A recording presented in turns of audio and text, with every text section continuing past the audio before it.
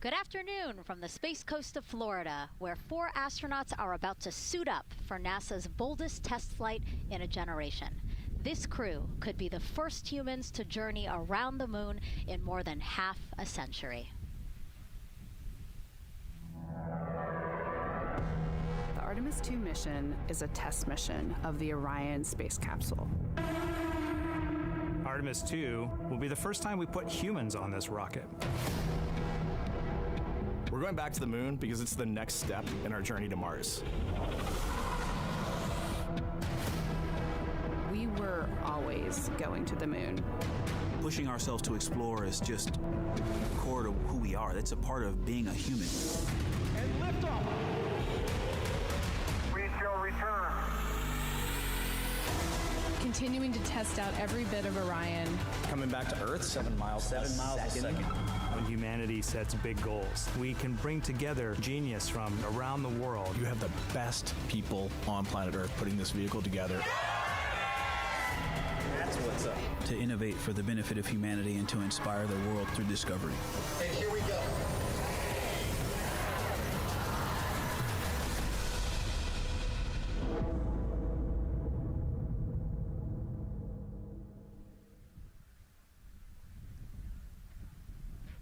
Welcome, and thank you for joining us live from NASA's Kennedy Space Center, where we are beginning a new chapter in America's human spaceflight story. We are so humbled to have thousands of people here in person to witness this, and the many more watching online from around the world. I'm NASA's Megan Cruz, and this is NASA astronaut Nicole Ayers. Thanks, Megan.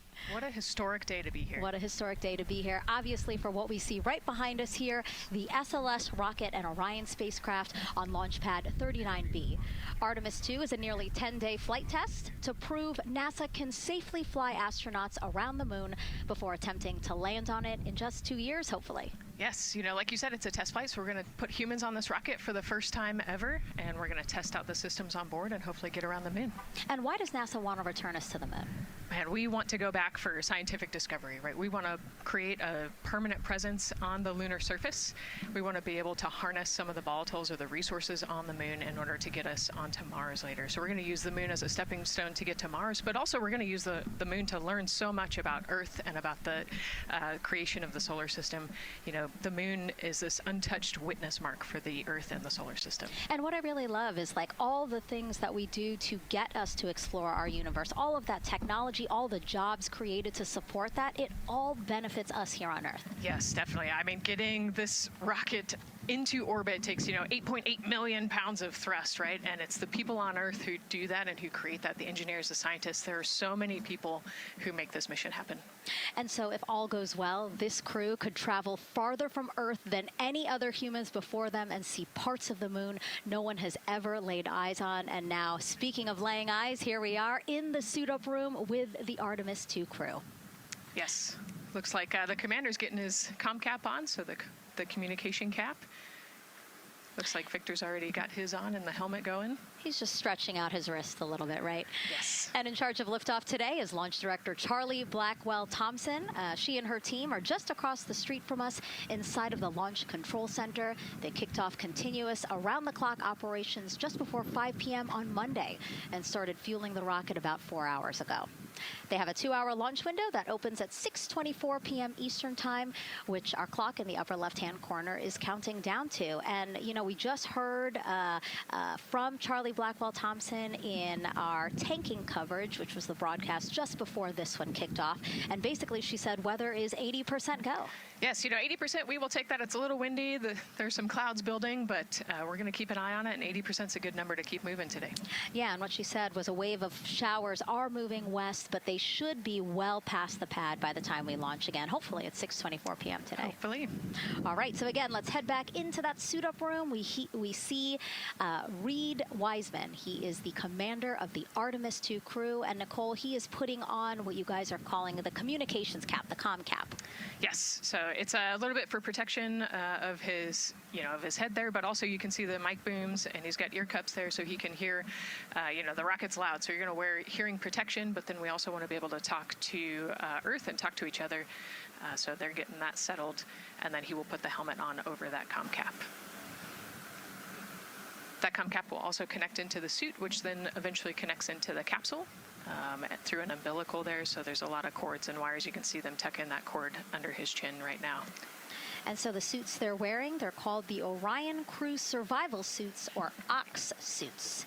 And so they're worn for launch and reentry or during high-risk or emergency situations. And I think a lot of people, especially if they're have been following NASA for all these decades now, they're kind of thinking, hey, these look like the suits that our shuttle astronauts used to wear. There is a lot of resemblance here. That's true. Yeah, they are very similar. NASA does a great job of leveraging the lessons that we learned from previous missions. So dating all the way back to Apollo, some of our first spaceflight missions, we learned lessons about the suits and how to make them better, and we just continued to carry that through all the way into the Artemis mission. Time now to introduce you to some of our teams today. We have Gary Jordan at NASA's Johnson Space Center in Houston. He's going to be inside with the mission control teams, which will take over from Kennedy's launch control team right at liftoff. And then back here at Florida, there's Megan Carter inside Kennedy Space Center's visitor complex, Jasmine Hopkins at a launch viewing location, and then finally Daryl Nail inside the Launch Control Center with the launch team. Now, each is going to provide a very unique experience today, starting first with Daryl, who has been closely monitoring the launch countdown for us. Yeah, and welcome into Firing Room 1, a historic firing room here at the Kennedy Space Center in Florida. It's a pleasure and an honor to be here reporting what's happening as we lead up to countdown and liftoff of Artemis II. So far, looking pretty good. You see the rocket out there on the pad. It is launch day, and we just got that crew weather brief that you were talking about from Launch Director Charlie Blackwell-Thompson to the crew. It looks like a countdown at this point is in good shape, and that's great news. Fueling continues to track well. We just reached all stages replenish. And while we're talking about the fueling, let's talk about that tanking. Pull up the tanking graphic if we could now. That will give us an indication of where we are with tanking, and I can just tell you, as you see from this board right here, we are all stages replenish. So all tanks on board the SLS, the 2 liquid hydrogen, lower stage and upper stage, and 2 liquid oxygen, lower stage and upper stage, are at 100%, and that's exactly where we want to be. This kicked off at 7:30 this morning with a go for cryo load, and here we are roughly about 5 hours later, and we're fully tanked and now in replenish. The amount of propellant on board, roughly 733,000 gallons. That's about an Olympic-sized pool and a half. Huge amount of propellant. It's all flowed in there. The great news there, no leaks, no issues, and we're looking good at this point. So let's talk weather now. The weather, while it is favorable overall, it's not totally clean, and that was hinted at earlier when we talked about the storms. There is, of course, some onshore flow. Currently, our overall attempt percentage stands at 80% chance of acceptable weather conditions at the time of liftoff, which is going to be within our launch window. That's tonight from 6:24 p.m. Eastern Time until 8:24 p.m. Eastern Time. Winds are good. The lightning risk is low. But scattered showers still remain possible around the Cape and including near the pad. So the expectation is that there'll be some more active weather coming our way, but we're expecting it to push to the west. So the watch item is really any isolated shower that could briefly move through the area and trigger a constraint, especially for flight through precipitation. Well, you're looking now inside the astronaut suit-up room, and of course we got the 4 astronauts there. They talked to Charlie Blackwell-Thompson today, and everything looks good there. We're tracking one minor NC issue at this point. We'll talk. It's a non-conformance. We'll talk about that a little bit later in our next hit. But for now, again, looking good. And of course, our administrator for NASA is here in the firing room. He checked in with the launch director, chatted with her for several minutes, and he's here in the firing room, which is a good positive sign, of course, for the day. That's it for the firing room. We'll send it back now to Megan and Nicole. Daryl, thank you so much. Yeah, let's get back into the suit-up room here, where we now have a shot of all 4 astronauts, and it appears all of them are undergoing their suit leak checks. Can you talk to us about what that is, Nicole? Sure. Yeah, you can see, as the suit expands, that we're going to pressurize those suits. So, in the case that we need it, if we lose pressure in the capsule, those suits will protect the astronauts and keep them pressurized and keep them survivable. So, these guys are going to hold their breath for about 10 seconds. Any movement in the suit could cause changes in the pressure, and so we want to get a really nice, precise, accurate measurement on the leak check. And so they'll hold their breath. Even just their heartbeat could potentially make some differences in those super sensitive sensors there. So you can see the red and blue valves there, the air in and air out, and it looks like Victor just had a good leak check. Yeah, and actually they do 3 leak checks, again, just to get an average reading to say, hey, we have confidence that these suits are holding the right pressure. As Nicole said, that tube that's going in,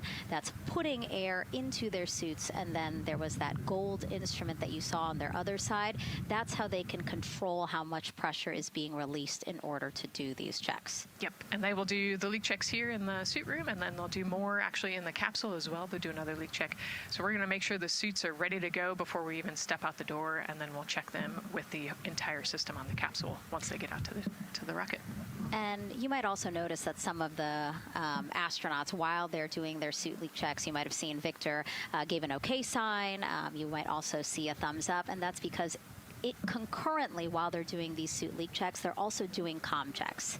Yes, yeah, we talked about the comm cap earlier and the umbilical and how they plug in. So yeah, they're going to test the comm, they're going to test the suit, make sure everything. They're actually probably testing the cooling system as well right now. They're going to plug into the portable cooling system and make sure that all of that is working. So like I said, we want to make sure that we've got 4 healthy suits before we go out. Yeah, this suit, 3 layers, so obviously it can get hot. Yes. So one of the layers is a cooling undergarment, and basically they flow cold liquid through that undergarment to keep the astronauts cool and comfortable before liftoff today. Yeah, it's like a onesie with a bunch of tubes running around it, and the water flows through there to cool you down. All right, lots of information to share with you all today. If you have any questions, we'd love to hear from you. All you have to do is send your questions our way by tagging @NASA Artemis, and we'll try to answer as many of your questions live. And we'll also have some questions for you throughout the broadcast, so we hope you can participate in those opportunities as well. Okay, as we continue to be inside the suit-up room here, why don't we learn a little bit about each of our crew members? Right now, we are looking at pilot Victor Glover, but hopefully we can get a shot here of our commander, Reed Wiseman.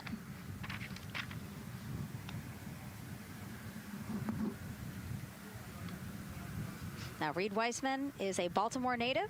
He's been in space once before as flight engineer for Expedition 41 aboard the International Space Station from May through November 2014. During the 165-day mission, Reed and his crewmates completed, get this, more than 300 science experiments in areas like human physiology, medicine, physical science, earth science, and also astrophysics. They actually set a milestone for station science by completing a record 82 research hours in a single week. He also served as chief of NASA's astronaut office from December 2020 to November 2022, and Reed has 2 daughters. Yeah, I love, Reed is such a great leader. He was the chief of the astronaut office when they hired our class of astronauts. And so, I think I have to publicly thank him for my job here today. But yeah, he's a family man, he's a good leader, and he's a great pick for the commander of this mission. Yeah, I think, in talking through some of his other accomplishments, obviously he has leadership qualities that makes him prepared for commander of Artemis II. Yes, he does. He's a well-experienced naval officer and now NASA astronaut. And so now here we are, pilot Victor Glover. NASA selected the California native as an astronaut in 2013. At the time, he was actually serving as a legislative fellow in the United States Senate. His first trip to space was in November 2020 when he launched as pilot of NASA's SpaceX Crew 1 mission. That was the first operational mission of NASA's Commercial Crew program, which resumed launching American rockets from American soil to the International Space Station at the end of the shuttle program. Victor is a U.S. Navy captain and naval aviator who served as a test pilot, racking up more than 3,500 flight hours in more than 40 different aircraft. He and his wife, Deanna, have 4 children. Yeah, 4 children, a lot of energy, but that checks, right? Because when I think of Victor Glover, I think of a lot of energy, smart guy who's always excited and ready to go. And there you go, he's smiling in the suit room this morning. Oh, yeah, he's a great guy. All of them are. This whole entire crew. They're just a good group of human beings, of leaders, of friends, family. You know, I have never heard anybody say anything bad about any of these 4. They're all so well accomplished, and they're also deserving of this opportunity to return to the moon. Yeah, and they're also humble, right? They're just standard humans going to the moon, but you would never know that when you talk to them in a normal conversation. And so it looks like Christina here has completed her suit leak checks as well, her communication checks too. Yep, they've already got her gloves off. They're getting ready to kind of hang out and relax a little bit, I think, before they walk out. She is a mission specialist for this mission, native of Grand Rapids, Michigan. Was selected to the Astronaut Corps in 2013, so actually same class as Victor. She served as flight engineer on the International Space Station from March 2019 to February 2020. And during that time, Cook set a record for the longest single space flight by a woman with a total of 328 consecutive days in space. She also participated in the first ever all-female spacewalk. And before becoming an astronaut, Christina helped build space science instruments and led scientific field work in some of the most remote environments on the planet. Her hobbies include surfing, rock climbing, community service, yoga, travel, and photography. Again, so much. When does she find the time? That's a great question. You know, one of the things I love about Christina is that she's broken records and she's achieved all these milestones. But one of the things that she talks about is, you know, she just wants people to set goals and go work hard and do something that's meaningful to you. And she really hopes that her records are broken as soon as possible. She does it for her family, and she'll talk about all of her nieces and nephews quite a bit. So just, again, another example of just a humble human who's got a great support system in her family and excited for the mission. Yeah, she's always saying that she just wants the opportunity to push people farther, to push humanity farther, see what we can accomplish together. So, yeah. Again, all 4 of them say that. They're really in tune on what they think or what they feel like their role is in this mission. Yeah, I think their legacy is going to be, you know, providing the shoulders for others to climb on. Mm-hmm. And last but not least, first-time flyer, Canadian Space Agency astronaut Jeremy Hansen will fly to the moon as a mission specialist on the Artemis II mission. The London, Ontario native was selected as an astronaut in 2009. After that, he worked as Capcom at NASA's Mission Control Center in Houston. Capcom stands for Capsule Communicator, and that's the sole direct voice communicating with astronauts in space. He also participated in training exercises such as living on the ocean floor off the coast of Florida to simulate deep space exploration for 7 days. In 2017, he became the first Canadian to lead a NASA astronaut class. He also enjoys getting out on a sailboat, rock climbing, and mountain biking. Jeremy and his wife, Catherine, have 3 children, and he actually got to hang out with them over the weekend. So the crew arrived here for lunch at Kennedy Space Center on Friday, and then their family members arrived Saturday. Yes, yeah. They, as long as their family can quarantine with them, then they will stay, you know, quarantined in Houston, and then they all fly down to Kennedy Space Center, and then you get to spend the last few days with your close family and friends. We actually do a behind-the-glass visit with some of those other maybe extended family members that couldn't quarantine with you. But yeah, it's a quaint time here once you get to Kennedy Space Center. A great sign here, all 4 astronauts have removed their helmets. And that indicates again that all 4 have completed suit leak checks. And so, Nicole, what they're doing now is they have these pockets on their forearms. That's just somewhere where they can put personal items that they might want, right? Yeah, just kind of stowage pockets. You know, there's always something that you might need or want while you're in the capsule, and then also last-minute personal items if you want to put a couple things in there. So everybody kind of has their own unique stash in their pockets. And then another pocket has emergency equipment that they might need, right? Like a signaling mirror, things like that. Right, yeah, the suit is basically all in one. You know, it's got the oxygen bottles there on their right legs. You'll see in a different shot, they've got pockets with survival gear in it, and that is to keep them safe. So if they had to egress the capsule, either from the launch pad or from the water, then they will have all of the survival gear with them. They'll have about 10 minutes of oxygen as well from that bottle so that they can get to safety quickly and safely.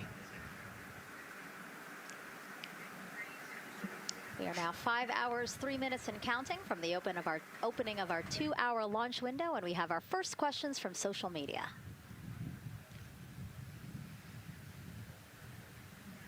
Question here from X. So to be clear, this is not a mission to land, but to orbit the moon. Thank you, and thank our astronauts. Nicole. Yeah, this is a great question. You know, I think it's important to highlight the mission of Artemis II, where we are going to go around the moon. We're going to see the far side of the moon. We're going to see parts of the far side of the moon that human eyes have never seen before.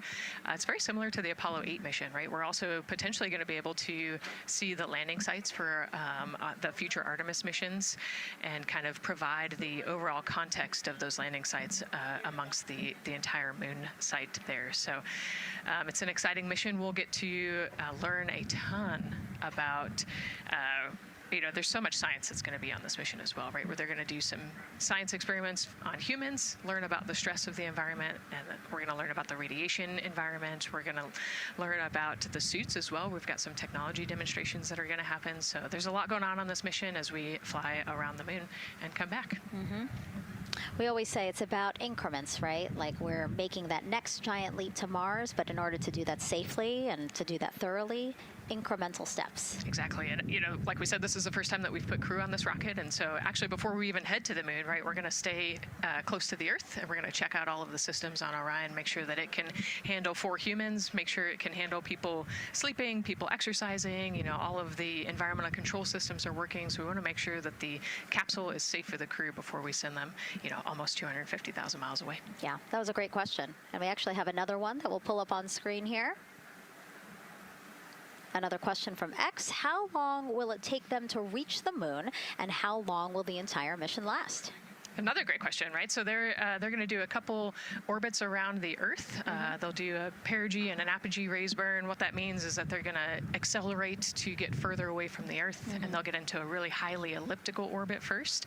And then once they get into the translunar injection, so they're actually on a free return trajectory, which means we're going to accelerate them, and then they're going to escape Earth's gravity, and then just based on orbital mechanics, they'll be able to come home without having to do another burn or acceleration. So it'll take about 4 days once they leave Earth's gravity to get to the moon. They'll fly around the moon, about 4 days back, and then land. So overall, about a 10-day mission. Exactly.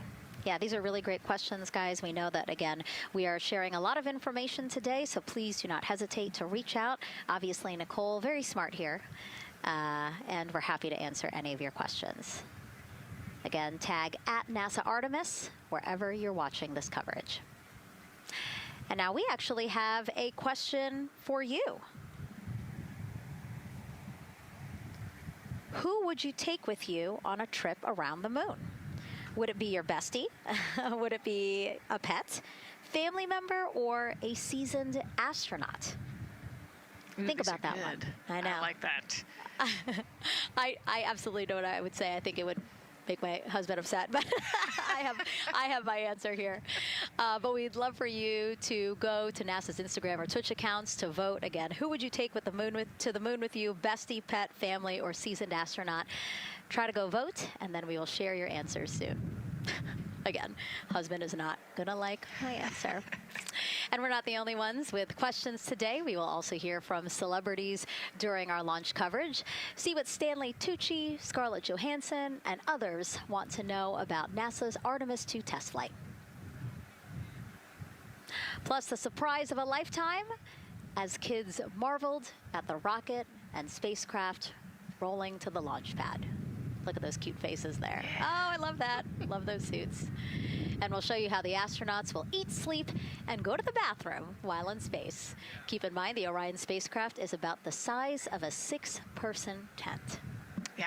not super big, but it's 10 days with your 3 best friends, so I think it's manageable for sure. But every ounce counts when you're trying to get to the moon.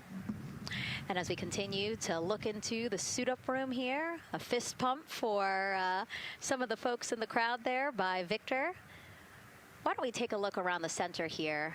We know that there are some folks who are already getting ready to check out the team here as they drive across KSC to their launch pad.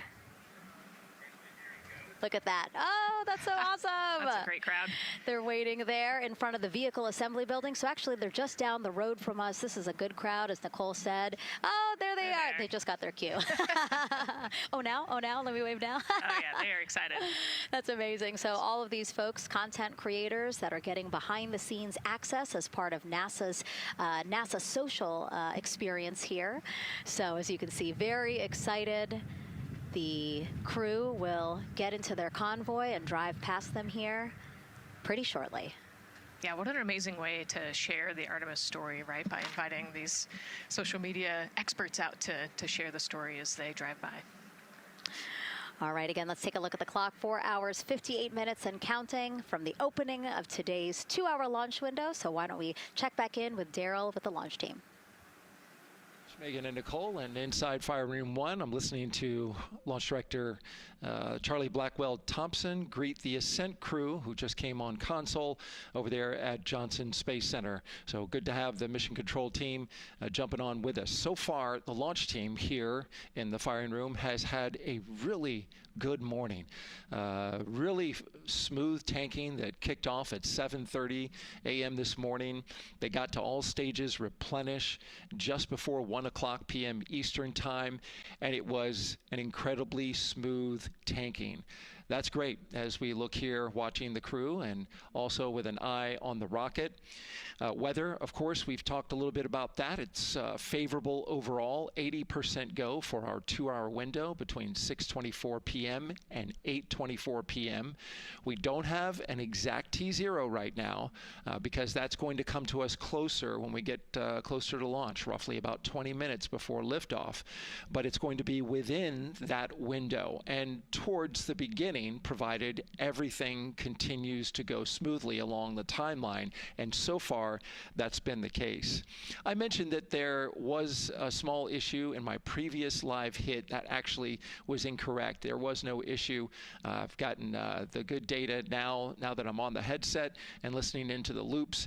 Avionics engineers are keeping an eye on a display unit inside Orion that's just running a little cooler than normal. It's not going out of limit. It's actually completely fine. But they just were noting the trend and reported that to the NASA test director. So they'll keep their eyes on that. But again, there was no LCC violation. And once they get the cover off Orion out there that's protecting it from the rain, they expect the temperatures inside the Orion crew capsule to stabilize. And with that, we'll send it back to the host desk with Megan and Nicole. Thank you so much, Daryl. Now, Daryl is inside Firing Room 1 in the Launch Control Center, or LCC, as you might hear it referred to, which was built in 1967 to support Apollo missions. In fact, Apollo 11, the mission that landed on the moon in 1969, that was called from the exact same firing room. NASA then upgraded the LCC to support shuttle missions, and now Artemis. You can see there a shot from when we supported shuttle. Now with Artemis, the primary launch team for today is in Firing Room 1, but there is actually support staff in Firing Room 2 as well. And together they will propel this ambitious test flight off Earth.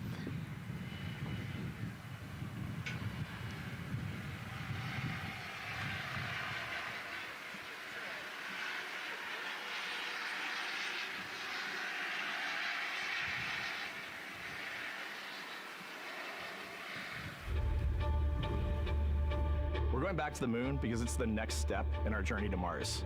We need to go explore the moon. There's vast regions of unexplored areas with the coldest, darkest places in our solar system.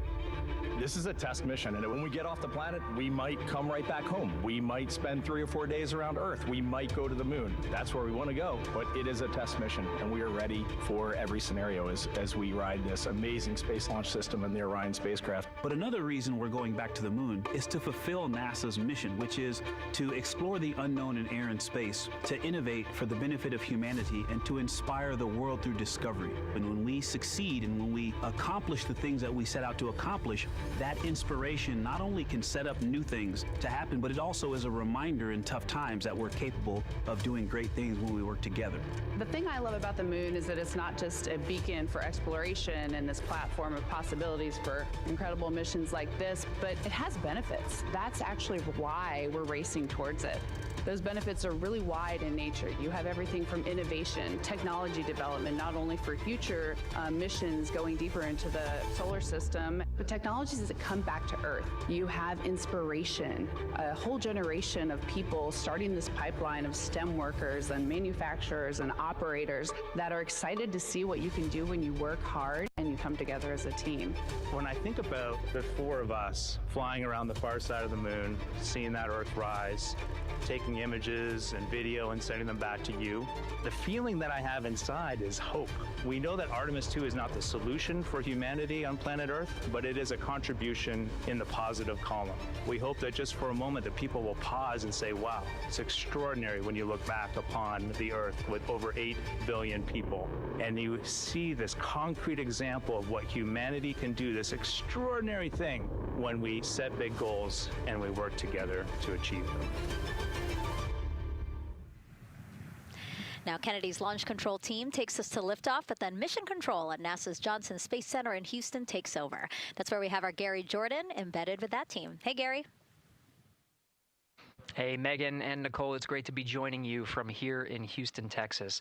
I'm in NASA's Mission Control Center, where the Artemis II Ascent flight control teams, led by Flight Director Judd Freeling, recently started their shift to monitor the Orion spacecraft integrity, the Space Launch System, and the crew to make sure all criteria is met to commit to today's launch and the mission ahead. The team you see here in this room today has been training extensively to prepare for the highly dynamic phase of flight that begins shortly after engine ignition. Teams here will be monitoring the flight of the Space Launch System, Orion, and of course the Artemis II crew on board as they make their way from the Kennedy Space Center into Earth orbit. The lead console positions will be in this room, called the White Flight Control Room, a room which traces its legacy to the Space Shuttle program, with the first shift supporting STS-70 in 1995, more than 30 years ago. Each console represents an expert in a particular discipline, whether it be communications, propulsion, crew health, life support systems, or trajectory. And each of these individuals has a support team in other rooms, each ensuring that no data point is left unchecked, no procedure is missed, and combining efforts as one Artemis team to ensure crew safety and mission success. After liftoff, Mission Control Houston will be staffed around the clock over the next 10 days until the spacecraft is safed for the recovery teams and the crew is extracted from integrity and brought aboard the recovery vessel. The roar of a powerful Space Launch System liftoff is just the beginning.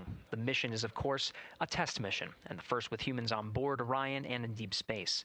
The crew's job is to put the systems and capabilities of Orion to the test, taking us closer to a sustained presence on the lunar surface. It's great to see the crew gathered around the table. Megan, with that, we'll toss it back to you as we continue to monitor from here in Mission Control Houston. Back to you. Thank you so much, Gary. Yes, a pre-flight tradition that we have seen with our crewed flights and our astronauts, the card game, Nicole. Yeah, you know, this is a fun time for the crew. Kind of relax a little bit, play a card game with the chief. You can see Scott Tingle there is the dealer today. Looks like they're playing high card wins. So Victor won, he's out, now Jeremy's out. You know, there are two schools of thought on this game. Either you want to get rid of all your bad luck or go out on a high note. So it looks like the crew chose we're going out on a high note. And, you know, I think one of my favorite parts when I talked to Reed about this is he was just excited to play a game with his old boss from Naval Test Pilot School. So once again, his boss today. Yeah, and I love this part of the tradition because this is when, again, you usually see them like, yeah, laughing, but very focused still. But when they get to this table, laughs, high fives, smiles, just really a brief moment of levity in what can be and will be a very long day for them. Yes, you know, it's a long day. There's a lot of preparation that goes in today, and so they're just, I think, at least for us, it was a nice brief moment of some relaxation, a couple laughs, you know, a moment to take a few deep breaths and reflect on the mission ahead, and then, you know, get some high fives as well. And so with their bad luck dispelled, some good luck from Scott Tingle, let it seem like there, right? Yes, definitely. It's actually a really fun tradition. You know, I think that card game is more steeped in tradition than anything else. Every crew has played that same card game. As you said, Nicole, the primary reason for why they're there to suit up, to do communications checks, to do pressure checks all done. And now it seems like Reed had some words for the team in that room. Yeah, you know, this day can't happen without thousands of people, right? And so the suit room is a great example of that. You've got all of the suit techs, and you've got your support team there, everyone who has made this day possible. You know, they've been working with the suit team for years at this point, getting ready. So some fist bumps to the group. Again, the suit team are the folks dressed up in those white, very snazzy outfits. Special outfits that we can talk a little bit more about later. But each crew member was assigned their own suit technician. So as you said, working very closely with the same person to make sure that the crew felt comfortable and ready in these suits as they lift off from Kennedy Space Center. Right, and you know, each suit is slightly different, each person is slightly different, and so these suit techs know each individual super well. They know exactly how they like to get into the suit, exactly where things might get caught, or, you know, small adjustments that might need to be made. So they know their suit techs well, and their suit techs know them very well. And so as we take a couple of pictures here, we really hope that you are learning a lot about the suits and the process of checking them out for a mission. But imagine the opportunity to get a hands-on demonstration from people who helped design these suits. Take a look.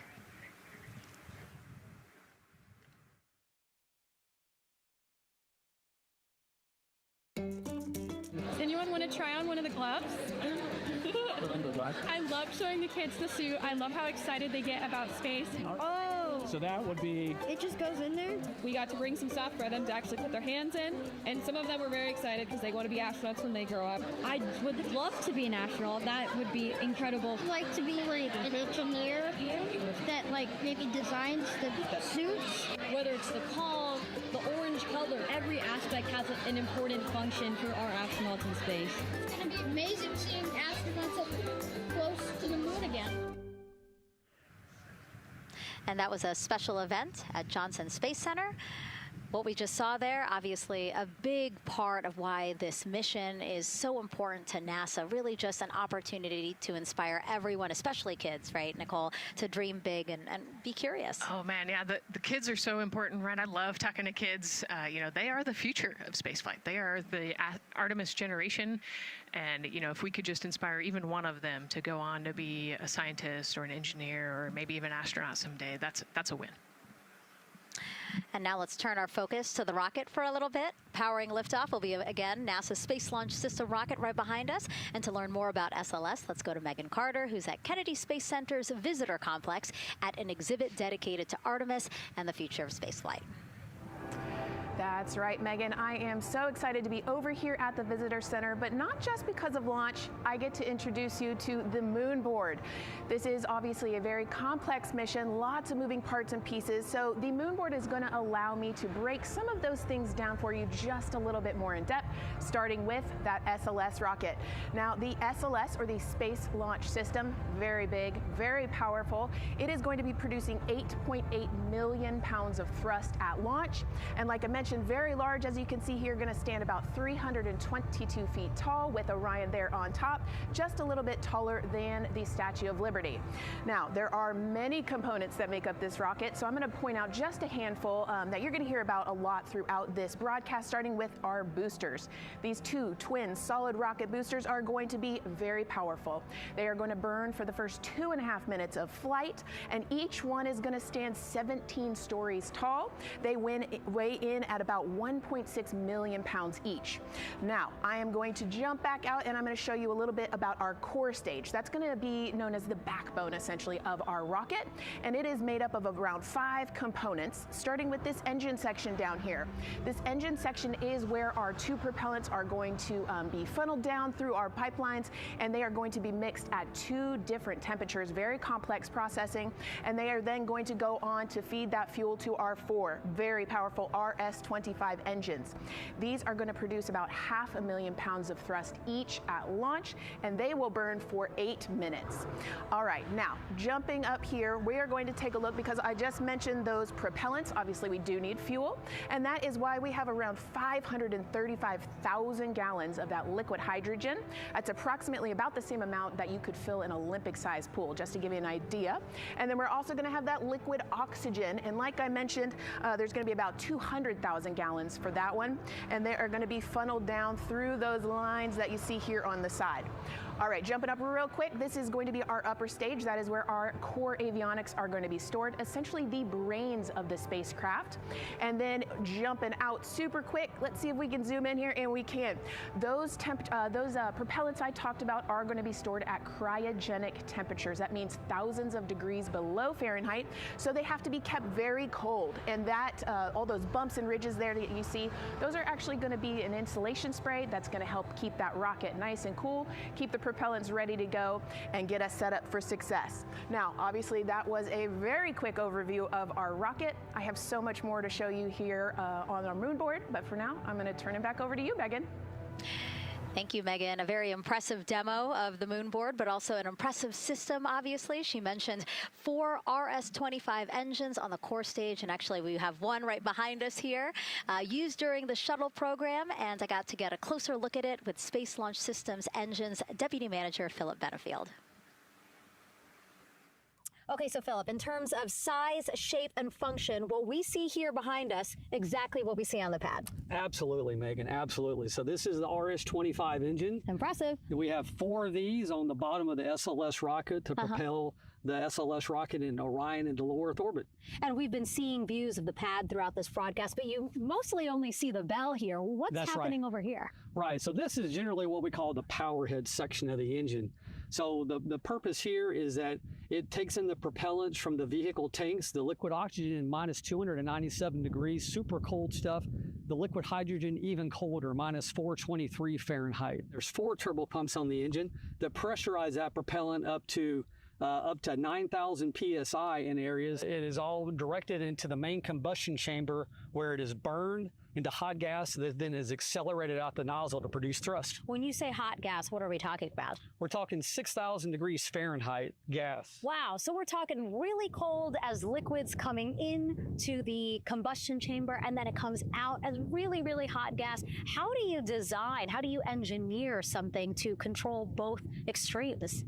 Absolutely, it's very technically challenging. One of the main things here with the nozzle is that since you have the 6,000 degree Fahrenheit gas coming out, you have to cool that nozzle so it doesn't melt. And so the way the nozzle is constructed with these 1,080 coolant tubes. And so each of these coolant tubes flows a small amount of hydrogen. It keeps it cold, and so it doesn't melt during operation. Wow. I mean, all of this science that you're talking about, it is truly amazing that you guys designed this for shuttle, and yet you've reconfigured it, retooled it to be able to now support Artemis. What do you think about that? Yeah, I think that's really amazing, the fact that we were able to use the heritage hardware on the Space Launch System. The engine itself, developed through the Space Shuttle program, many upgrades to make it more reliable and improve the thrust as well. Perfect. Philip, thank you so much. I can't wait to see all 4 function. Same here. Thanks, Megan. Enjoyed it. And again, another idea and way that we are learning from what we've built upon and figured out all into this moment. Yes, with so much more thrust and capability. Like we said, we learn all those lessons from previous missions, and we get to involve them here today. And here we are, the closeout crew in the White Room getting ready for the astronauts who have just left crew suit up and are now walking down a hallway to greet some family and friends downstairs. Commander Reed Weissman, Pilot Victor Glover, Mission Specialist Christina Cook, and Jeremy Hansen. Looking excited, ready. Now in that elevator to take them 3 floors down. Thumbs up, one more photo, one more photo. Oh, nope, a couple more people in that elevator. Those are important folks. They're going with them to the pad. Yeah, Bye, Reed. This is a fun elevator ride. Yeah. And, you know, actually you couldn't see them because they're off camera, but the support crew that's actually in crew quarters with us is right there waving goodbye and saying goodbye to you. So it's a really special moment to say thank you and say goodbye to the support crew at crew quarters. That's amazing. And so, again, they will ride down 3 floors. And then soon we'll walk out the doors that you see underneath the banner there that says their names. These doors, the same doors that astronauts who have launched from Kennedy Space Center have walked out of since the Apollo program. Yes, and you can see another tradition is putting your patch on that archway as well. So I'm sure they did that over the last couple days. They did. It's actually it's so hard to see because there's so many of them, which is also great, but it's on the door frame on the right-hand side, the very, very bottom. Awesome. Great crowd here. A shot now of everyone who is waiting to greet the crew as they walk out of the operations and checkout building here at Kennedy Space Center and will board their ride to the launch pad. Yeah, this is a really great shot, right? Because you get to see a little bit of what goes on there. So you've got the close family that were in quarantine with them up close. They get a wave goodbye one last time. You've got a little bit of media in the background, and then you've got some NASA employees and a lot of the program managers off to the side as well to wave goodbye one last time and wish them luck. Yeah, it's a really nice moment. Again, they have had some quality time with family, but this is their final opportunity to say, see ya in 10 days. Yep, the last wave. And so there are different pens of people, again, as Nicole was alluding to, specific to the quarantine rules that you followed in order to be able to have that access, have that closeness with the crew. And then on the bottom left-hand side of your screen, the Astrovan. And that is going to be the crew's ride out to the launch pad. This modified Airstream motorhome can seat up to 8 people inside. It has a TV and sound system, and we know they plan to watch a video during their trip out, right, Nicole? Yes. So I think Top Gun is on the menu, yes. And then also Point Break because you know Christina surfs, so I think they've got a pretty decent entertainment planned. So I love that. It gets them in the headspace, the right headspace to really just enjoy the ride to space. NASA's history with Airstream dates back to the 60s when the company created a crew quarantine vehicle for when astronauts returned from the moon. This picture here, President Nixon talking to the Apollo 11 astronauts inside said quarantine vehicle. Then during the shuttle program, Airstream created the first generation Astrovan, a 27-foot motorhome that transported astronauts across KSC to their launch pad. And again, that is what we're going to see today. A very similar picture. Again, the orange suits, the Astrovan, very reminiscent of what we have done before and how we got to where we are now.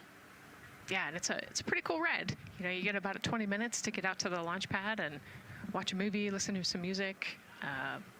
It's kind of an interesting, you know, and then along the whole way here at KSC, all of the employees from Kennedy Space Center come out. You can see in the background of the shot you're looking at right now, all of those employees and everybody lining the streets, waving and wishing them luck.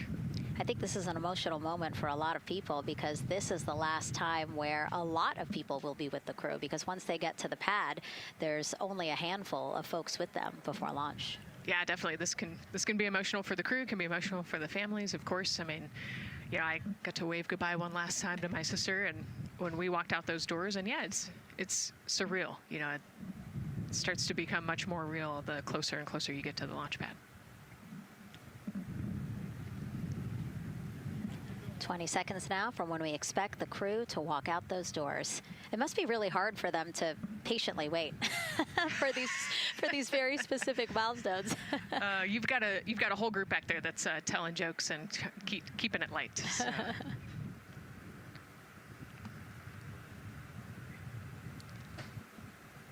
And here they are, NASA's Artemis II crew. Commander Reed Weissman, pilot Victor Glover, and mission specialist Christina Cook and Jeremy Hansen taking their first steps outside for their historic test flight. To a wonderful applause from the crowd. They're looking really excited Some and big really smiles. ready. I love that. It's a great day for us. It's a great day for this team. A few words from Reed. Great day for us, the team, he said. Thumbs up, more thumbs up. Of course, a lot of pictures. We hear some camera shutter clicks back there. I love the energy of this crowd. Let's go. And so now the crew walking over to each of their pens. The first people closest to them, of course, their family members who got to quarantine with them, correct? Yes. Yeah, so the ones that are close and waving, those are the immediate family, so spouses, partners, kids. And we're trying to give them some privacy so that they can have their conversations with their family members. Christina there, she has her husband.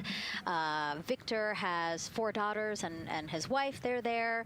Reed, his 2 daughters are there. And then Jeremy, his wife, 2 daughters and a son. You know, when you were standing in their shoes, Nicole, when you flew for Crew 10, what were you kind of talking about? Like, did you really think about this moment and what you might want to say? You know, they've all already done their real goodbyes, you know, in person. And so this is more just kind of, again, that last chance to wave, last chance to get one smile. You know, you see Christina there smiling. So this felt much less heavy and just, you know, waving and maybe cracking a joke or something, saying hi. So this was a really, really great moment for our crew. Reed's 2 daughters there. Reed spoke about when he told them that he was selected to be the Artemis II commander. And he said he was worried. He's a single dad, didn't know how they would react. And actually, he said he was overwhelmed by their support. He woke up the next morning with cupcakes baked by one of the daughters, moon cupcakes. Yes, I love this story. Moon cupcakes the next morning. Like, how awesome is that, right? Everybody needs their support system, and clearly he has that in his daughters. Christina said she took a bike ride with her husband and wanted to tell him when the moon rose, but that it was too foggy. But she said he was still very excited and happy for her. Yeah, the moon's still out there. A close-up now of, again, Commander Reed Weissman and Mission Specialist Christina Cook. To the right of your screen, as we pan left, we have pilot Victor Glover. Victor told his wife, and they told their 4 kids together, and he said that one of them just started yelling, "Let's go!" Yes, I love that. Again, the support from the family is awesome. And Jeremy said his wife and 3 children, super excited. He felt very supported. You know, he did have that tough conversation, obviously, of talking about the realities of this being a test flight, but he said they were super supportive. And now as he walks away, some kisses from Victor Glover to his family, hearts to Christina. Jeremy being a gentleman, pausing so that Christina can take a nice photo without him. Hearts too from Reed there.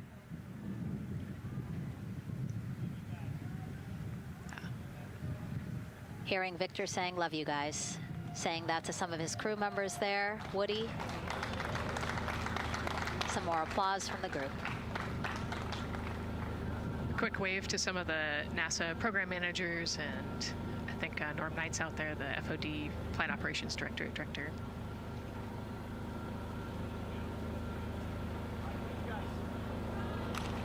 You heard Reed there saying, "Thank you guys," as the crowd picks up again with their applause, and the 4 of them step into their Astrovan.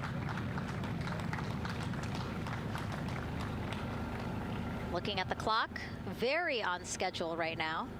Again, according to the very detailed timeline of launch today, they are expected to drive off in about 20 seconds.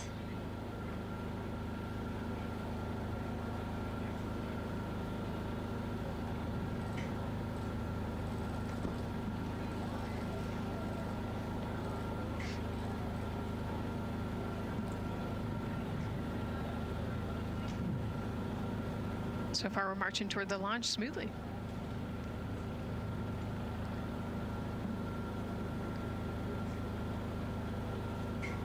Do you think they're queuing up the video? Definitely. And that's why they haven't left yet. They're like, we can't go without Gotta get our your point snacks and movie break. ready. And yeah. Where's the popcorn?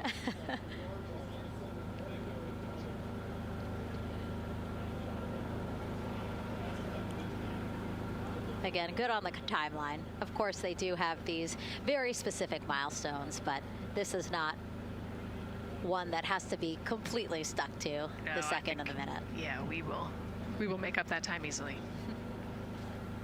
They will get a full security escorted ride out to the launch pad. It's a quick trip, 15, 20 minutes.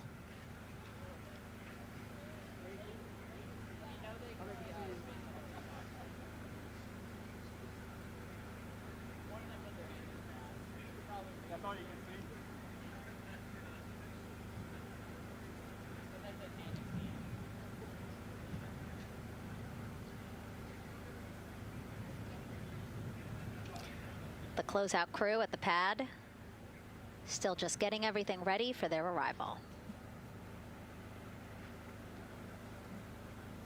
Configuring Orion, right, Nicole? Yes, so they're probably laying out the seat restraints and getting all of the umbilicals set and ready to go so that when the crew gets there, they can ingress and start getting strapped in and connected to the capsule. And in our smaller box there, we have a shot of our administrator, Jared Isaacman. Bouncing around quite a lot today, was in the firing room right after the crew weather brief, saying to the crew that they are good for them to start suiting up, and now here to wish them well as they drive out to the pad. Yes, he's so invested in this mission. I love it. You know, he's been an active participant today, and exciting to see him there at the walkout.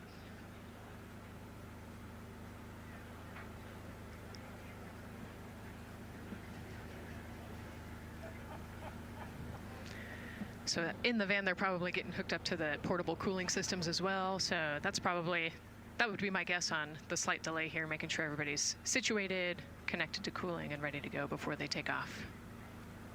Right, because the orange boxes, we didn't talk about it when we were in the suit-up room, but if anybody noticed, there are these orange boxes, and that's what provides the cooling to those thermal garments. And so those boxes have been staged inside of the Astrovan so that once they got there, they can connect up again so that they're cool and comfortable on the way out. Right, so they were off cooling from the walkout, you know, said hello to their families and the 80-degree weather here in Florida today. So it can get really warm in the suit quickly if you're not careful. So we want to make sure everybody's comfortable before we drive off. And then when they get to the pad, of course, and strapped into Orion, then they don't have any need for those cooling boxes anymore. They will get that cooling through Orion, through the different lines and umbilicals that they'll be connecting to there. Yep, that's exactly right. The Orion capsule and its environmental control system will take over once they're connected to the umbilical.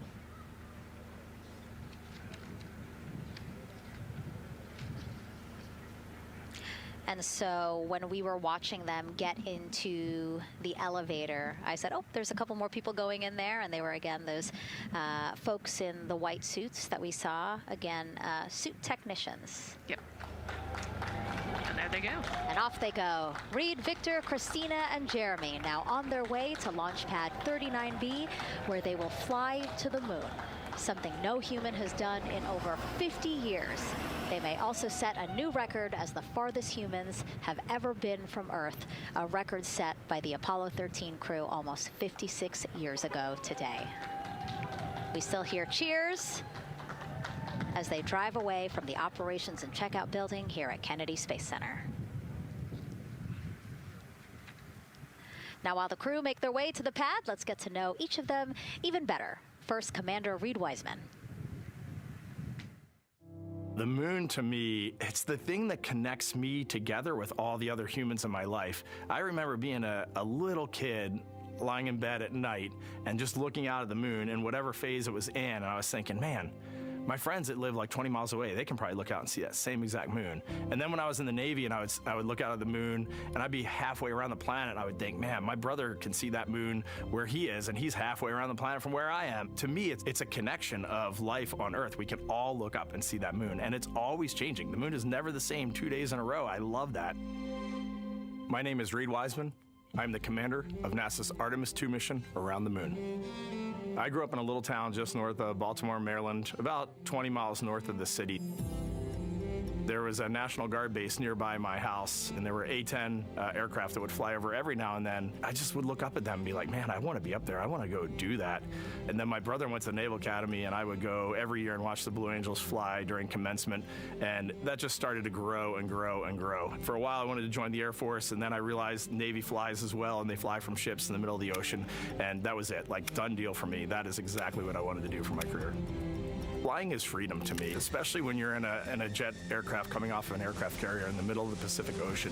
Nearest land is over 1,500 miles away. So when you come off of that aircraft carrier, you are truly just alone with yourself out there. It is a magical experience to be out there all by yourself in an aircraft over the Pacific.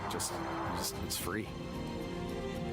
I think anybody who accomplishes something that they set their mind out to, there's no one thing that does it for them. It's a combination of everything. I mean, the way my parents raised me, the way my brother and I, the way our relationship developed over time, my friends, being in the marching band, going to college, setting my own course, learning how to live on my own, being mentored along the way, being, kept on the path to success, but being given the freedom to, make excursions and fail every now and then and regroup and carry on. I think all those things come together in the end to get you where you are. I've had to overcome, I'm a human being. I've had to overcome a lot of fears. I'm pretty scared of heights. I joked about that on the International Space Station, but it turns out I'm only scared like at the edge of a building. When you're up on the International Space Station, even though you're 250 miles up, I never had that feeling of falling or that I was, at risk up there. I just kind of loved the feeling of floating and looking down at Earth. There have been challenges all throughout my life. By far, the biggest challenge was losing my wife in 2020 to cancer and now raising two daughters who are grown up now, but that's been the biggest challenge by far I've ever had to face. It is not easy. Being an only parent, trying to work a full-time job, and raising two kids is something that I think about every single day. I'm very proud of the work I've done. I haven't always done it well, but I've always shown up and tried as hard as I possibly can. And now Artemis II pilot Victor Glover and his journey to this history-making moment. I do wonder what it's going to be like when we are really far from Earth and can see it. The sensation of being so far away from everything that you know. I had that sensation on the space station the first time I got to sit in the cupola for a really long time. So I can only imagine what that's going to be like from 200,000 plus miles away. My name is Victor Glover, and I'm the pilot for NASA's Artemis II mission around the moon. When I was in 4th grade, I was 10 years old, and that's when the Challenger accident happened. And it helped me understand how the general public felt about the astronaut corps, right? Like, these are the people that we want to be, and that just gave me an easy thing to strive toward. The biggest fear that I've had to overcome in my life is doubting myself. Going to college when no one in my family had gone to college was a huge risk. I had more confidence in my athletic ability than in my academic abilities. I could play football with those college students that I saw on TV, but my classmates that I saw in the lab and around the University Union, I didn't know if I had what they had. I think addressing that self-doubt was a part of, swinging for the fence and trying to go get an engineering degree, not just go to college, but get an engineering degree and then go do something challenging and technical like flying. Apollo is known for sending humans to the moon.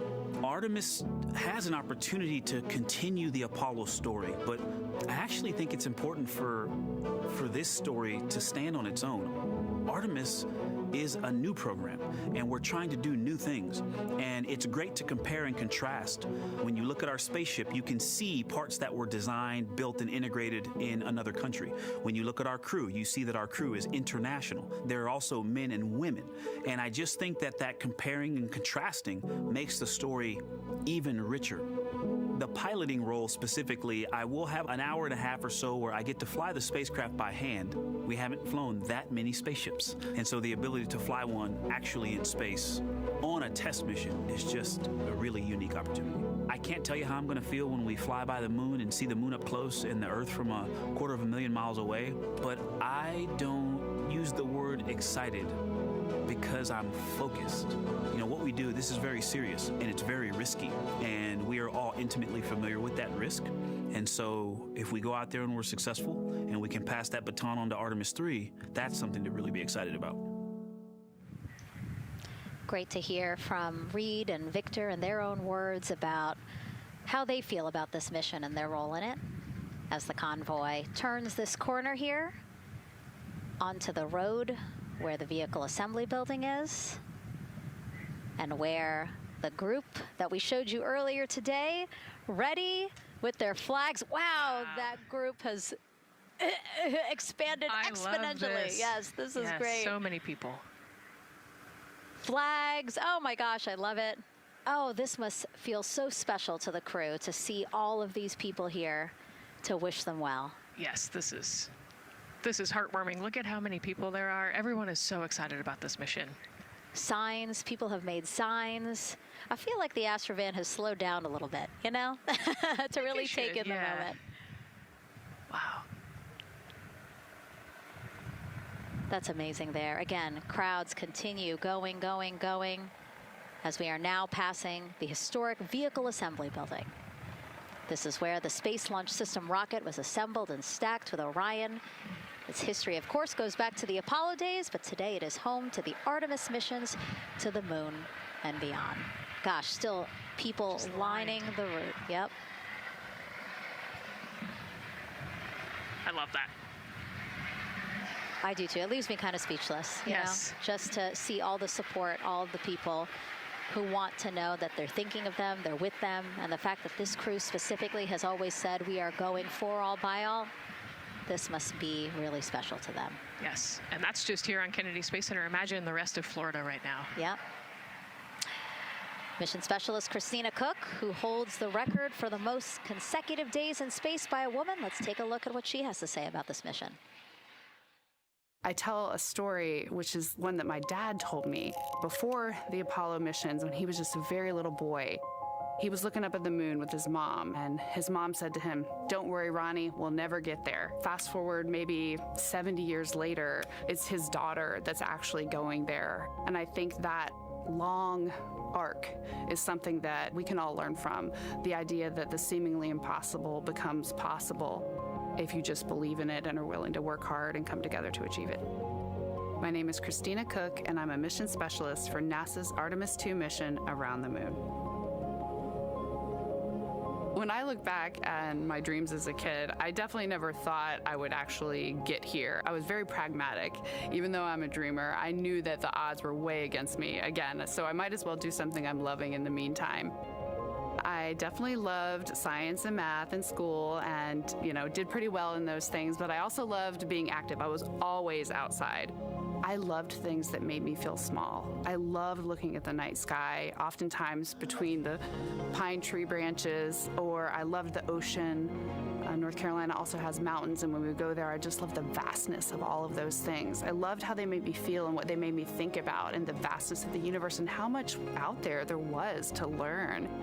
I'm drawn to exploring. I'm drawn to challenges that involve both mental and physical, and I'd much rather be solving problems wearing a whole lot of equipment and in a harsh environment, and that's just something I've carried with me ever since I was a kid. Thinking about the fears or challenges that I've had to overcome, there are just so many. I mean, basically, that has been the journey. I always say to people, do what scares you. And that means I have to follow my own advice. So doing what scares me meant getting on a plane and going to the Antarctic, getting on a plane and going to study abroad in Ghana, applying to become an astronaut, opening the EVA hatch in the airlock and going out of it into the darkness, strapping myself onto a rocket. And so for me, I think that no matter what the challenge, recognizing that if people believe in you and you believe they believe in you, the challenges seem always a little bit easier. To me, the moon, it represents history. It is a witness plate. Everything that's ever happened to the moon is still written on the moon. Every single person has looked at the moon their entire lives. We see the same moon. That's something really special. It's just the epitome of a symbol of something that's in each of our hearts, but that's also represents exploration and reaching.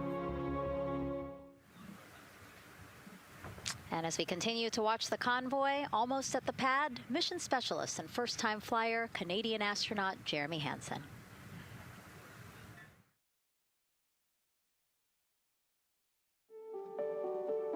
I have this very distinct memory of seeing an image of an astronaut standing on the moon. It's burnt in my brain because I went back to it so many times in my childhood, and I would look at that image, and I know it had a huge impact on me that humans had walked on the moon.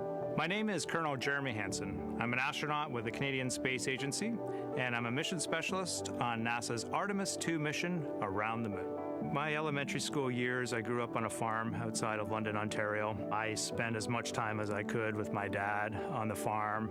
I learned the value of hard work, for example. If I wanted to go to work with Dad, it was going to be a long day, and I was going to have to not complain, or I wasn't going to get to go the next day. I had a treehouse.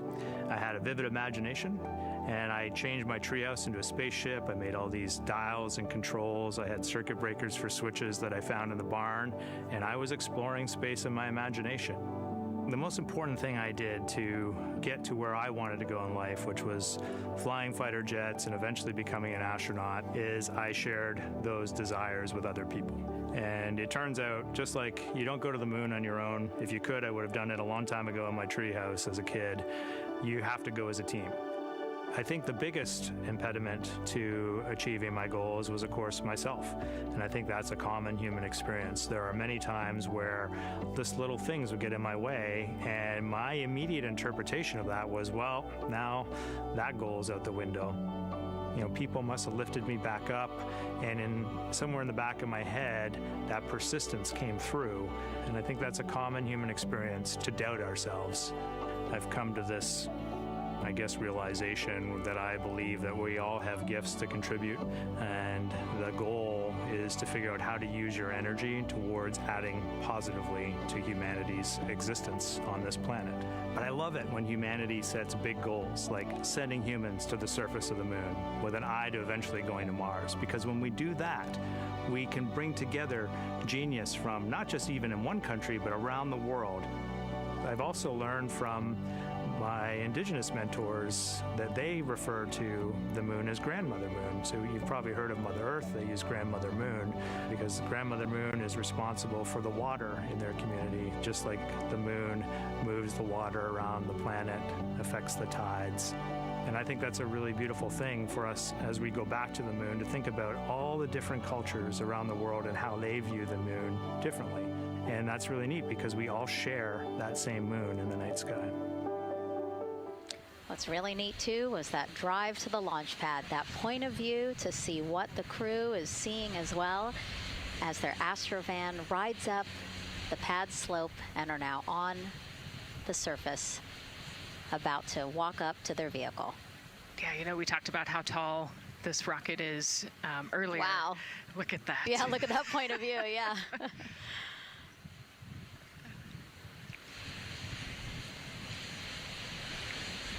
Pad 39B, another historic place here at Kennedy Space Center. Construction began in 1964, finished 3 years later. Apollo 10, the full dress rehearsal for the moon landing. That was the first mission to launch from this pad.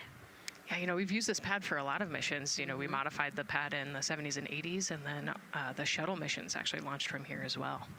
And then, of course, Artemis I took off from this launch pad November 2022. And now here we are about to see the Artemis II crew get out of the Astrovan and make their way up the mobile launcher to the 274-foot level, where they will embark on their first crewed test flight of the Artemis program. You know, I think that button in the elevator actually says space when It you does? hit it. Yeah. Really? At least on 39 Alpha it does. So I imagine it says something similar here. Again, let's take a look at the clock as we wait for the crew to get out. 4 hours, 10 minutes and counting until the top of our 2-hour launch window today. Let's head back across the street to Daryl, who's following the launch team every step of the way. All right, thank you, Megan and Nicole. And here inside Firing Room 1, we had a nice moment. The launch director, Charlie Blackwell Thompson, NASA's first female launch director, standing up from her console, taking her cell phone and snapping photos as the Artemis II crew that she had just given the go to leave the astronaut crew quarters, driving by, and of course going up the causeway until they got there to the pad. And now we see them coming out of the Astro van there and getting ready to ascend the launch tower. Well, we got a weather brief before they went out to the pad, and of course LWO gave a go. There could be some rain out there at the pad. It's already rained out there already. If you're in the area and you're watching right now, well, certainly you know that there's some rain in the area. There's going to be spotty showers that are going to be coming ashore here, and we expect that throughout our rest of our countdown. But we also are getting forecasts that there'll be some clearing as we get closer to our launch window. Big wave from Reed Wiseman there, and a thumbs up as the crew goes into the elevator to ascend the launch tower to go up to the level where they'll walk across the crew access arm and get into the white room. One of the things that you're going to start to hear now is from the crew themselves. We're going to be airing the Orion to Earth loop, which is the communications that's going between that crew and the launch team here as they walk them through configuring their various consoles as well as getting ready.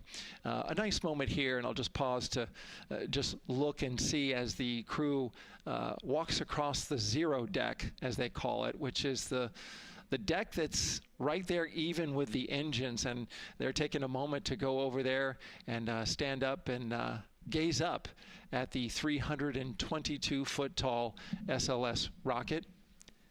This was part of the plan for the Artemis II crew, and potentially a rocket that could help them make history to go farther from Earth than any crew has before. The farthest distance from Earth when they launch will be roughly around 248,000 statute miles. They're expected to go about 4,000 miles farther than the Apollo 13 crew did. And now they've headed to the elevator to go up.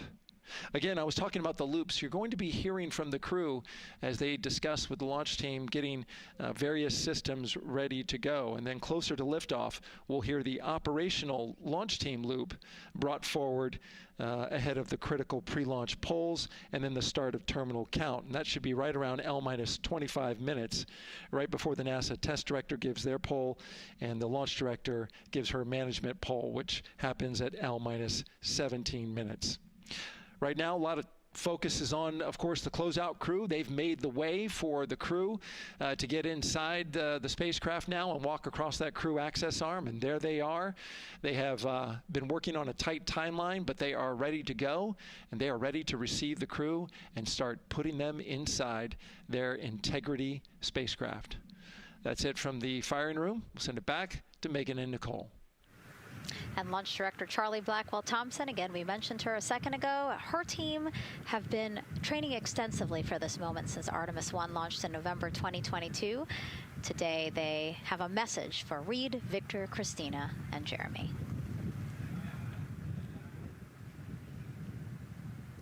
Today, you carry the work of thousands and the hopes of millions. Every test, every simulation, every long day and night have led to this moment. This team is ready. The vehicle is ready, and you are ready. From the ground to the moon, Godspeed, Artemis II!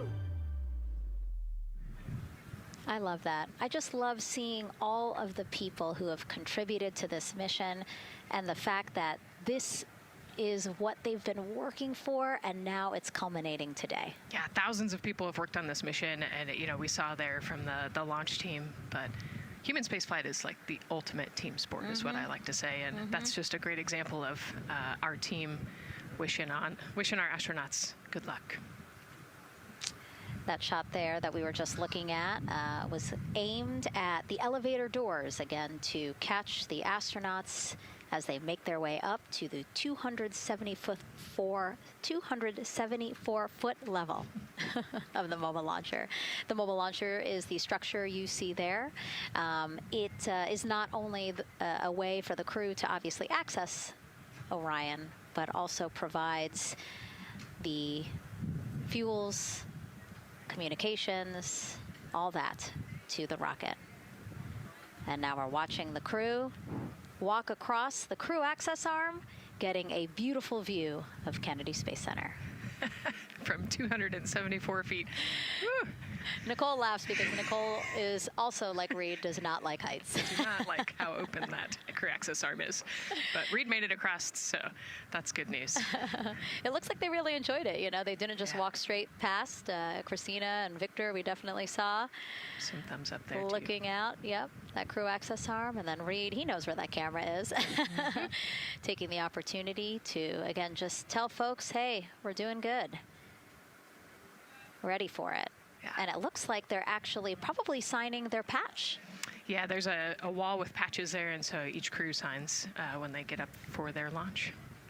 And so this is probably actually the first time a crew is doing this in the White Room of Launch Pad 39B.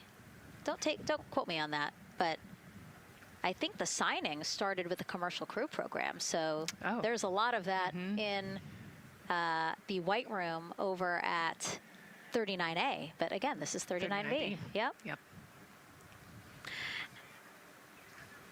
And so now in this room here, the White Room, again, we will see the crew don or put on their communication caps again, their helmets, their gloves, and remove coverings that they had on their shoes. Yeah, so they want to protect the suits while they're walking out and up to the White Room, and now they'll finish reassembling those suits. Put the boots on, put the gloves on. You see they're working their comm caps now, and they'll work the helmets eventually as well. And so as we watch this process unfold, why don't we take a couple of questions from you guys? What is the most difficult thing about preparing for a flight? Nicole, that question's obviously for you. Ooh, this is a great question. You know, I think we get such good training. You know, this crew's been training for years. And so they know this rocket and this capsule inside and out. They know all the dangers. They know how to react to anything. So I actually think, you know, preparing your support system and your family, I think launch day is actually tougher for your family than it is for you. And, you know, we've heard the crew talk about the difficult conversations that they've had with their family to prepare for this historic test flight. And so I think, you know, the closer and closer you get to the rocket, the fewer and fewer things from Earth you keep. You know, they left their suitcases at crew quarters this morning. They left their cell phones, their laptops, everything. And so you are just a human in a spacesuit about to get on a rocket with all of your loved ones watching. And I think that can be probably one of the most difficult parts about today. And while you were answering that question, Nicole, we did get a chance to check. Yes, this is the first time a crew has signed the wall of the White Room, again here at Pad 39B. Let's take another social question now. All launch windows happen to be in the evening. How come? Obviously referring to the April opportunities specific to Artemis II. Right. You know, this is a complicated answer. I don't know that I would have the exact mechanics behind it, but it has a lot to do with orbital mechanics and where we are in terms of the Earth and the Moon relationship. And, you know, like we said, we're trying to get on that free return trajectory. And so it has a lot to do with when we can do the perigee and apogee raised burns and the translunar injection. So there's a lot of math that goes behind these launch windows and why they shift and move and why we just so happen to be in the evening for the April launch windows. Yep. You did answer it well. All right. And before We asked you guys a question. Who would you take to the moon with you? Would that be a bestie, a pet, family member, or seasoned astronaut? Overwhelmingly seasoned astronaut. So Nicole, you and I are going to the moon. Was that your answer as well? That was totally my answer. Again, like I thought my husband would not like that answer because he'd want to come along too. But I think if asked, he would also say seasoned astronaut. So that's fair. Yeah, like we said, there's a lot of training that goes behind it. These guys can react to anything that comes their way. And so, yeah, if you don't have all that training, maybe you do want someone that's a little bit more experienced. Yep. So correct answer, everyone. And now we have another question for you. What do you want to know about living in Orion? What the crew eats, how the crew sleeps, how to fly the vehicle, or how free time is spent? Another great question. Yes, I'm excited to see what they say. Yeah, so head to NASA's Instagram or Twitch accounts to vote, and we'll share the results as soon as possible.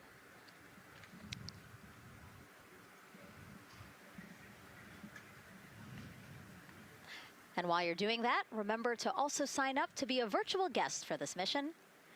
Just go to the link we'll pull up on your screen. As a virtual guest, you will get mission-specific information, notifications of any schedule changes, and curated resources straight to your inbox. You will also receive commemorative stamps for your virtual passport after launch and splashdown. Again, we really, really want you guys to engage with us, engage with this mission, come along with us for the ride. So yeah, take advantage of these opportunities to be a part of it. Yes, it's a mission for all. And so back in the suit, no, not the suit-up room, the white room. Well, they're suiting up. You can see why I might have slipped that up. So they are continuing to put on gloves. Reed and Jeremy look like they've been checked. Again, they've put on their gloves, their helmets. They've taken off those coverings on their shoes now that they're about to get into Orion.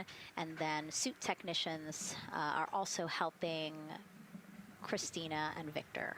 And they're in this particular order, actually, because this is the order in which they're going to ingress into Orion. Again, we have Reed, Jeremy, then Victor, last Christina. Yeah, and that just has to do, like you said, with this, the seat orientation. So as the astronauts sit down and lay back in the capsule, the left side will be Reed, and then below him will be Jeremy. So that's why they're going to get in first, to create space for then Victor and Christina to get in. And let's talk a little bit now about the closeout team. We saw a few of these folks also in the suit-up room. Suit technicians were in there, again, to make sure that they get into the suits properly. And then a couple of them came out to the pad here to, again, do the same thing. Hey, are you comfortable in these suits? Is everything is as you expected? And then these folks here will help them get into Orion, buckle up. And so we were talking a little bit about their attire, specially made for what they're doing right now. Yeah, so these, they almost look like, the equivalent of a flight suit, right? They're fire resistant. They've got the straps on the back for emergencies that mimic the same straps that the astronauts have on their suits, so that you can use the same exact equipment in an emergency egress from the pad, for example. So we can use the same equipment to get everybody safely away from the pad as required or if needed. Yeah, always thinking about those contingencies, how to very quickly, if there were an emergency, get everyone out, not just the astronauts, but also the closeout crew if an emergency was happening while they were still at the pad. And so those suits, flame retardant. Also, when we see them crawl into Orion, you will notice that they are on their knees quite a bit, so built-in knee pads. Really a thoughtful design for the purpose that they're serving today. Yeah, they're functional, which is exactly what we want, but also they're pretty classy looking, so we did a good job with the design. I was going to say, they actually look like, the outfits that car racers wear, right? Yeah. And then when I said that to the lead of the closeout crew, he's number one if we do see him, Taylor Hose, he said, well, actually, we are kind of like a pit crew, like they're very quickly moving through the operations so that not a lot of time, not more time is spent at the pad than is needed, because this is a fully fueled rocket, Nicole. Right. Yeah, we want to minimize the time that we have more humans up in the White Room, but also safely and efficiently get the astronauts ingressed into the capsule. And so that's their main job. That's so yeah, I like the pit crew analogy. Works great.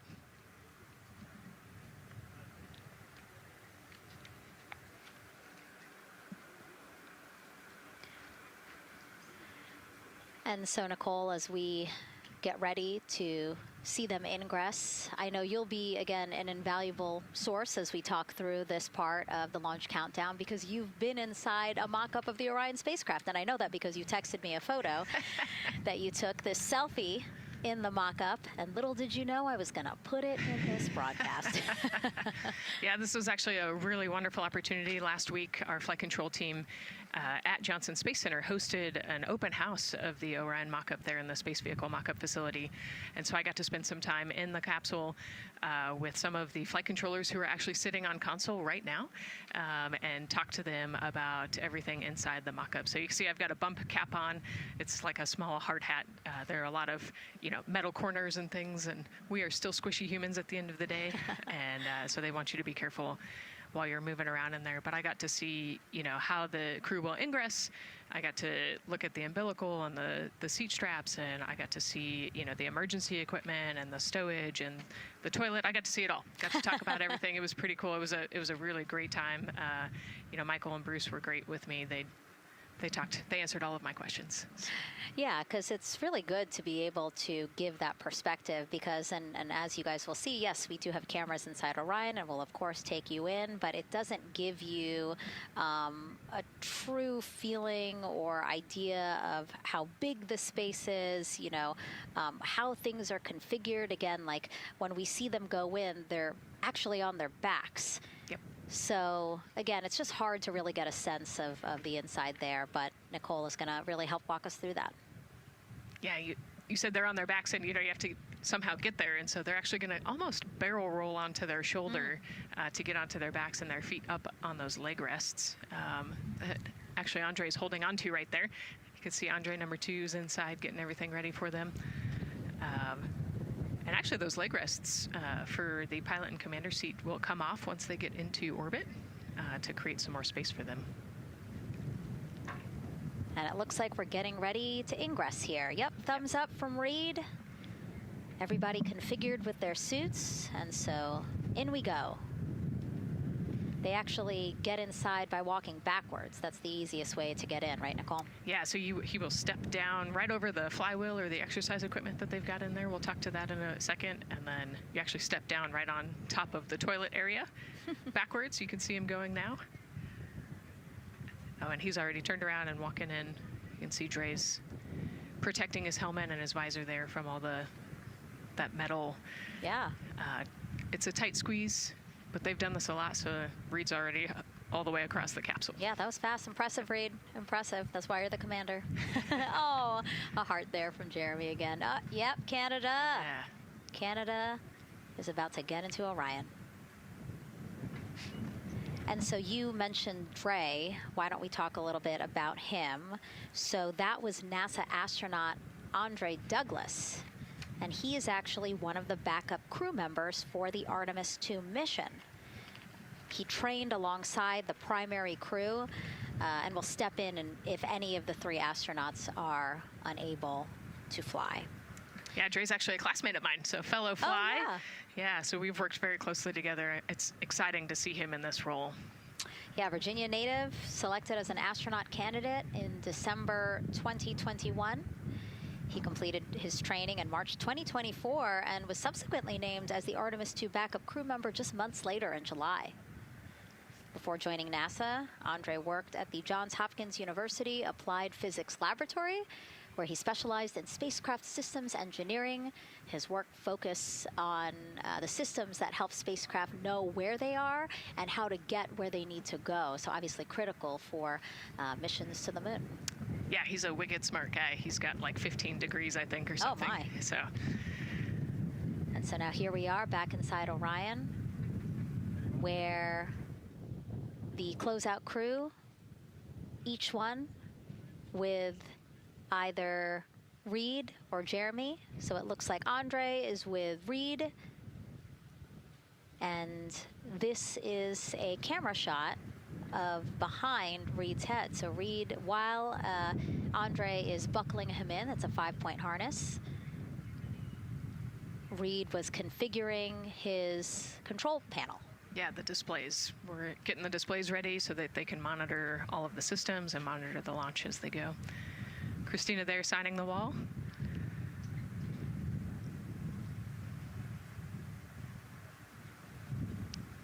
Got to put away the pen.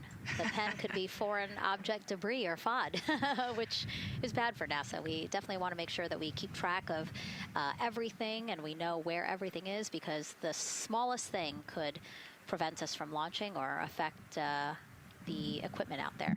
Yeah, and you'll actually see that most of their tools will be tethered as well, so nothing can fall through a crack or drop.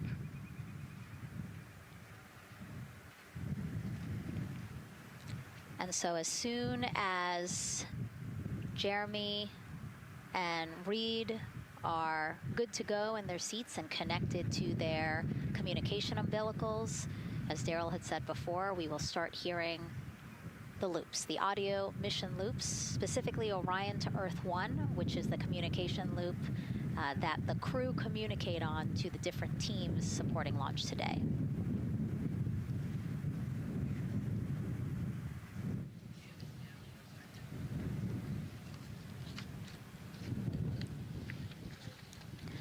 And as we said when we were in suit up, after they do communication checks, again, suit leak checks to make sure that nothing went wrong between the suit up room and here, and also to specifically connect them to the Orion systems. Yes, this will be an integrated test with Orion and the suits to make sure the entire system is working and ready for flight. And so you'll notice Reed and when Victor sits down, Reed and Victor are the only ones with the display panels in front of them.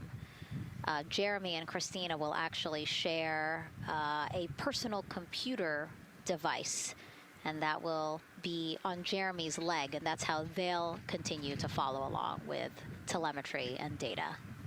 Yeah, it's actually pretty cool. This is one of the technology demos that we're doing, and so they're going to plug into the system, and it'll be a screen repeater on that device for them so that they can see what the pilot and commander are seeing. OTC at MS2 is online for context. This is OTC. Repeat. MS2 ready for comm checks. The MS2 ready for comm checks. MS2, OTC Orion Earth 1, comm check. OTC, it's MS2. Have you loud and clear on 1. You're welcome, sir.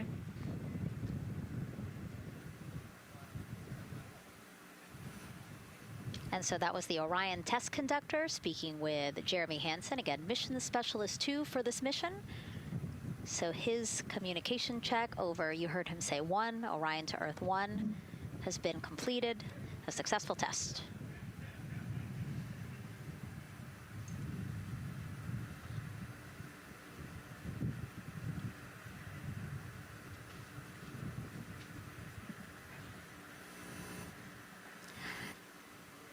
The rest of the crew here waiting in the white room.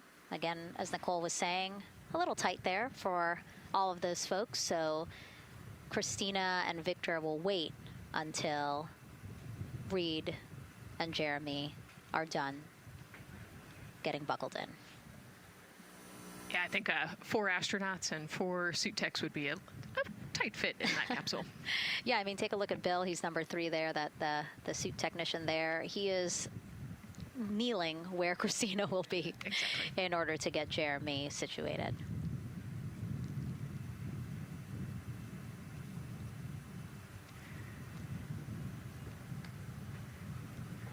OTC asked, commander's ready for comm checks.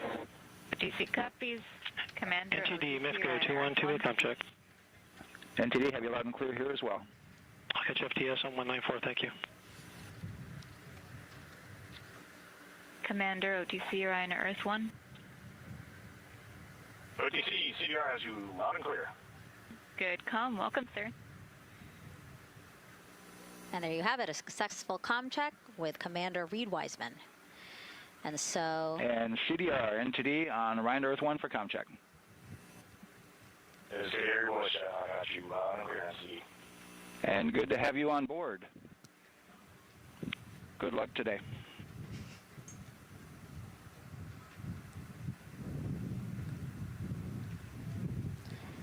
And so now these two closeout crew members will finish up what they're doing here. Again, Nicole, walk us through what is happening here. They're connecting umbilicals, is what we said. Yeah, they're strapping them in, so they're getting their restraints connected. It's a 5-point harness with a quick release, and then they're connecting the umbilical, which has actually 4 different connections. So it's got the air in, air out, the water for cooling, and then the comm as well, the communication cable. So they're going to make sure that all of those connections are good to go, make sure the crew's receiving the cooling and the air, and then we heard the comm check as well. So they're just making sure the umbilical connection was good to go, getting them strapped in and ready, and then they will move on to Victor and Christina. And so while we wait for that to happen, why don't we get another check of the launch countdown milestones with Daryl and the launch team?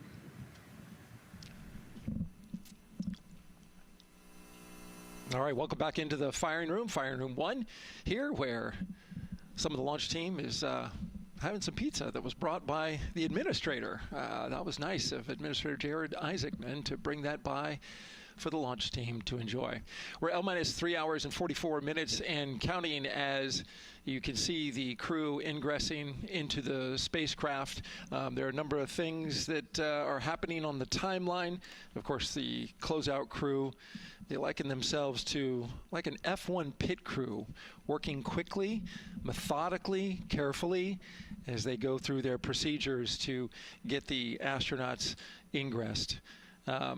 Overall, there's a little bit of timeline pressure, right? There's only a certain amount of time as you see the astronauts going into Orion. Only a certain amount of time that they can spend on their backs. They will be there for a few hours, right? So we're sitting at 2:40 p.m. Eastern time, and the window opens at 6:24 p.m. Eastern time and runs until 8:24 p.m. Eastern time. So 4 or 5 hours or more on their backs, and then they'll hopefully lift off for a launch. So, of course, the crew is mindful of the time. They don't want to slip into the window if they don't have to. And so they're keeping a tight lock on the margin, the amount of time that they're working there. And there's a heart from Christina Cook. Great to see that as she gets ready to get into the Orion spacecraft, one that they named Integrity. It certainly fits this crew from what I've observed. Now, right now, the rocket's tanks, they're in what's called replenish mode. So another factor for this closeout crew is, and the crew themselves, this is a fully tanked, almost ready to go rocket. It's got all the propellant it needs to go to the moon. It's just a matter of getting the astronauts in, getting them configured, and getting all the systems, the high energy systems, bringing them all online in order to launch this rocket. As they sit there, there is propellant boil off that's happening.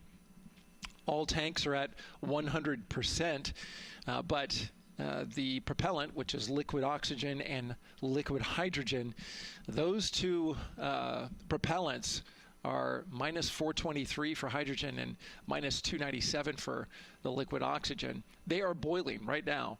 They've been boiling the entire time when they've been in the tank.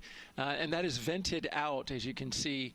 When we look to a wider shot of the rocket, you can see the venting and the little wisp of clouds that are coming out from the top of the rocket in the middle part of the rocket. And that is because just like you boil water on your stove, those propellants are boiling. Of course, their boiling point is much lower than water, and so it doesn't take much for them to boil. But just as if you were to leave your pot of water on the stove and just leave it there, what would happen?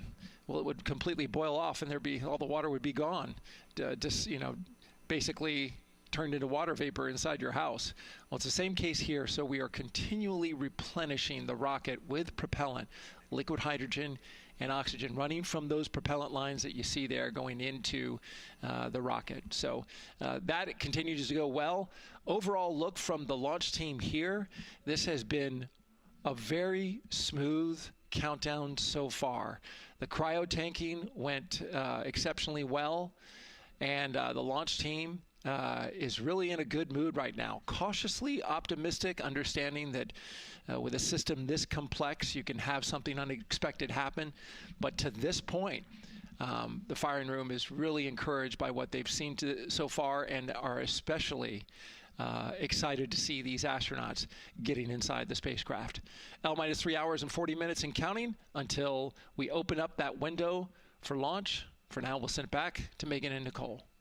Thank you, Daryl. And, you know, he mentioned that the crew decided to name Orion Integrity, and it was not something they came to easily. You know, they really wanted to put in a lot of thought, and what they came down to is integrity is a value that NASA embodies, and also individually they felt like integrity is something that speaks powerfully to them. Yeah, and I think the other part of integrity, you know, it just represents the humility and the professionalism behind the entire team that built this rocket and got us here today. And so it's a fitting name for this capsule. Yeah, like I said, I think the crew said it took them a little bit to decide on what they wanted, but I think they made the perfect choice. I agree. And so as the countdown to launch continues, we are reminded that this is an agency-wide effort to make today's launch attempt possible. We invited people across our NASA family to wish our crew a safe journey. Go Team Artemis! Go Team Artemis! 3, 2, 1, blast off! Have a great flight. Godspeed. We'll get you around the moon and home. If I had a message for the crew, be safe, to have fun, to remember that we're all down here rooting for them. I want to wish my friend and former student, Victor Glover, and the entire Artemis team best wishes and a successful flight. Have fun. Take some really cool pictures. Can't wait to see you when you get back. From the Earth to Sky team, connecting NASA science to public lands, go Artemis. We will see you in the Pacific, and you can count on us being there. Greetings from NASA Langley's historic gantry facility, where Neil learned to land on the moon and Orion learned how to swim. We are with you all the way to splashdown. Let's go fly from the Orion Human Engineering team. Woo! Like a full moon, your future is bright. Have a safe journey from the multimedia team in Cleveland, Ohio. We hope to see you guys back safely in San Diego, maybe singing some karaoke. Yeah, right, maybe. He knows exactly what he wants to do. After he's like, yep, karaoke. I love that people submitted videos. You know, this is something that we actually asked as part of the broadcast. We were like, you know what, I think it'll be really fun. And the overwhelming amount of people who wanted to record something for the crew was really heartwarming. Yeah, you know, this is the first time in over half a century that we're sending people back to the moon, and everybody is excited about it. You know, kindergarten to congressmen and all over the world, everyone is ready for today and excited to see this launch. And so here we are again, still inside Orion with the closeout team, putting some final touches on, it looks like Victor's configuration there. Again, making sure that his harness is set and that he's connected to cooling, he's connected to communications, and he's connected to any other umbilicals that he needs to be connected to for Orion. Again, we are sharing so much information with you, and we hope you find it educational and fun. But we do know you guys still have some questions, so why don't we take another one now? Tell us what the moon is like! So cute. That wasn't a question. That was a demand. Nicole, you tell her what the moon is like. Oh, man, that was so cute. Oh, man, the moon is really cool, right? So it's a lot of like gray and white and kind of shades of gray. It is something that doesn't have wind or rain or rivers or an atmosphere. And so we like to say Christina said it earlier, it's the witness plate to the universe. And, you know, it has all these impact craters because it's not protected. Things hit it all the time. Mm-hmm. Meteoroids, asteroids, all sorts of things hit the moon and create these impact craters. That's part of what we want to go and look at and learn about on the moon. It can tell us a lot about the age of the universe and the age of the moon. You know, it's 4.5 billion years old, and we can learn a lot from just looking at the regolith or the dirt that is on the moon. Well, thank you for that question, and thank you for that answer. she was cuter, Nicole. I agree. And then earlier today, we wanted to ask you, what do you want to know about living in Orion? And we told you to pick between what the crew eats, how they sleep, how they fly the vehicle, and how free time is spent. And the winner, most of you wanted to know how to fly the vehicle. And we are going to be doing that. Yes, we are. You know, that's a great question, and actually, part of what we're going to go do. So the rocket is fairly automated, right? There's a countdown, and the whole system knows when it needs to ignite the engines. But we are going to do some manual piloting throughout this mission.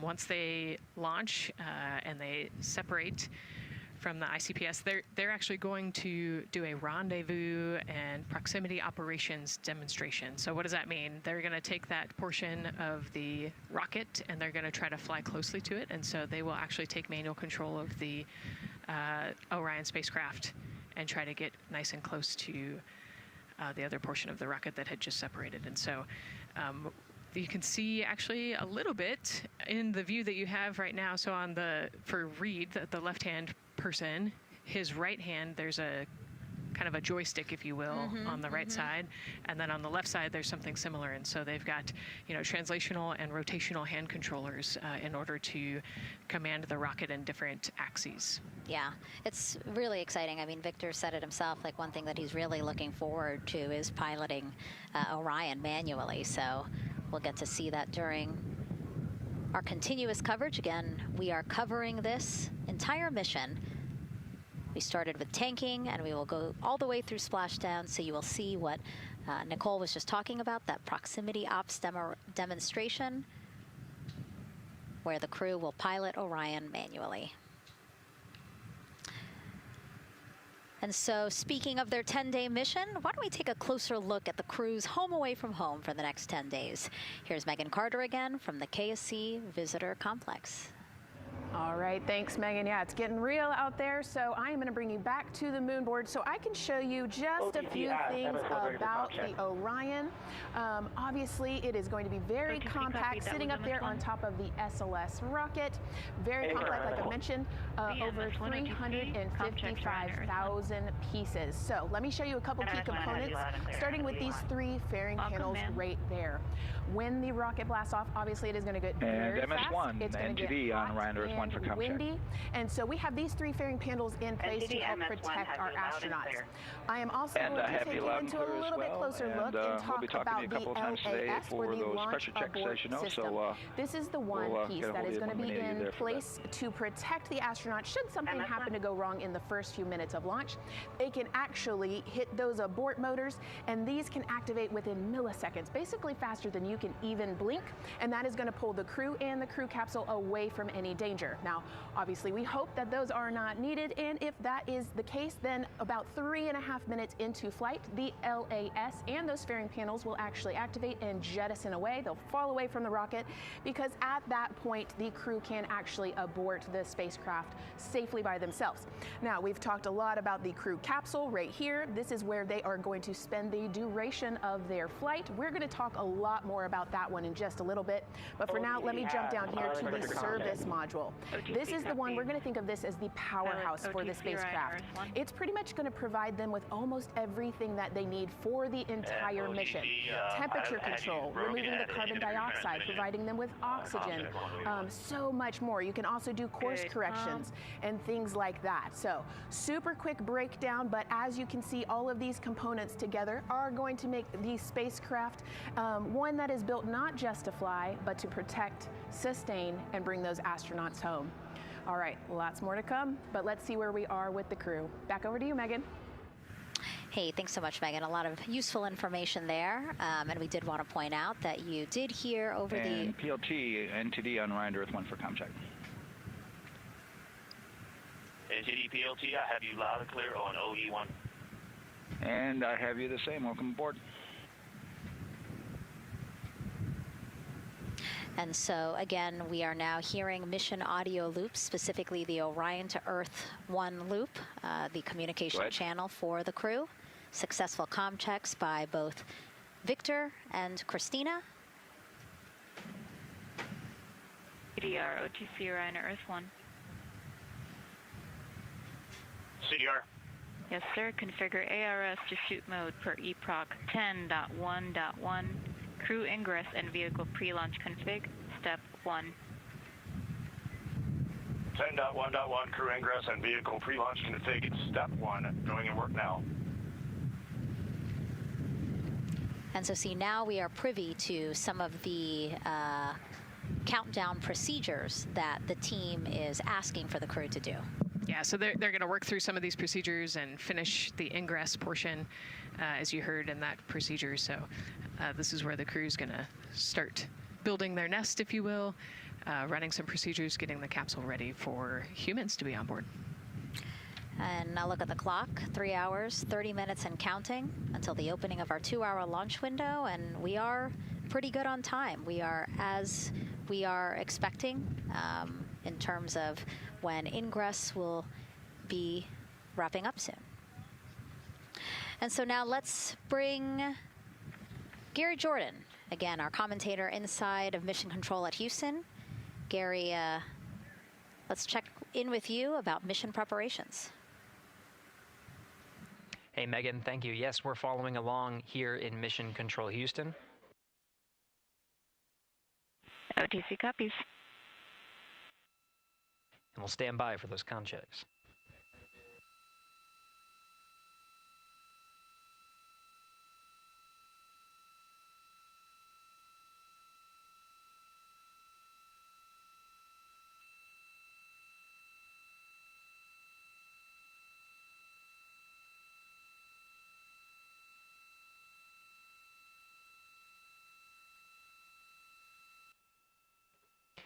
And again, we're waiting for those comm checks. We did confirm from our IVA officer here in Mission Control Houston that all 4 suits have plugged in umbilicals. And CDR, NTD. Go ahead, NTD. Yeah, Reed, we're ready to proceed with the voice checks if you and everyone else is.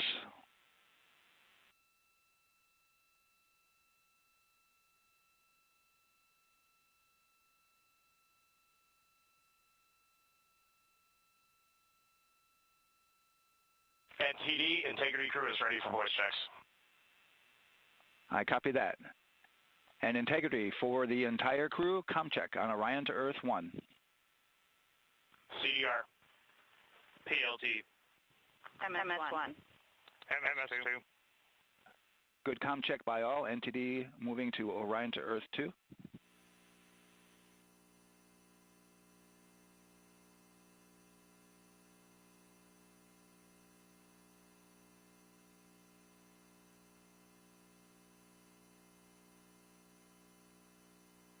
CDR.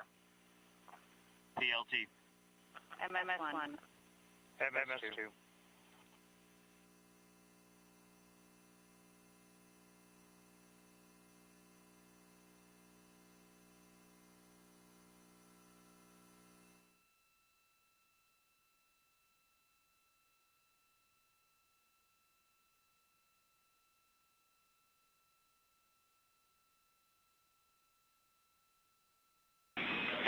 Integrity Houston on Orion to Earth 1. Voice check for the entire crew. CDR. PLT. MS1. MS2. Houston has all 4 crew loud and clear on OE1. Stand by for 2.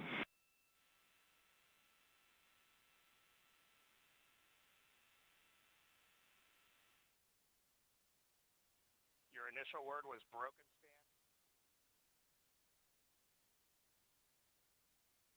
MS1. MS2. 4 crew loud and clear on OE2. We'll use 1 for the default. Houston out.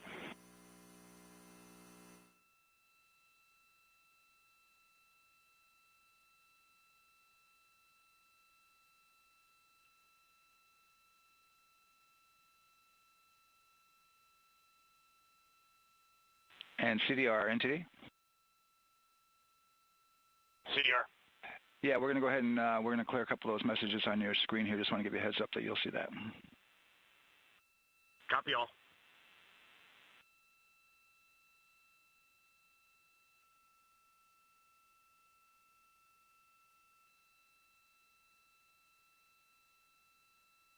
CDR, OTC, Orion to Earth 1. CDR. Yes, sir. Perform crew suit leak checks per 10.1.1. Crew ingress and vehicle pre-launch config steps 2 through 4. Annunciation of LCC O-ARS-001 will occur. 10.1.1 crew ingress and vehicle pre-launch config steps 2 through 4. Going in work now.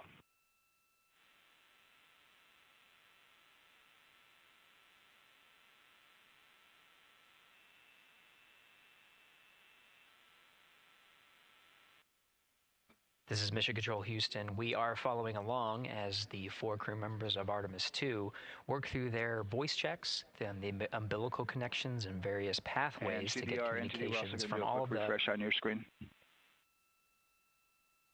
CDR. Yes, sir. We're going to look to do a quick refresh on your screen if you guys are okay with that.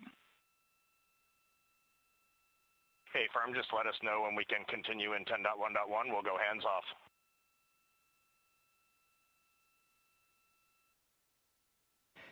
.1.1 referring to the procedures that they have through the various phases of ingress and some of the checkouts needed to prepare for today's launch. Here in Mission Control Houston, the IVA or Intravehicular Activity Officer will be confirming the leak check status and watching as the suits pressurize to once again confirm that the suits are in a good configuration ahead of launch. Of course, for the teams here in Houston, launch is just the beginning. The first flight day is jam-packed with activities.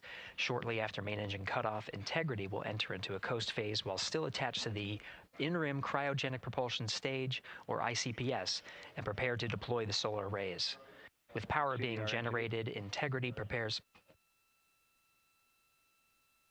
Go ahead, MTD. With that refresh, and you got to go to proceed with your 10.1.1. Picking up 10.1.1, step 2.3 through 4.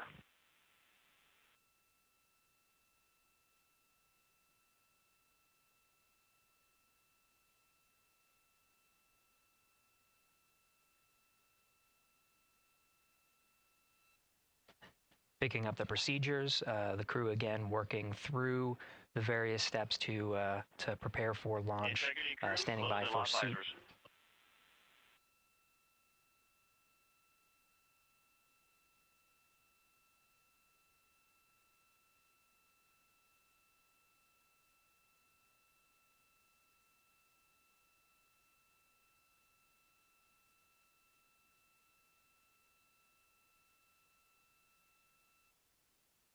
This is Mission Control Houston. With visors closed, the pressurization tests can commence.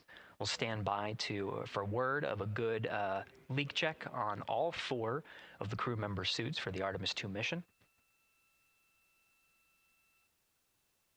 Again, this is the very beginning of a very busy flight day for our 4 crew members. After launch, they have a series of burns to prepare for. The first major burn being the perigee raise maneuver that allows them to continue in low Earth orbit, and the next being the apogee raise burn that puts them in a high Earth orbit. This is an orbit that takes them around the Earth for nearly a day, 23.5 hours to be precise, and allows the teams, including the astronauts and the flight control teams, to check out critical systems ahead of committing to the next day's translunar injection. But before they even call it a day, Integrity will separate from the ICPS, and the crew will command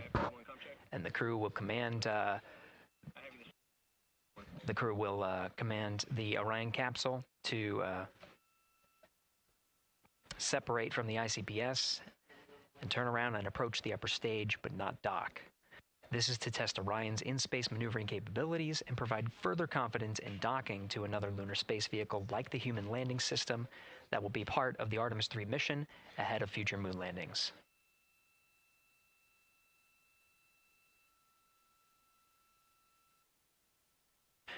These are just a few of the highlights of the very first of 10 flight days as we await for confirmation of good leak checks inside the capsule integrity. And there's a lot more to this mission. A reminder that this is, of course, a test flight. The purpose here is to demonstrate procedures, systems, and life inside Orion on a mission around the moon for the first time, and give further confidence in the capabilities that are charting a return to the lunar surface.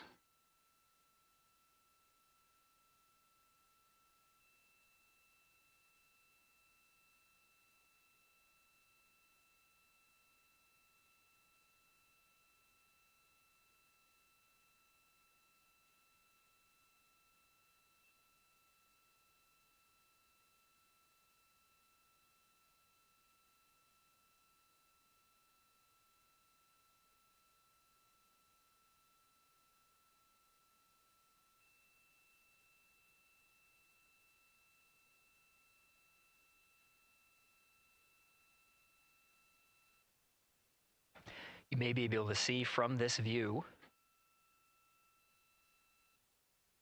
the suits themselves inflating. This is, again, a pressure check,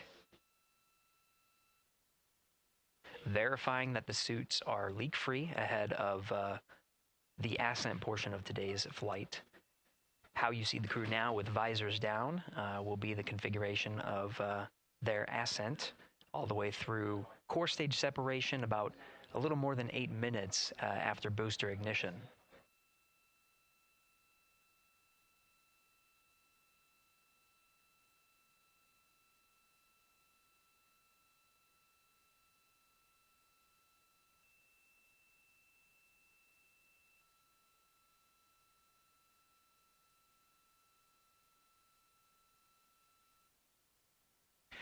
All right, here in Mission Control Houston, we are continuing to follow along, standing by for confirmation of good leak checks. In the meantime, there are no showstoppers here in Mission Control Houston, and we continue to monitor the countdown to launch. Megan, we'll send it back to you over at the Space Coast. Hey, Gary, thank you so much. Yeah, as we wait for confirmation of a successful leak check for all 4 astronauts, why don't we go back to Daryl, again, who has been following along with the launch countdown as we inch closer to the opening of our 2-hour launch window. All right, thank you, Megan. And yes, getting some good communication. It's great to hear from the crew inside, even though it is as simple as a comm check. It's really good to hear their voices as they move through those various comm checks and then get ready for their suit leak checks. Fantastic views inside Orion that you're looking at now. Give you an update on the weather outside. We're still 80% go for our 2-hour launch window, which starts at 6:24 p.m. Eastern Time and closes at 8:24 p.m. Eastern Time. That's the good news. The bad news is that we've got some rain showers that are starting to head in. Looks like it may miss the pad. Wouldn't matter if it rained on it or not, though. It's received some rain earlier today. Water isn't going to hurt anything out there at this point. But the rest of the area might be getting a little bit wet, which may include the hostess, so keep an eye out for that.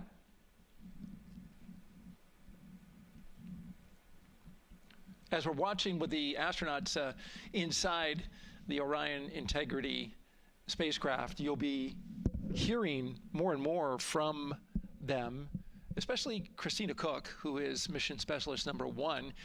She not only is going to be making history. All crew, visors open, suit loop leak check complete. OTC. Okay, there you heard the suit leak check complete. They check those suits for leaks in astronaut crew quarters. They check them again inside the spacecraft.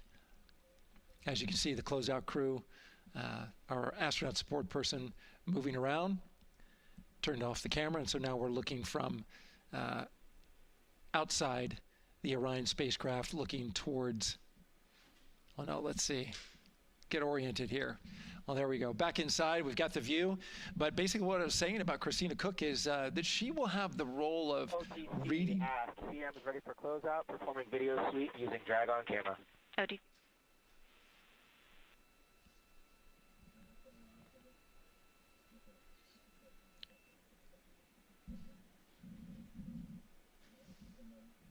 she will have the role of reading out a pressure reading that tells the team that... and CDR or NTD? Go ahead, NTD. Yeah, we're going to do another cleanup on those suit leak check messages that we got from since we're done with that now. Integrity copies. Yeah.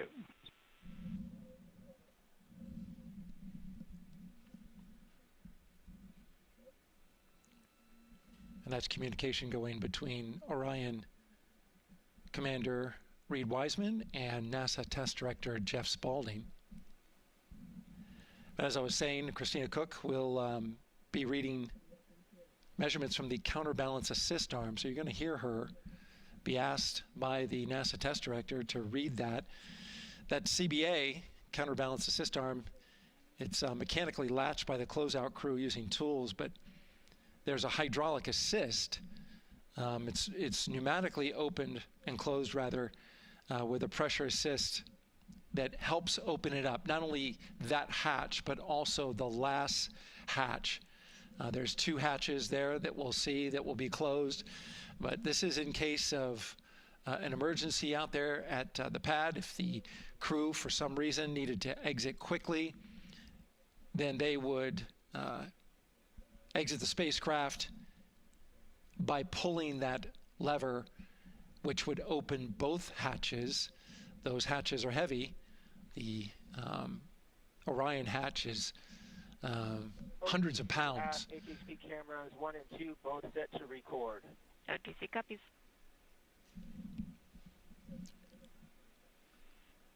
And just an update on the launch countdown, continuing to monitor the team's communications here in Firing Room 1.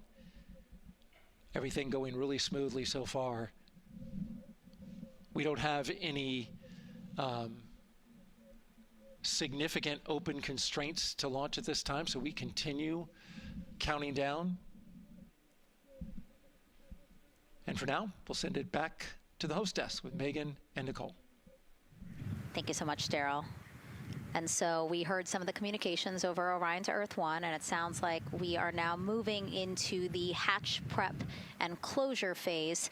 We will now start to see the closeout crew getting out of Orion soon so that they can start getting ready to, again, close up Orion, close the 2 hatches, and then get out of the pad.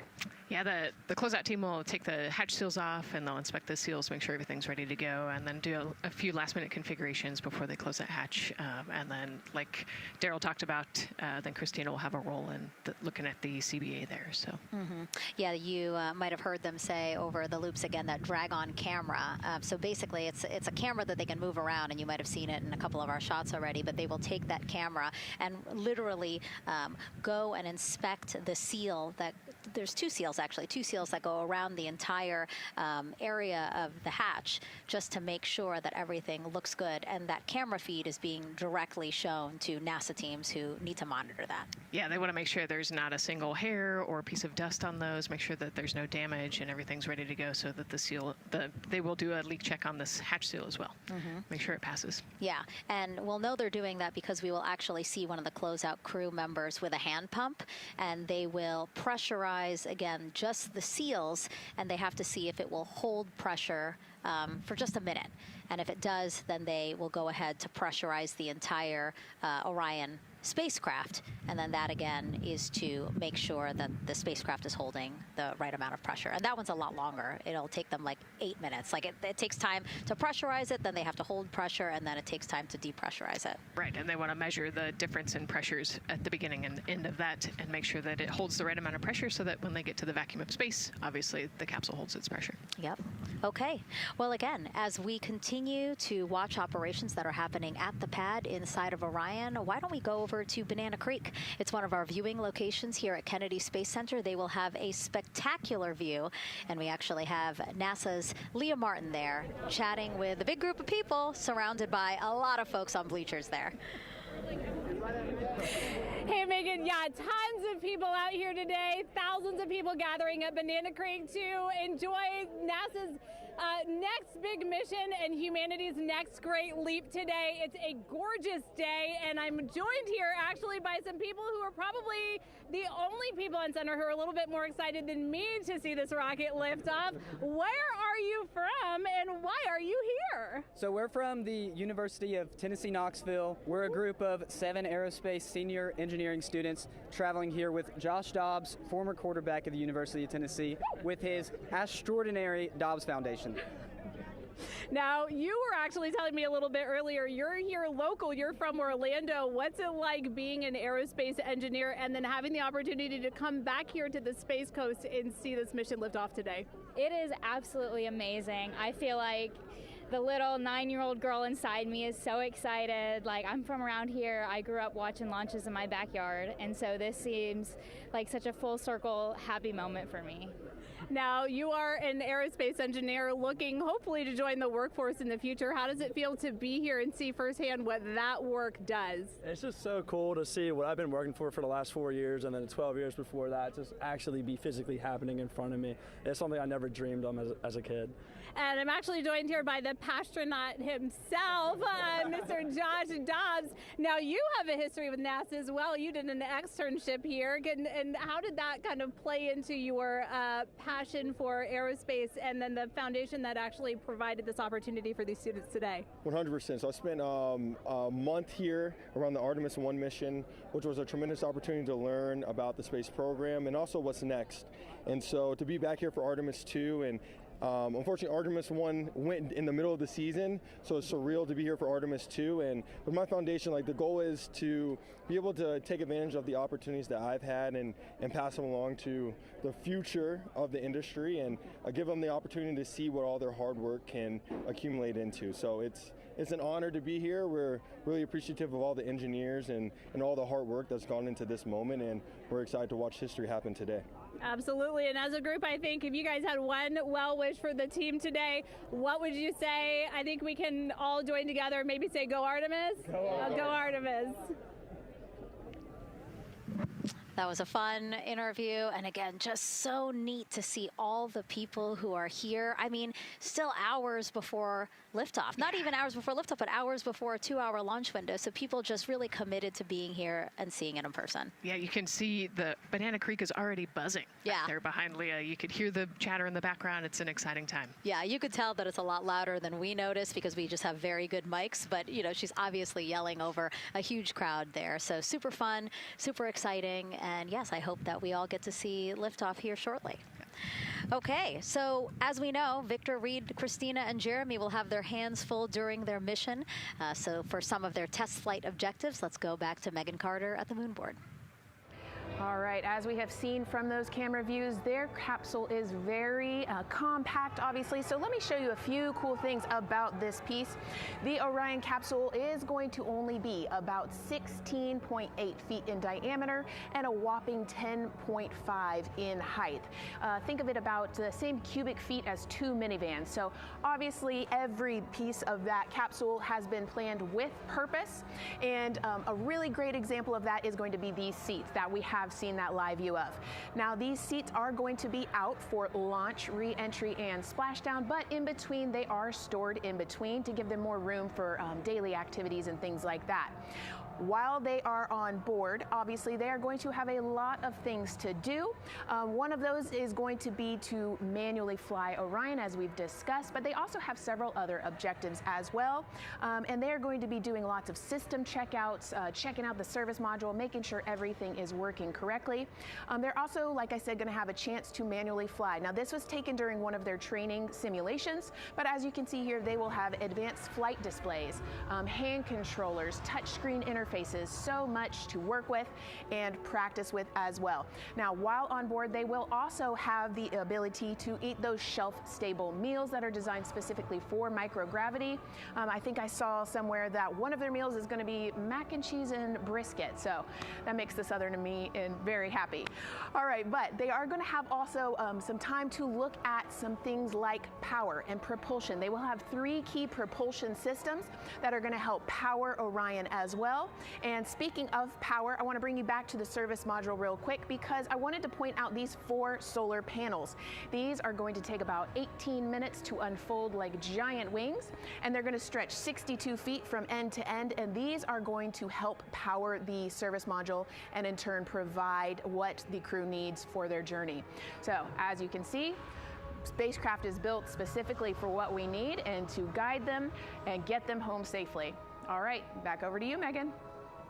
Thank you so much, Megan. You know, it's taken thousands of people many years to get to us to where we are today. Let's meet some of the people of Artemis who've made this flight test possible.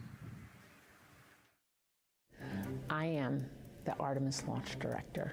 I'm the Orion Crew Survival System Manager. I am the Artemis II Chief Training Officer. I'm the SLS Launch Integration and Mission Operations Lead. I am the Recovery Director. And I'm Boeing's Core Stage IPT Leader at Kennedy Space Center. And I am the Artemis II Entry Flight Director. And I'm the Closeout Crew Lead for Artemis II.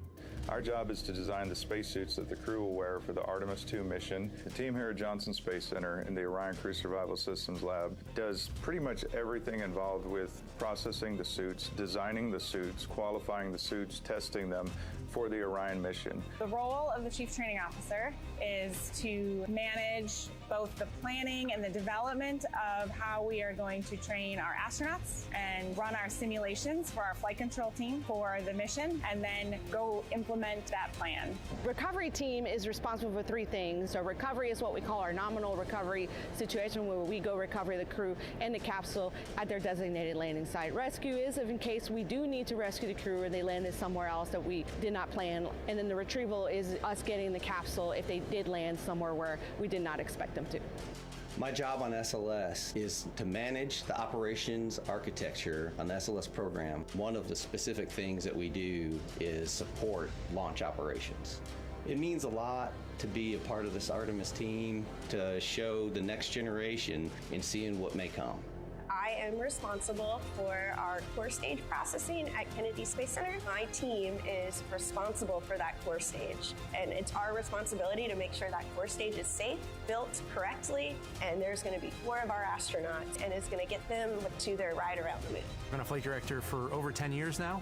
I worked on the Artemis I mission, and after that mission completed, I was assigned as the entry flight director for Artemis II. I can't wait to see the hatch open after splashdown. That's when we know that our mission will be complete and the crew will have safely returned to the moon and back to Earth. Closeout Crew is responsible for getting the astronauts up to the white room, getting their helmets and gloves on, getting them into the vehicle safely, connecting all their umbilicals, making sure they're ready to go for launch, and then closing the crew module hatch. The reason we do this is to expand mankind's knowledge. If I can be a part of that, doing anything, I want to do that. The launch director role really is to step back and kind of take that big picture view of launch. How are we doing on any NCs? How are we doing on our timelines, our procedures? Artemis II is a beginning. It's going to inspire a new generation. It's going to uncover science. It's going to serve as a pathway to places that we have never been before. And to meet more people of Artemis, you can head to the link we're going to put up on your screen there. Just, again, really nice to see all the faces that have put in the work, the time, the hours, the dedication to get us to today. Yeah, so many professionals that worked so hard on this mission. And what was really fun to see is, you know, we interviewed Taylor Hose, closeout crew lead, as he said, and that's who we are now seeing inside of the White Room as they are getting ready to close out Orion and close one of 2 hatches. We have the side hatch of the crew module as well as the launch abort system hatch, correct? Yeah, the astronauts are in the capsule. They're ready to go, and now the White Room is very busy as they're getting ready to close both of those hatches. That's a great shot right there where you can see them. Almost looks like they're doing that hatch seal inspection that we talked about.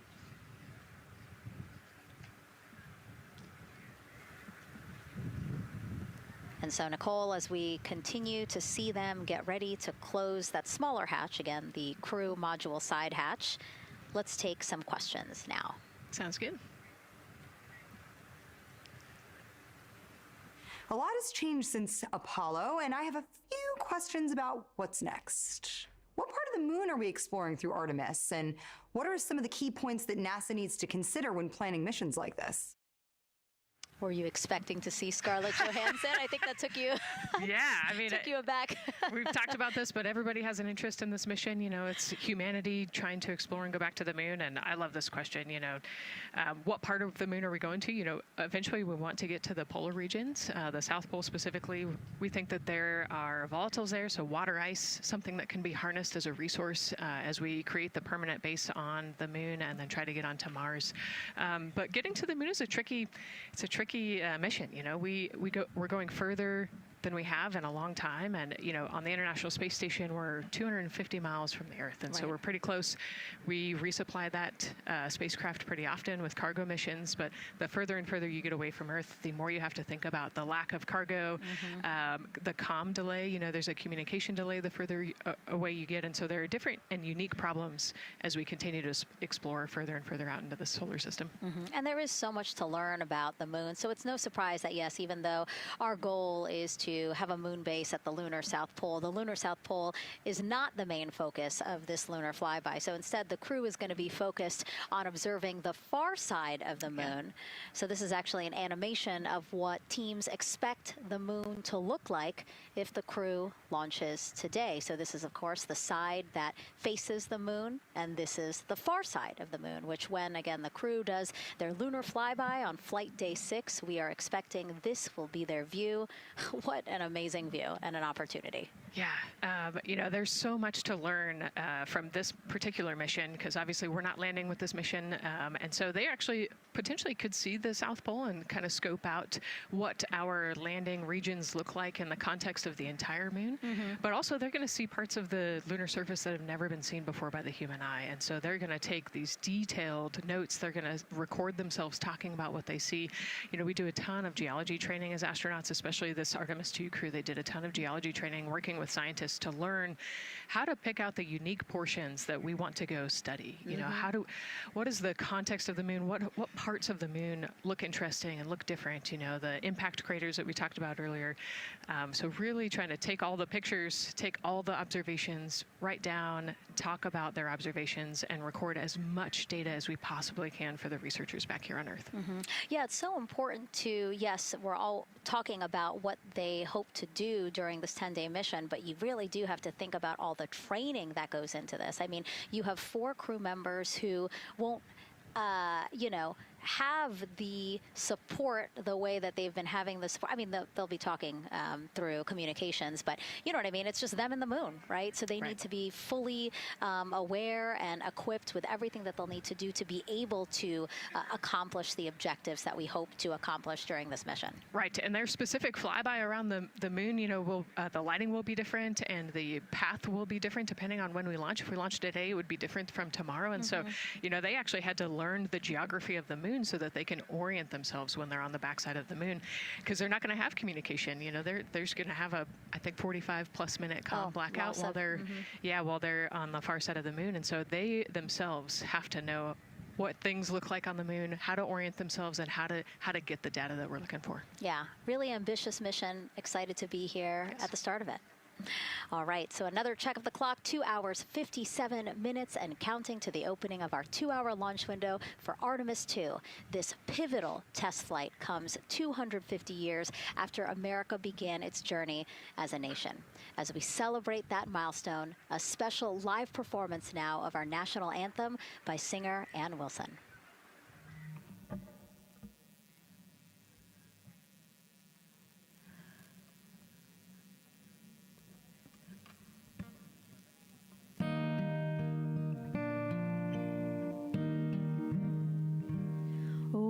Say, can you see by the dawn's early light what so proudly we held at the twilight's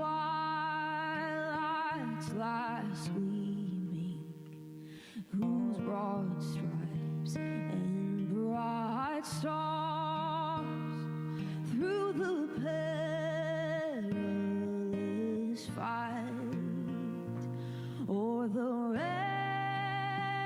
ramparts we watched, were so gallantly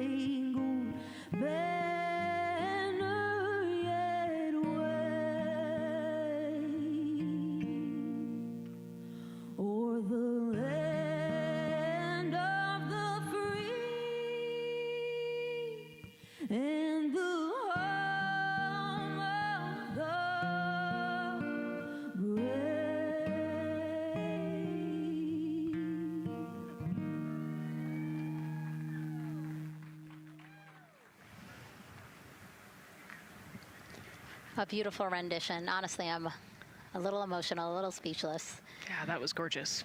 Yeah.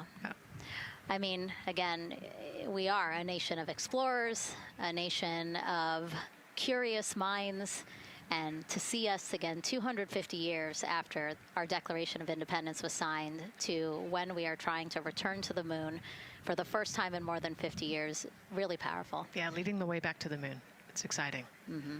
And that's so important to us. You know, we do want to be the leaders in exploration, but we definitely know we can't do that alone. You know, we often hear NASA leadership say that, you know, this is not something one nation can do. This is something that is a collaboration of nations, and that's why we have European countries. We also have Canada, again, joining us on this ambitious test flight. Yeah, of course, you know, it goes back to the old proverb, if you want to go fast, you go alone. If you want to go far, you go together. And we want to go far. We want to get onto Mars eventually, and so we're going to get to the moon first, and you can't do that alone.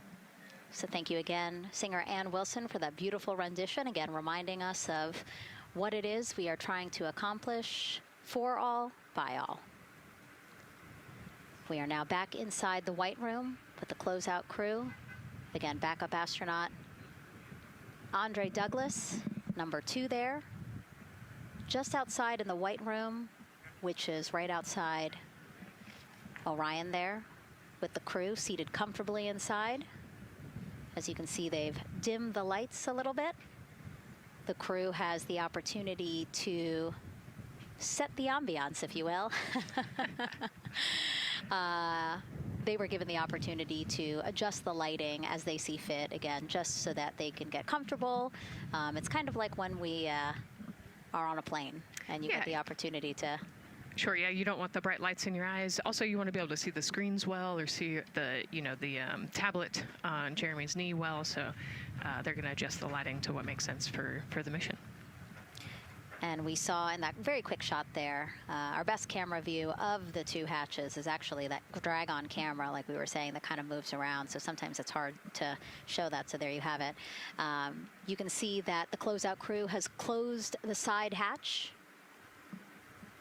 And so right now, that's a panel that they have to close out in order to then close the next hatch, which is the launch abort system hatch. And so, Nicole, can you just quickly, again, talk to people about the 2 hatches, again, crew module first, and then the launch abort system hatch? Yeah, so the crew module hatch is the one they're working on right now. They just got closed. You can see he's torquing those bolts down. And that is the hatch that completes the Orion capsule. And then you have the launch abort system, which actually is kind of almost a shell that goes around the capsule and holds onto the capsule during launch. And it has its own separate engines that can pull the capsule away from the rocket safely in the case of an off-nominal data point. So it's actually looking at roll rates and attitude and thrust and all sorts of different data in order to make sure the launch is safe. And if it's not, then the launch abort system will pull the crew module away and get them into a splashdown zone safely.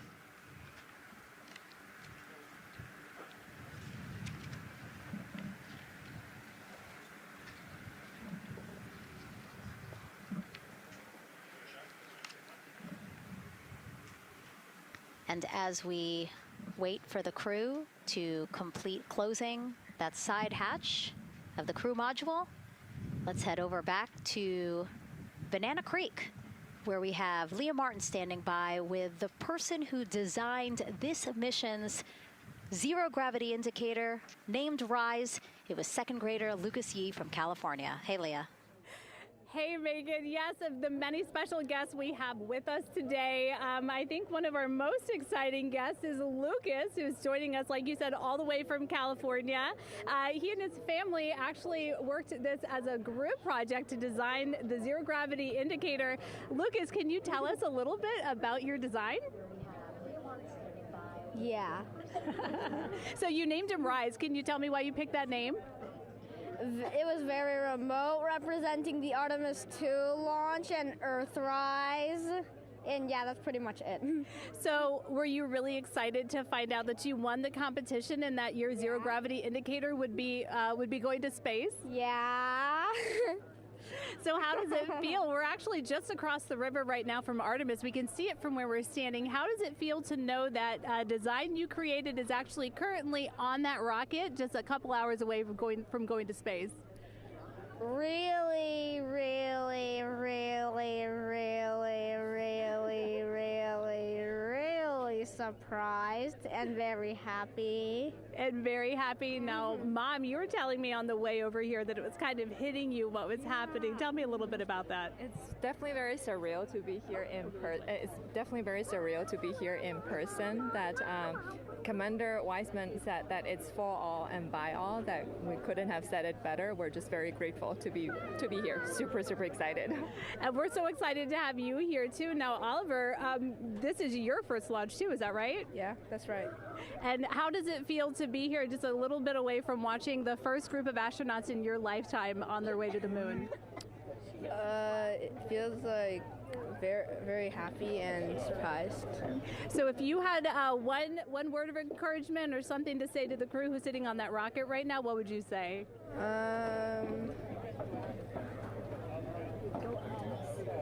What? Go Artemis. Go Artemis. Go Artemis. Thanks so much, Megan. I would say have a nice trip. Yeah. You would say have a nice trip? I did hear that answer. I would say have a nice trip. You know, Leah, that was a hard question. You know, it's really hard to come up with the spot what to say to the crew who's about to make history today. Yeah. And so the Artemis II crew, again, ZGI, Zero Gravity Indicator. It's a plushie, a soft toy that is brought in to the spacecraft with astronauts so that it can be a visual indicator for when we have reached the weightlessness of space, right? Yeah, you saw a little replica there that Lucas had, and then in some of the views in the cabin view, you could see it swinging and hanging earlier. So I think actually Jenny was the one who installed it into the capsule. Oh, really? Yesterday, yeah. So. Oh, we have to unpack a lot here. We got to talk about Jenny, who we will get to here in a second. But then, yes, we will also go back into the capsule so that we can show you where the ZGI is now. But the ZGI was chosen by the crew after a contest where the crew asked for submissions. They got submissions from around the world to, again, design their ZGI that is going with them to the moon. It's kind of like any other road trip. You need clothes, food, a map, your favorite toy. Really. Except this toy has a job to do up there because this is a zero gravity indicator. While not a scientific instrument, this safe and soft object tells the strapped-in astronauts that they've reached weightlessness. For Artemis II, the crew wanted a one-of-a-kind ZGI, so we asked you to come up with it.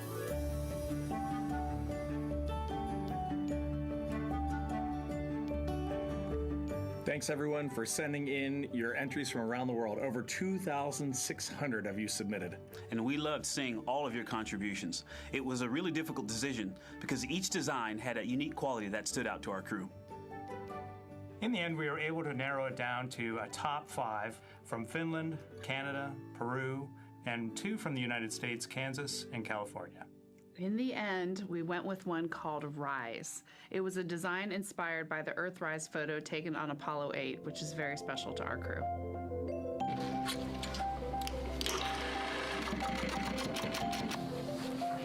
With the winner chosen, next came the task of bringing it to life here in the Thermal Blanket Lab at NASA's Goddard Space Flight Center. This lab specializes in custom materials to protect sensitive spacecraft equipment and is perfect for creating a ZGI that meets the rigorous safety standards of NASA. Because you have to be concerned with whether the thread's going to outgas or if it will hold up, if it's flame retardant. This is the Rise ZGI doll. All I have left to do is to close the opening here and hand sew the hat on, make sure its stuffing is stuffed in there, and we have our pocket here for the SD card. And on that tiny SD card will be millions of names submitted to virtually join the crew aboard Orion. Got Rise. Not the real one, obviously, but this is a replica. I mean, so clever for Lucas and his family to design. Yeah, I love that he replicated the famous picture that we all love of Earthrise. And then I love that the bill represents the space in between the moon and Earth. It's just such a cute and wonderful way to represent this mission. Yeah, and again, Earthrise, very important to this crew. It harkens back to the picture that was taken by the Apollo 8 crew where they saw Earthrise. And so very appropriate since, again, now here we are going to see Earthrise again with this mission. Yep. So yeah, so this is little Rise here. And then you heard in that video that there is an SD card that is zipped inside with the real ZGI with the crew. So get this, more than 5 million people submitted their names as part of NASA's Send Your Name to Space campaign. And actually, Christina said that her niece and nephew's names are inside that SD card. How cool is that? Her nieces and nephews are going to go with her. Yeah. Love this. Love that people are engaging in such a cool way. And actually, if we take a look back inside of Orion, we can actually see the actual ZGI inside with the crew.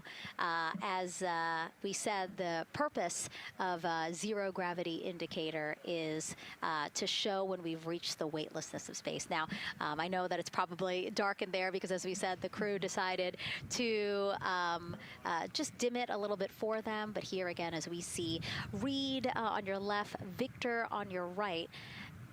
Below Victor, or next to Victor, again, because they're on their back, it's a little weird. It's a little hard to explain their orientation. But between basically Victor and Christina is where Jenny Gibbons has placed the zero gravity indicator.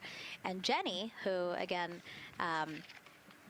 Nicole just brought up, Jenny is one of the backup crew members. So we mentioned how Andre is the backup crew member for the NASA astronauts. Jenny is the backup crew member for Jeremy.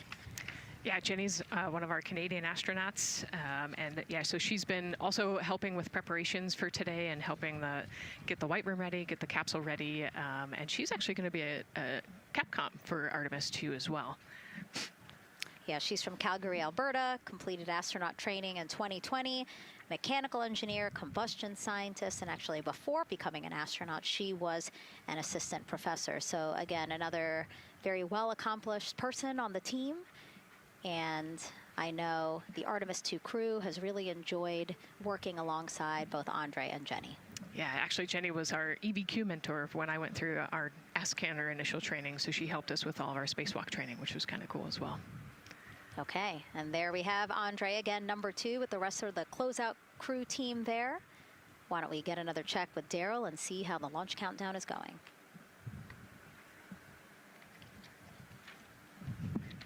Still going quite smoothly here from Firing Room 1 here at the Kennedy Space Center. Launch team working no major constraints to launch, which is great news. We did get an update on a weather balloon that the launch weather officer and his team released. This is an important weather balloon released at right around the 3-hour mark. And what it told us is that winds are around 10 to 11 knots in the upper parts of the atmosphere. That's important information for the launch abort system should the astronauts need the LAS. This would, of course, pull the Orion spacecraft off the top of the rocket in case there were an emergency, and then take them offshore to a water landing in the Atlantic Ocean. And so the winds are pushing onshore.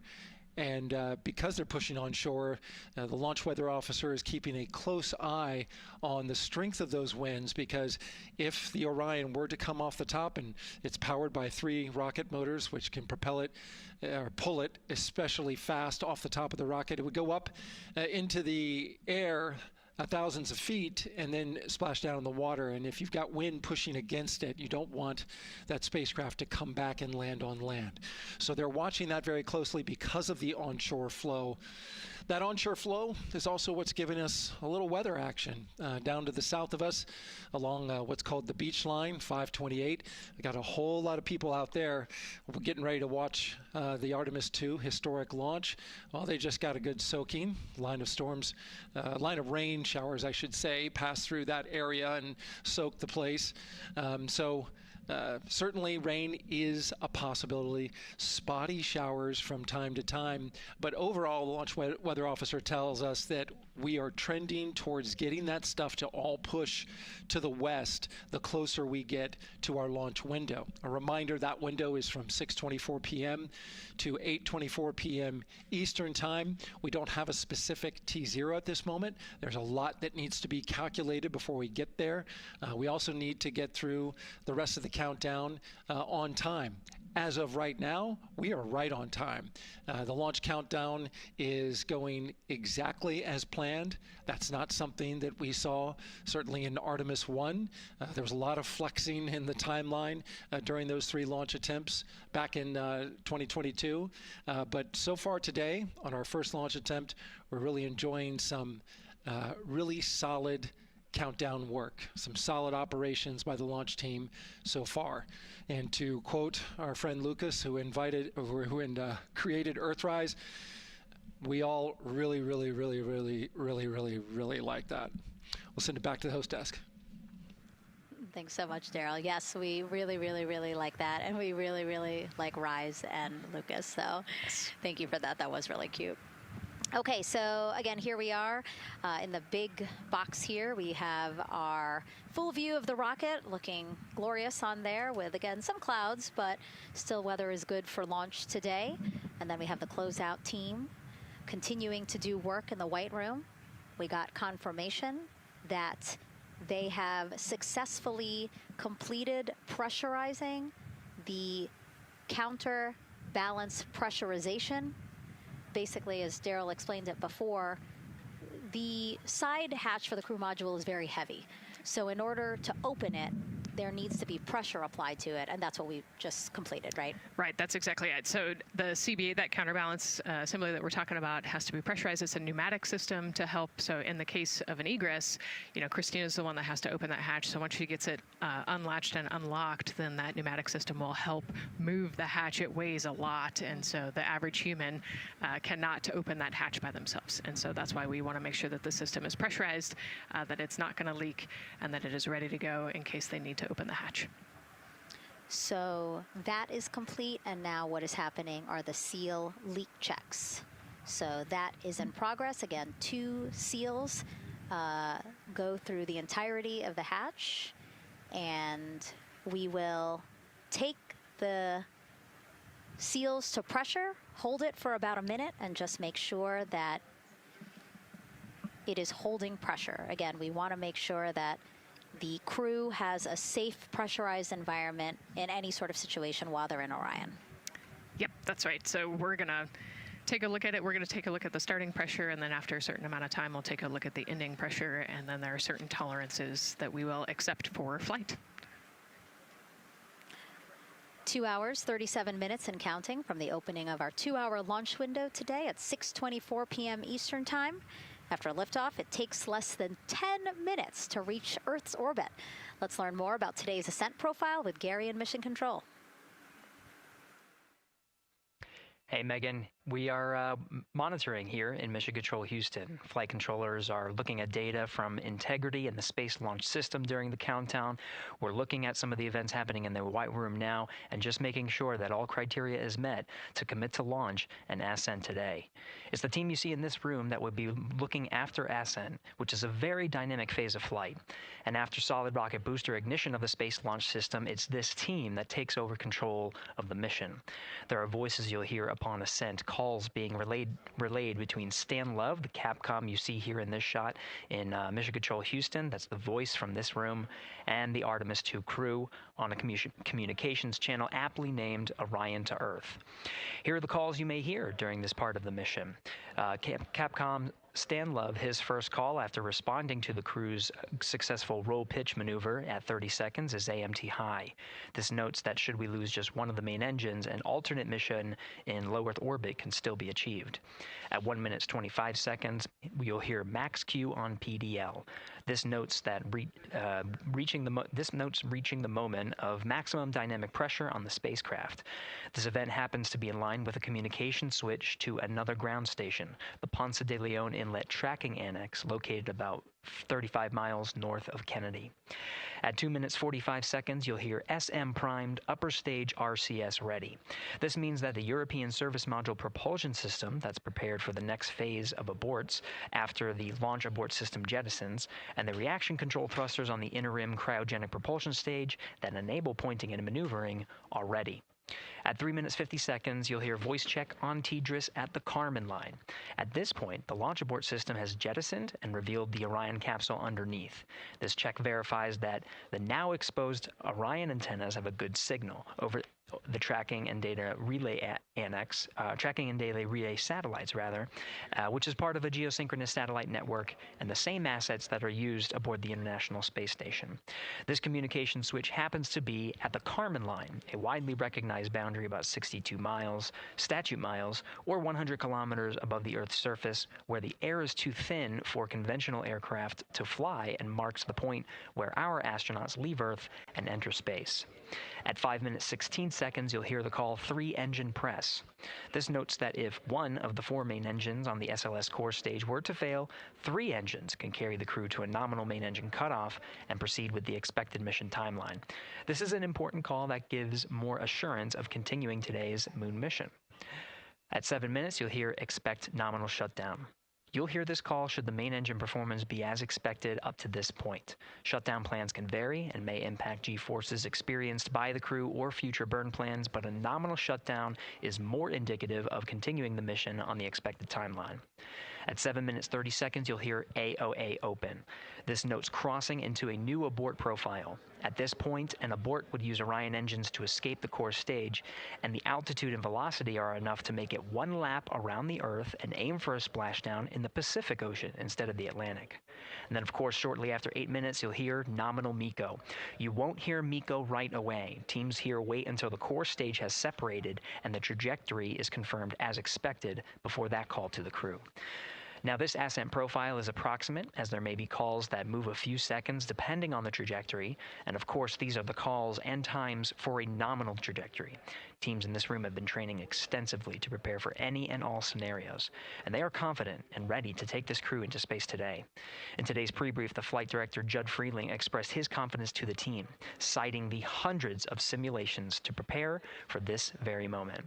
These are the calls you'll hear during ascent less than 3 hours from now, but now we'll turn our attention to the countdown to launch and send it back to you, Megan, at the Space Coast. Thanks so much, Gary. Now, one of today's 4 astronauts, of course, Canadian Space Agency astronaut Jeremy Hansen. Let's go now to Jasmine with her next guest. Thanks so much, Megan. Yeah, we're joining you live now from the Operations Support Building here at Kennedy, where crowds are starting to gather, and we're honored to have Lisa Campbell of the Canadian Space Agency joining us. Lisa, Jeremy Hansen is about to make history as the first Canadian to venture to the moon. What does that milestone mean for your agency? Thanks so much, Jasmine. It's wonderful to be here. It's such a special moment, both for our astronaut colleague Jeremy Hansen, but also for Canada. We're here because of decades of public investment in space robotics, in space collaboration, and so for our country, we're very proud. He's so ready. He's been waiting for this his whole life, preparing, training, and he's a wonderful example of Canada. Yeah, and that's a perfect way to capture Jeremy. He really has been prepping for this his whole life. This will be his first space flight. So what has it been like watching him become part of this Artemis II crew? Well, as I mentioned to you, I've known Jeremy since 2020, and he's a colonel, a fighter pilot, a father, and he really is a very dedicated, passionate human being. So both for him to realize this goal of being an astronaut and flying, he also is hopeful that witnessing that will raise awareness about the value of a space program, of the benefits here on Earth, of exploring the universe and our place in it. Wow, that's beautifully said. And really, this international collaboration has been going on for quite some time now. We've worked together in low Earth orbit and now going into deep space together. So why is it so important that we have these international partnerships? It makes us stronger. We can go faster and further together. Canada is one of the original signatories of the Artemis Accords, and Canada and the United States have been partnered for more than 60 years in space. Wow, that is phenomenal, Lisa. And this really is a team effort in many ways. We also have Jenny Gibbons. Yes. She'll be listening in on Capcom. What is her role going to be like? So Dr. Jenny Gibbons has been training all along as the Canadian backup with the Prime crew. Last night, she was in the Orion capsule checking out all of the communications, making sure all of the systems test out and work perfectly. And then she will be among the first lunar Capcom, helping the astronauts navigate during their mission. Wow, Lisa, that is so exciting. Any final words for the nation of Canada before today's mission? Just, we are so proud, so excited, and we can't wait to welcome Jeremy home. Fantastic. Lisa Campbell, thank you so much for being here today. Thank you, Jasmine. Of course. And with that, let's get back to NASA's Megan Cruz.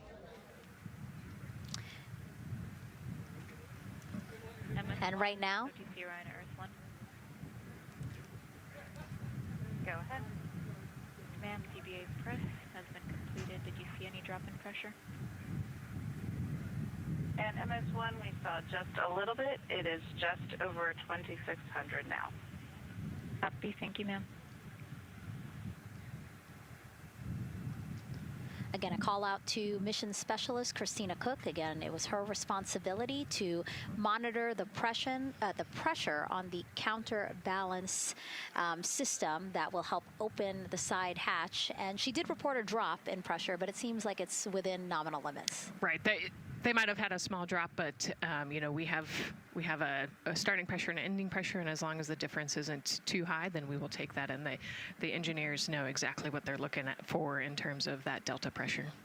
And so again, that milestone on the checklist of things that have to happen before they launch today, that is complete.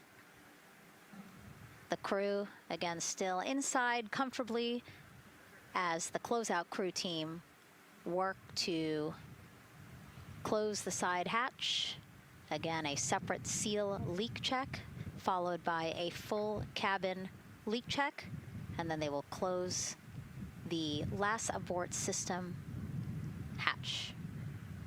Lots to do still in the White Room and marching down the countdown timeline well. And so Bill, again, number 3 there, he is holding a silver flex hose.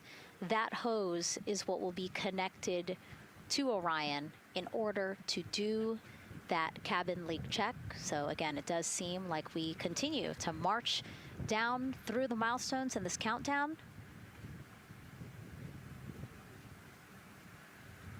Hopefully lifting off today within our 2-hour launch window that opens at 6:24 p.m. Now, right now, people inside the Kennedy Space Center Visitors Complex are learning about this mission. There are great exhibits there about the rocket and Orion, and of course, our Megan Carter with the moon board. All right, Megan and Nicole, yeah, you mentioned that checklist before launch. That checklist is going to continue during the mission, as well as there are several vital objectives that we are hoping to accomplish with this mission. So we've talked about the rocket. We've talked a little bit about Orion. Obviously, during Artemis I, we had that test flight, and there were no humans on board. That is our one big difference for this one, and we are going to have that crew this time. So what are they going to be up to during this mission? Let me tell you just a little bit. Now, for Artemis I, like I mentioned, we were really focused on the SLS, making sure it had the power and capabilities that we needed.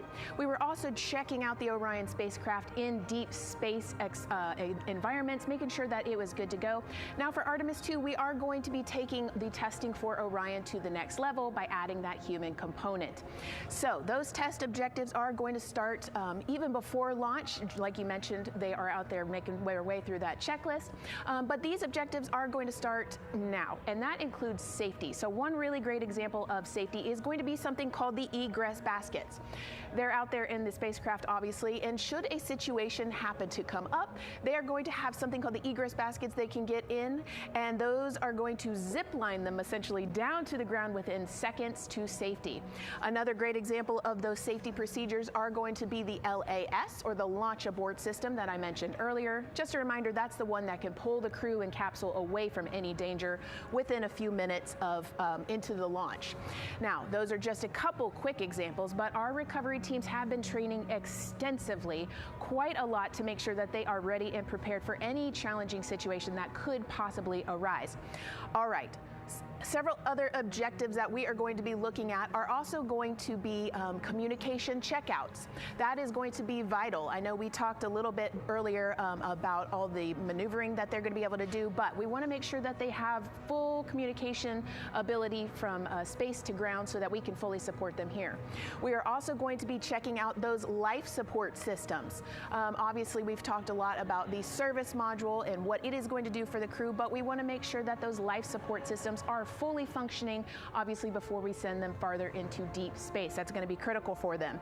So on top of being able to maneuver the spacecraft and check everything out, we are also going to be making sure that everything is fully functioning. So as you can see, big part of this mission is to make sure that the spacecraft, the hardware, and all the operations are working and that the data is going to make sense. And speaking of recovery, we are also going to have the opportunity at Splashdown to recover that launch or that flight data, and we're going to be able to take that back, analyze it, and make sure there are if there are any enhancements we need or changes we need to make before our next missions, we'll be able to do so. So lots to do. They're going to stay very busy, obviously. And with that, I will turn it back over to you, Megan.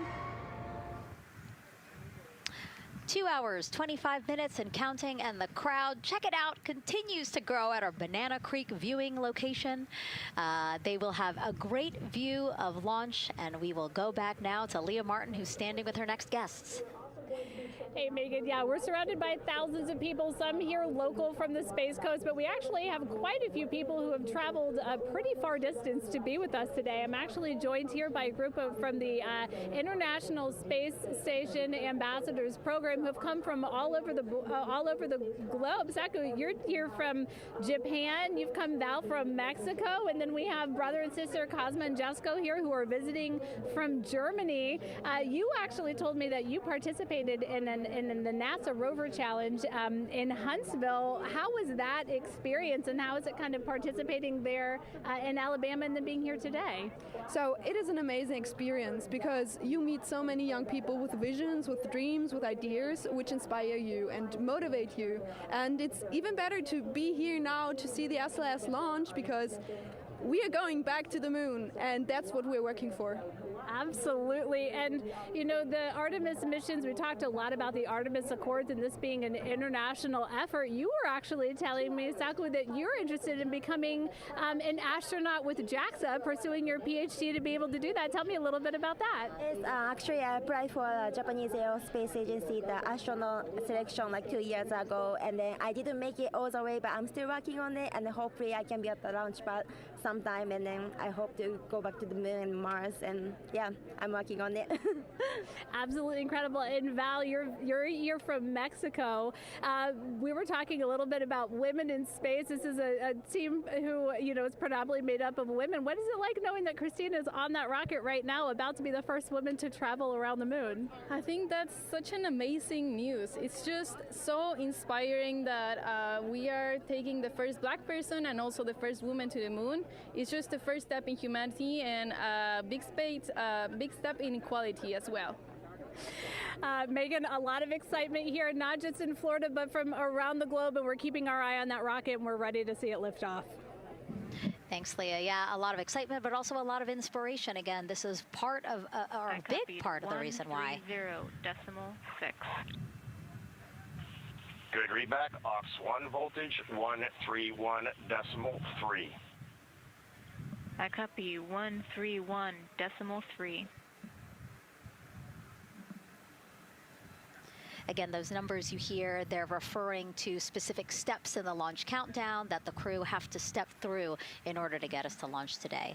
And so we were saying, yes, inspiration, a big part of why NASA does what it does. We want to go together, and we want to explore together to learn more about ourselves and here on Earth. Yeah, humans, I think, naturally want to explore, and so going together, like Lisa said earlier, we're going to go farther and faster than we possibly can alone. And, you know, what a way to celebrate that today. Yeah. Going back to the moon in the first time in over half a century. And we have that great shot there in our small box of the rocket on the pad. And at the very top there, our Artemis II crew.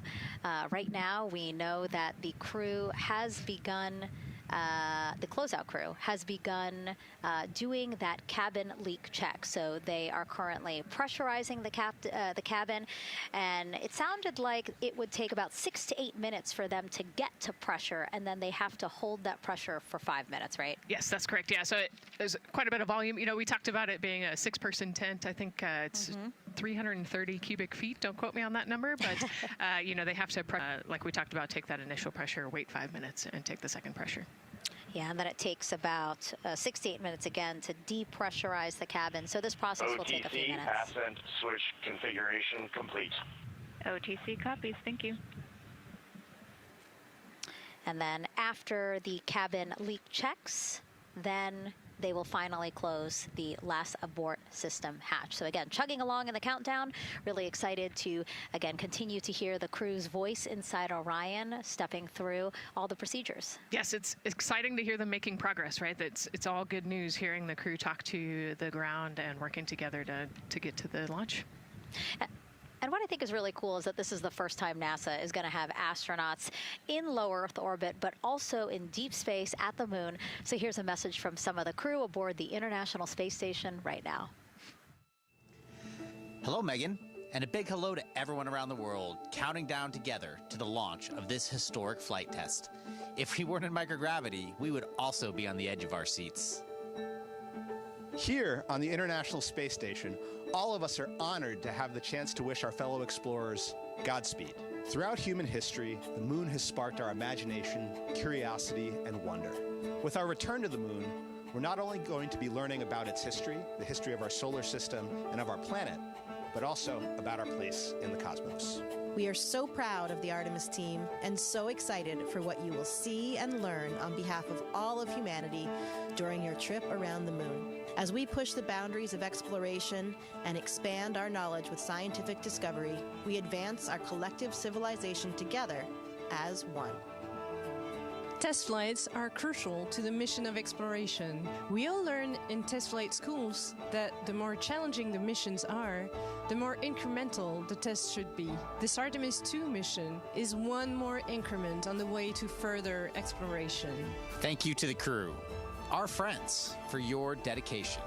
And from the entire Expedition 74 crew, thank you to all of the teams that had a hand in getting the Artemis II mission to where it is today. Back to you, Megan, as the countdown continues.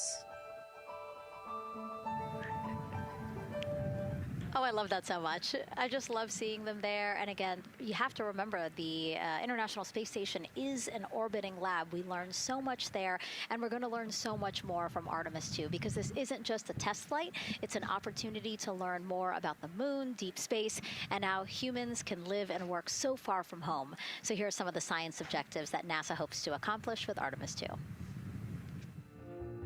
Artemis II is our return of humans to the moon, flying around the moon on board Orion.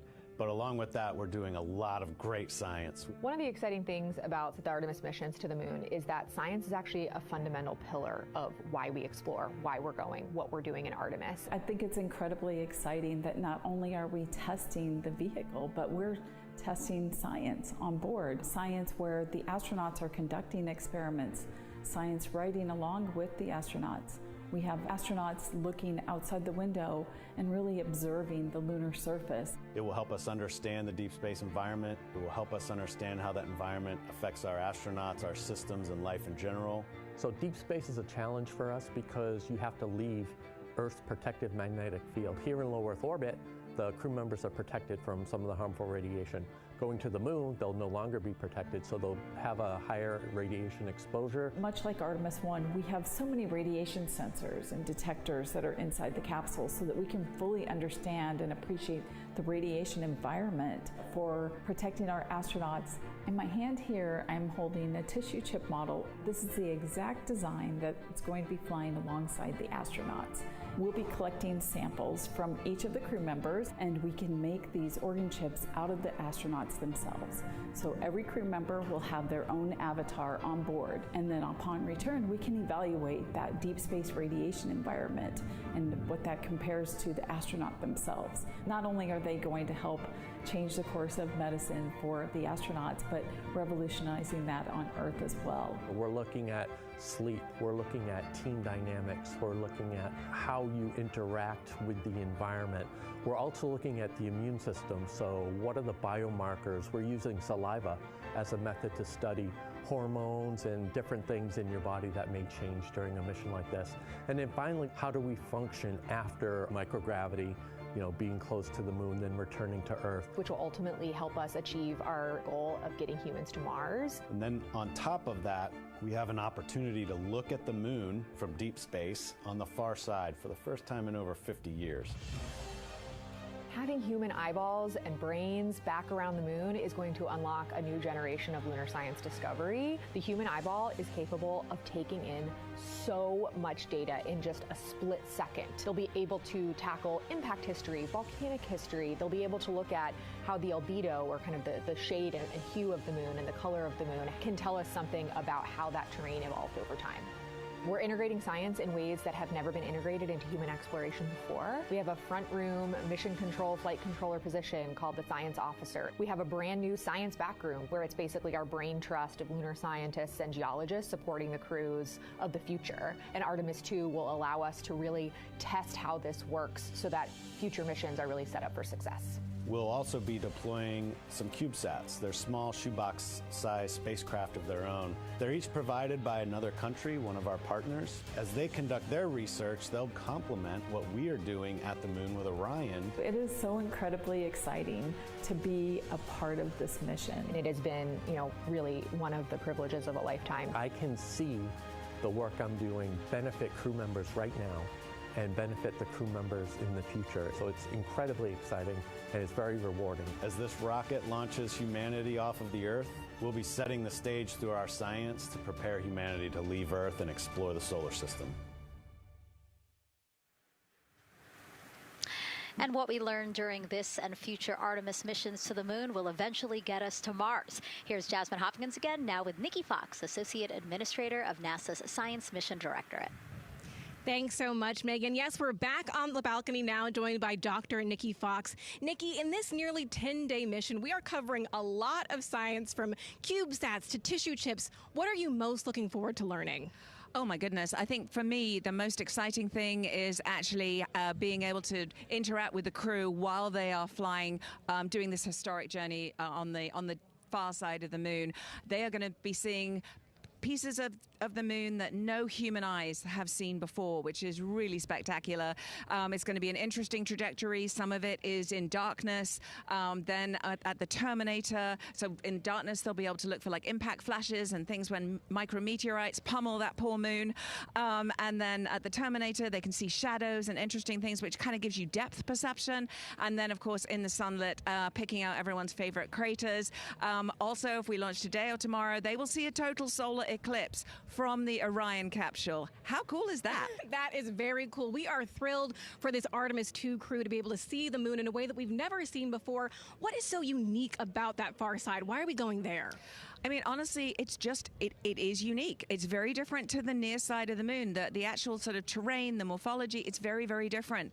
And so it will be very exciting to see that as we're going past that. Absolutely. And Nikki, we are performing a lot of science at the moon this year, actually, not just Artemis II. Can you speak to the commercial lunar landers we're planning to send? Yes, we are very, very proud of our commercial partners as they take our payloads for us to the lunar surface. And very excited. Next one up is Blue Origin's Blue Moon Mark 1 going. It's got some science on it. It's got the scalps that went on the Blue Ghost. So we'll be able to sort of look at that plume as it's coming down onto the lunar surface, and then also the laser retroreflector that will be the array that's up there too. So even on that first test flight, packing it with science as much as we can. Wow, Nikki, so much science. It's hard to keep track of everything. But the unique thing about Artemis II is we're sending crew. Can you speak to the importance of the human element of science? Absolutely. I mean, we can program, like we do with our beautiful rovers on Mars, we can program them to do certain things, and it's what we think we need them to do.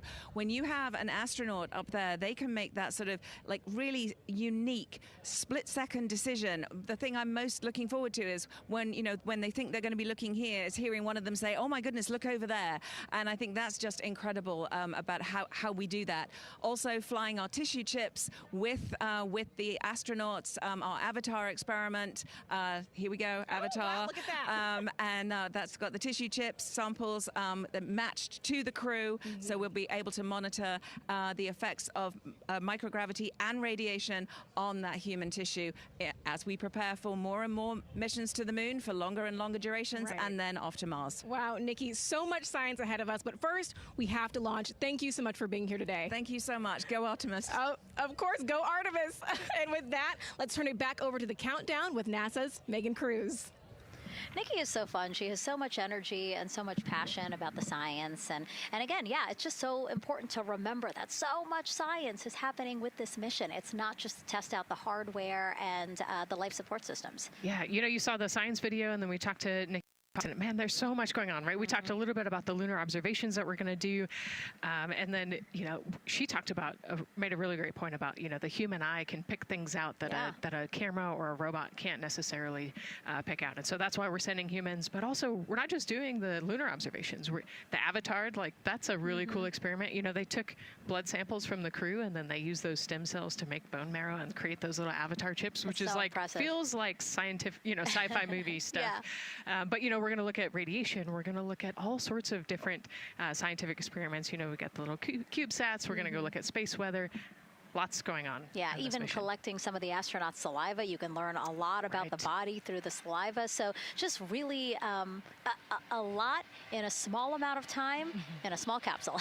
Yeah, scientific discovery. That's why we go back to the moon. Yeah. And so, again, her energy just so... oh my God, I can't find the word. So wonderful. Awesome. I don't know why I couldn't find the word. So anyway, yeah, just really, again, thank you, Dr. Nikki Fox and Jasmine. And so, Nicole, what about answering more questions? Let's do it. Okay, great. First one, what was the word I was trying to get at? No, I'm kidding. Let's have the first question up on the screen now.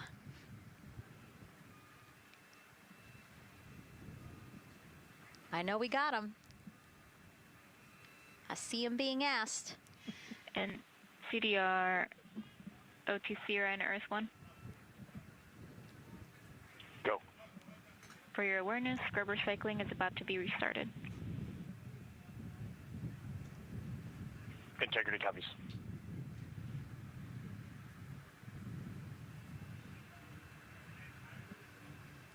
All right, let's try that again. Can we get the next social question, please?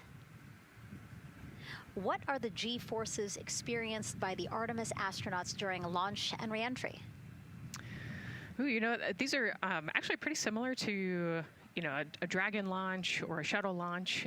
We have to accelerate to get out of the Earth's atmosphere, and then, we talked about the secondary burns that they will do to get away from Earth. But, for me personally, it kind of felt like we got slingshotted off the Earth is how I like to describe it. So, you get set back in your seat and the G forces are into your chest. CDR, OTC, or Earth 1? Go ahead. Cabin leak check complete. The cabin is going to be vented to flight pressure momentarily. Integrity copies.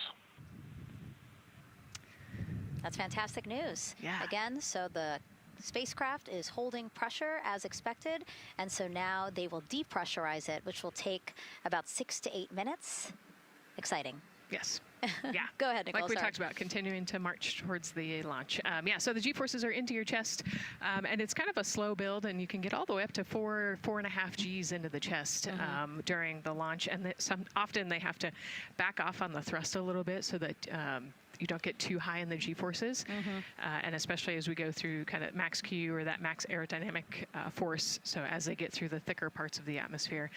And then very similar G-forces on the way home, so slow, steady build up to about 4.5 Gs as the rocket actually decelerates. You heard in one of the packages, when they come back, they're going to be going 7 miles a second. Gosh, that's and incredible. So you have to slow down somehow, and to do that, you have to actually, when you brake in a car, you feel those G-forces, and so for the astronauts, it'll just be, again, into the chest based on the orientation. Great. Thank you so much for that answer, Nicole, and for that question. We're going to continue to try to take as many as possible. Again, you know how to send them to us at NASA Artemis.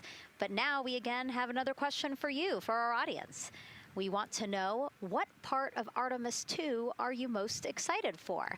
Liftoff, Earth views from Orion, lunar flyby, or splashdown? Tell us again on NASA's Instagram or Twitch accounts, and we'll share your answers a little later in the broadcast. That's a tough one. I don't know what my answer would be. I know. I don't know either. I'm excited for it all, but that's a cop-out. All right, now let's head back over to Banana Creek. Again, the crowds there, really excited. People coming from all over the country, from around the world.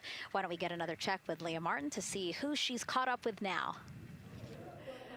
Well, Megan, we were a little while ago talking to some students from around the globe. Today, we're actually talking to some local students who are from right here, locally, Merritt Island in Titusville. We talk a lot about the Artemis generation and about the students who are going to become the next generation of dreamers, of engineers, of scientists and technologists. And I'm actually standing with a group of those students here today. Our local high school has actually implemented a really neat new program in the spirit of being able to create these pipelines for employment and engagement. Can you tell me a little bit about what Merritt Island High School is doing? Sure. Well, this is a new program, first of its kind here at Florida, and basically what we're studying is astronautics and aviation, kind of blended the two together. We have flight simulators in our lab, but students are also learning about engineering, aerospace engineering, and we're trying to make all kinds of pathways available for them, trying to give them opportunities to see which pathway they might want to be interested in. So, yeah, just a great opportunity for them to learn about space. We just finished doing a whole model rocket build where the students took CAD software, developed their own rockets, put them together, and launched them right from our school. So it was very exciting. Incredible. And then another local high school, Titusville, you guys also have a similar but slightly different program. Yes, we do space mechatronics with advanced manufacturing, preparing students to build and manufacture things to automate, do automation to build things on Mars and things like that, or locally too. Now, you told me that you're actually trying to figure out a little bit what you want to do when you're done your freshman in high school. What things are you learning in your class here that are really kind of tweaking your interest in the aeronautics field? So we're building a lot of things with like metal and how we're supposed to do it on the rockets. We're also doing computer programming, which would help with NASA and like programming and coding. Absolutely. And you were actually telling me that I think were telling me that you're interested in becoming a pilot. We talked a little bit about the pilot who is on board the rocket right now. How is this program preparing you for your future? I mean, it's teaching me everything that I know about aviation, and it's really inspiring that I get to learn it in a classroom, like locally as well. It's amazing. I love it. And then you were also telling me you're taking this class. What's the most interesting thing you've learned? I really like the whole design part of it, like actually like engineering, like because I want to be an engineer. Engineering the products we use when we build stuff, that's definitely my favorite part, learning how to use those kind of softwares. Absolutely. Well, Megan, when they're seasoned NASA employees, you'll be able to say that you saw them here first when they were still in high school. Back to you at the desk. I can also say that they have fans. Nicole Ayers here. As soon as that girl said that she wants to be a pilot, Nicole went, yeah, why is that something that's so thrilling for you to hear? I mean, I love when kids in high school have goals and they set their goals high and they want to go do something. You know, the kid who wanted to be an engineer or a pilot, like, I love that. You know, find something that you're passionate about, go work hard at it, and go get good at it. Yeah, and speaking of passion, I mean, we definitely have a whole bunch of people here passionate about what NASA is doing here. Again, the lawn behind us just filled with media from around the world, making sure that they can help tell our story to everyone who is interested in hearing it. So back here in Florida, of course, we have NASA leadership also keeping a close eye on launch operations. Let's go now to Jasmine Hopkins, who is standing by with Lori Glaze, Acting Associate Administrator of NASA's Exploration Systems Development. Thanks so much, Megan. Yeah, we're honored to welcome Dr. Lori Glaze to the balcony now. Lori, this is our very first time having crew on an Artemis mission. How does that feel, and how does that change our overall approach to the mission? It's a really good question, and it really came home today when we were watching the crew walk out, and then we saw them get into their van and go out to the pad, and we've been watching them getting into the crew module. And so we've really put an enormous amount of rigor into assuring the safety of our crew. One of the most important things on this mission, different from Artemis I, is we now have environmental controls and life support systems. One of the most important things we're going to do on this mission is test those out and make sure that we can keep our crew healthy and safe throughout their mission. We also on this mission have an activated launch abort system, which we had the system for Artemis I, but it wasn't active. But we definitely had that active on this mission. We want the ability, again, if something goes wrong, to be able to have that ability to abort and get them back to the ground again, safe. Absolutely, Lori. I mean, as you're driving home, safety is paramount here at NASA, and your program is responsible for all of these Artemis elements. We have the Space Launch System, Orion, ground system. So how do you get everybody cohesively on the same page for a day like launch? And that's a great question, and it's really been wonderful to watch our teams working together. We have the ground systems, which are kind of the bookends of our mission. The ground systems help prepare us to get the rocket ready to take off. They're doing all of the loading of the tanks right now and getting the crew into Orion. And then at the back end, they'll be there to recover the crew when they land in the ocean. But they know that their job is to make sure that that rocket is ready to go and that the crew module is ready to go.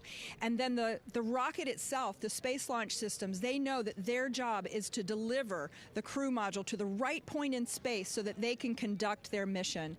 And then again, they have to make sure that everything is ready, that they set them on the trajectory that is going to bring them around the moon and set them up to land in the right place in the Pacific Ocean. And that's their job, and they know how important that is.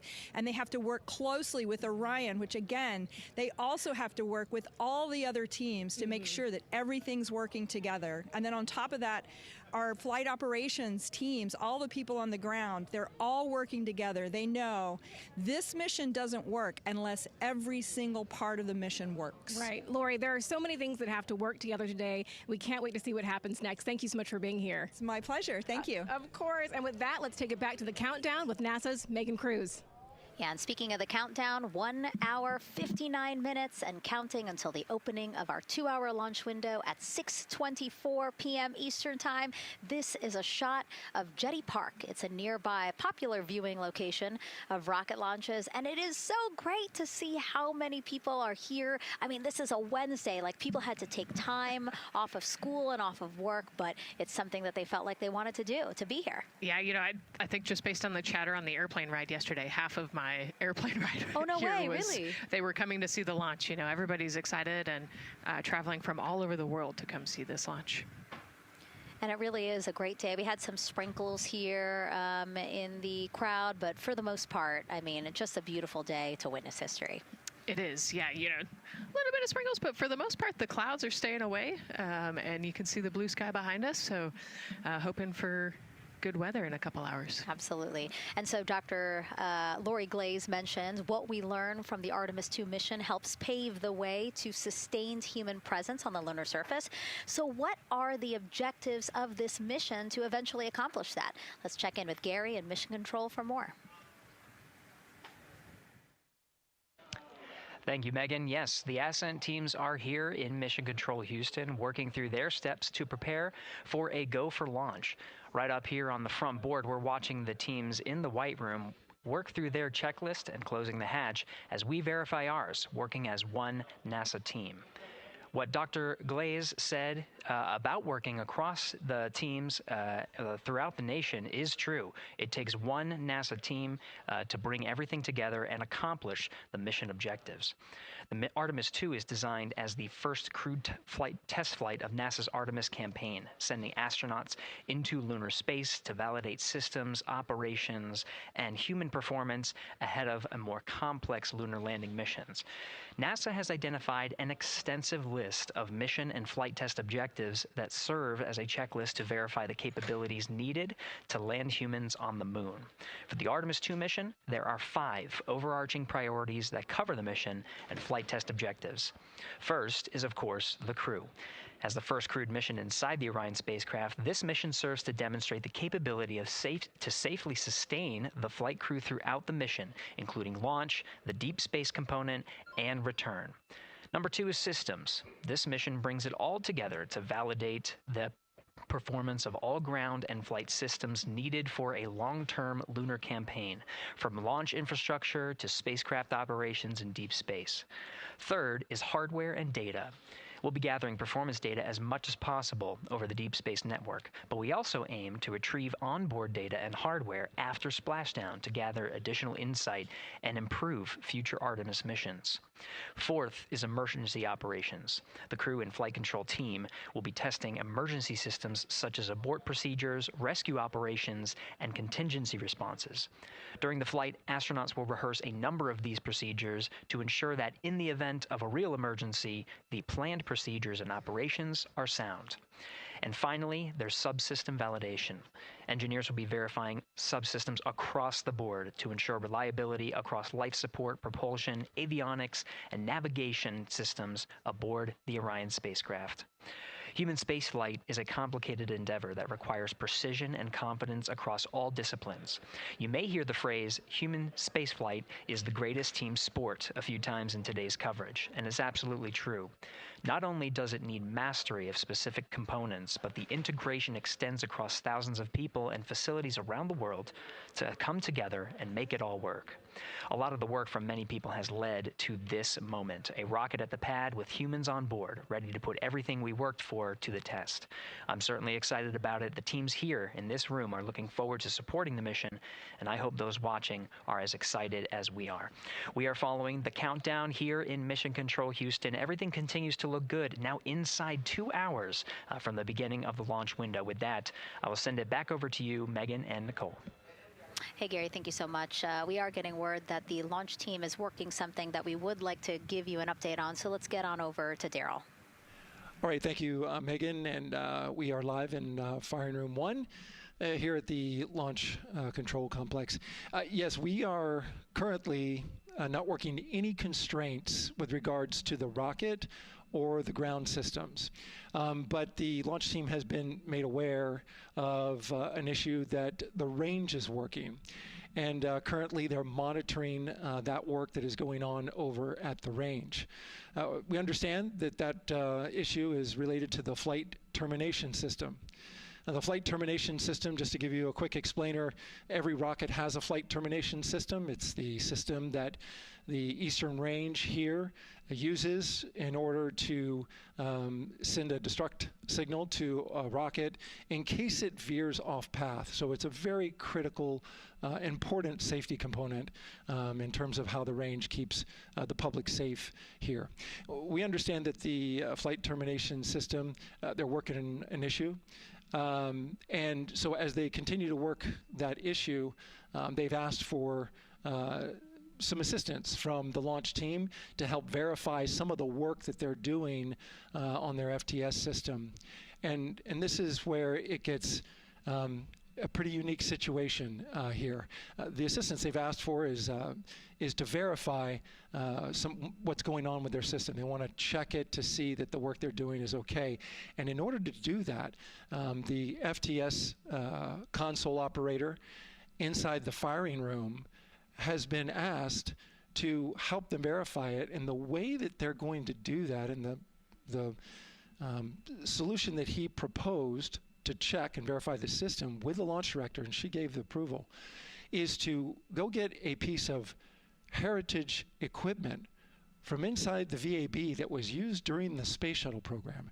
And this equipment is able to receive commands by the range through the flight termination system. And so with this piece of equipment, this console operator who works FTS was granted permission to go go over to the VAB next door and get this equipment that he's very much aware of and used during the space shuttle era. And so that is in work right now. The bottom line of all this is, at this moment, the range is no-go. But that is not stopping us from moving forward in the countdown. We can continue to process and work the countdown. The closeout crew will continue to do their work, and the launch team will continue to do their work as well. But we'll keep you updated on what happens in regards to, as far as my understanding goes, a pretty unique situation here with trying to bring resolution and kind of help out the situation that we're seeing at the range right now. And that's the latest here from the firing room. I'll send it back to Megan and Nicole out the host desk. Thank you, Daryl. Yes, very unique, but I think it speaks to the ingenuity of this team, right? To say, hey, we have this equipment at the VAB. Why don't we leverage it to try to solve this issue and work it? Yeah, what a great example of human creativity, right? We know this thing exists. Let's go solve this problem. We have time, like Daryl said, we're going to continue to march down the countdown. So we'll continue to get the rocket and the crew ready, but we still have that 2-hour window. So in the meantime, let's try to figure out what's happening with the range. And speaking of the range, what is the range for people who might not watch rocket launches with us often? Sure, yeah. So anytime that you launch a rocket, you have to clear the airspace, right, in the launch corridor. So where the rocket's flight path is going to go, you have to make sure that that whole airspace is clear. And so we actually have assets, the Space Force helps us out with this one, but, we want to make sure that there aren't airplanes in the way and there aren't other, maritime assets in the way or things like that. So that there's a whole group of people. We talked to, actually, Gary said it great, right? It's a huge team sport, and so there's a whole group here on the ground that is monitoring that launch corridor to make sure it's clear and ready to go. And so if they're having issues, then we definitely can't launch this rocket. We don't want to launch blind into a corridor that we can't see. Yeah, because as Daryl said, I mean, it is very important, the flight termination system, needing to activate it in case of an emergency. So yes, something that we will closely be monitoring throughout the countdown, and hopefully again won't be an issue, that they can fix this issue by going to the heritage hardware that's in the vehicle assembly building. Right, what a great idea. Okay, so again, under 2 hours from the opening of our 2-hour launch window, 6:24 p.m. Eastern Time. The crew, as you can see there, inside of Orion, relaxing, getting updates from the team, but also just getting in the right headspace for hopefully launch today. Let's learn a little more about each of them now.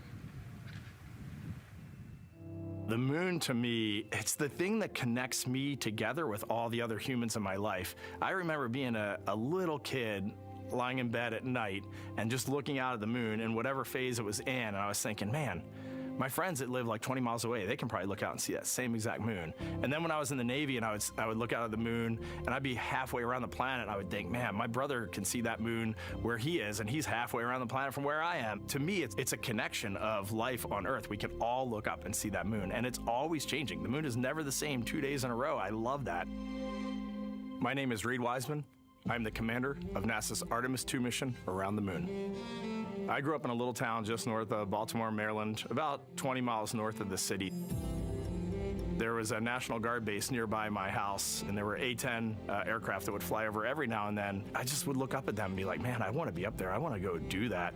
And then my brother went to the Naval Academy, and I would go every year and watch the Blue Angels fly during commencement, and that just started to grow and grow and grow. For a while, I wanted to join the Air Force, and then I realized Navy flies as well, and they fly from ships in the middle of the ocean, and that was it. Like, done deal for me. That is exactly what I wanted to do for my career. Flying is freedom to me, especially when you're in a jet aircraft coming off of an aircraft carrier in the middle of the Pacific Ocean. Nearest land is over 1,500 miles away. So when you come off of that aircraft carrier, you are truly just alone with yourself out there. It is a magical experience to be out there all by yourself in an aircraft over the Pacific. Just it's free. I think anybody who accomplishes something that they set their mind out to, there's no one thing that does it for them. It's a combination of everything. I mean, the way my parents raised me, the way my brother and I, the way our relationship developed over time, my friends, being in the marching band, going to college, setting my own course, learning how to live on my own, being mentored along the way, being, kept on the path to success, but being given the freedom to, make excursions and fail every now and then and regroup and carry on. I think all those things come together in the end to get you where you are. I've had to overcome, I'm a human being. I've had to overcome a lot of fears. I'm pretty scared of heights. I joked about that on the International Space Station, but it turns out I'm only scared like at the edge of a building. When you're up on the International Space Station, even though you're 250 miles up, I never had that feeling of falling or that I was, at risk up there. I just kind of loved the feeling of floating and looking down at Earth. There have been challenges all throughout my life. By far, the biggest challenge was losing my wife in 2020 to cancer and now raising two daughters who are grown up now, but that's been the biggest challenge by far I've ever had to face. It is not easy. Being an only parent, trying to work a full-time job, and raising two kids is something that I think about every single day. I'm very proud of the work I've done. I haven't always done it well, but I've always shown up and tried as hard as I possibly can. I do wonder what it's going to be like when we are really far from Earth and can see it. The sensation of being so far away from everything that you know. I had that sensation on the space station the first time I got to sit in the cupola for a really long time. So I can only imagine what that's going to be like from 200,000 plus miles away. My name is Victor Glover, and I'm the pilot for NASA's Artemis II mission around the moon.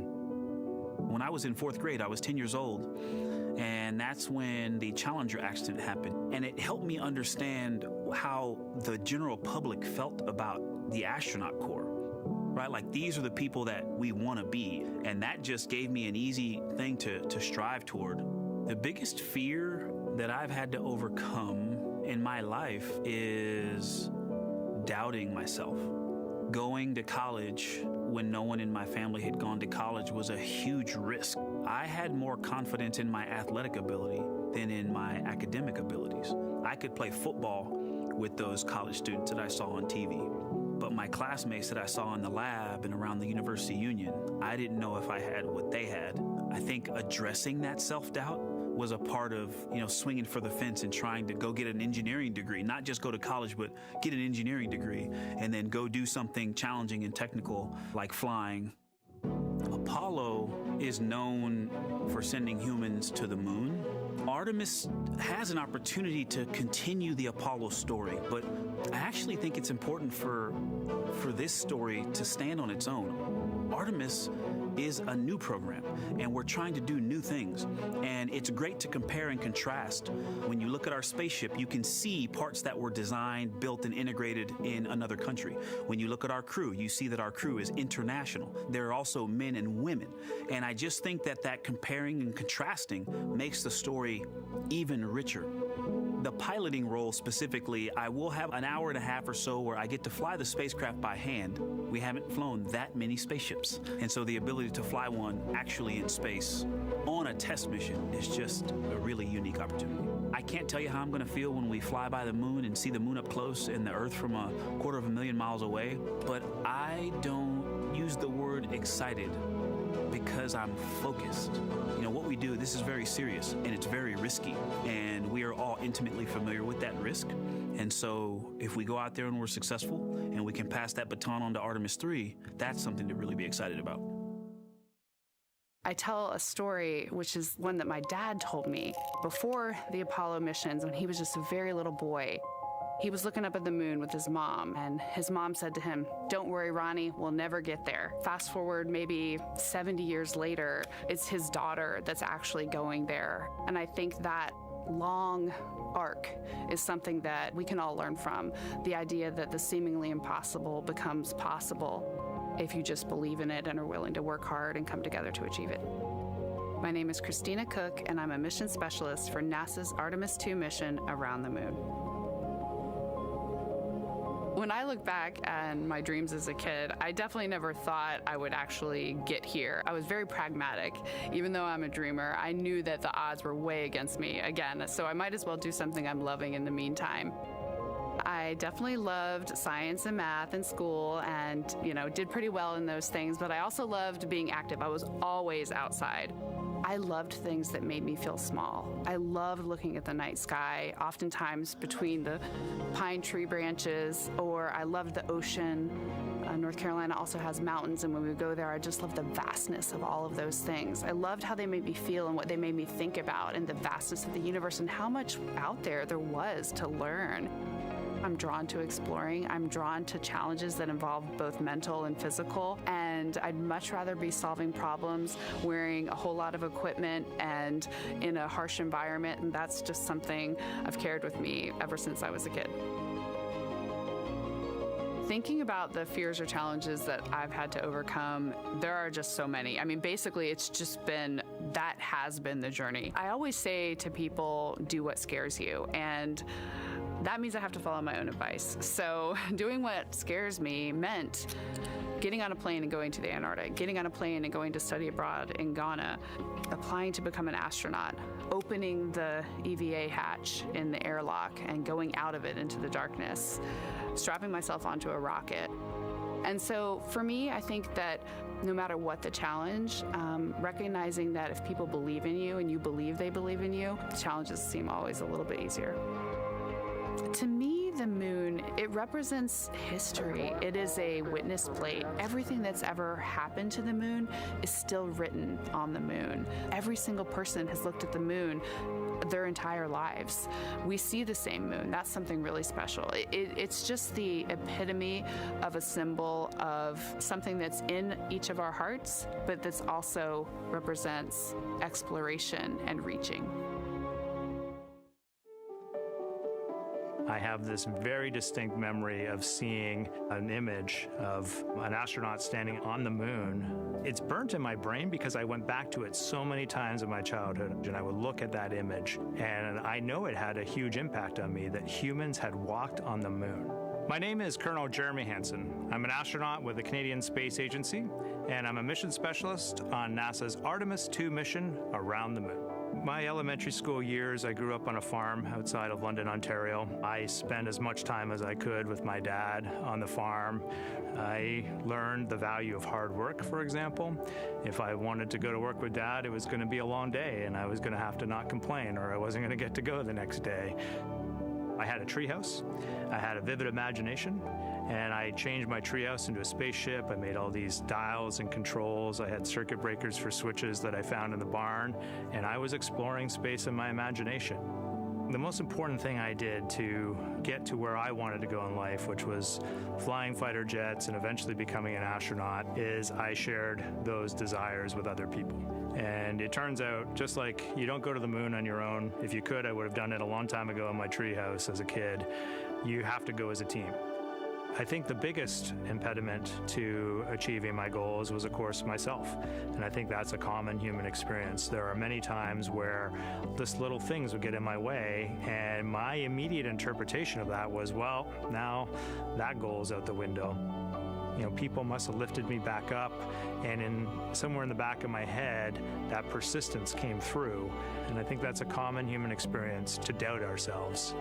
I've come to this, I guess, realization that I believe that we all have gifts to contribute, and the goal is to figure out how to use your energy towards adding positively to humanity's existence on this planet. But I love it when humanity sets big goals, like sending humans to the surface of the moon with an eye to eventually going to Mars, because when we do that, we can bring together genius from not just even in one country, but around the world. I've also learned from my indigenous mentors that they refer to the moon as Grandmother Moon. So you've probably heard of Mother Earth. They use Grandmother Moon because Grandmother Moon is responsible for the water in their community, just like the moon moves the water around the planet, affects the tides. And I think that's a really beautiful thing for us as we go back to the moon, to think about all the different cultures around the world and how they view the moon differently. And that's really neat because we all share that same moon in the night sky.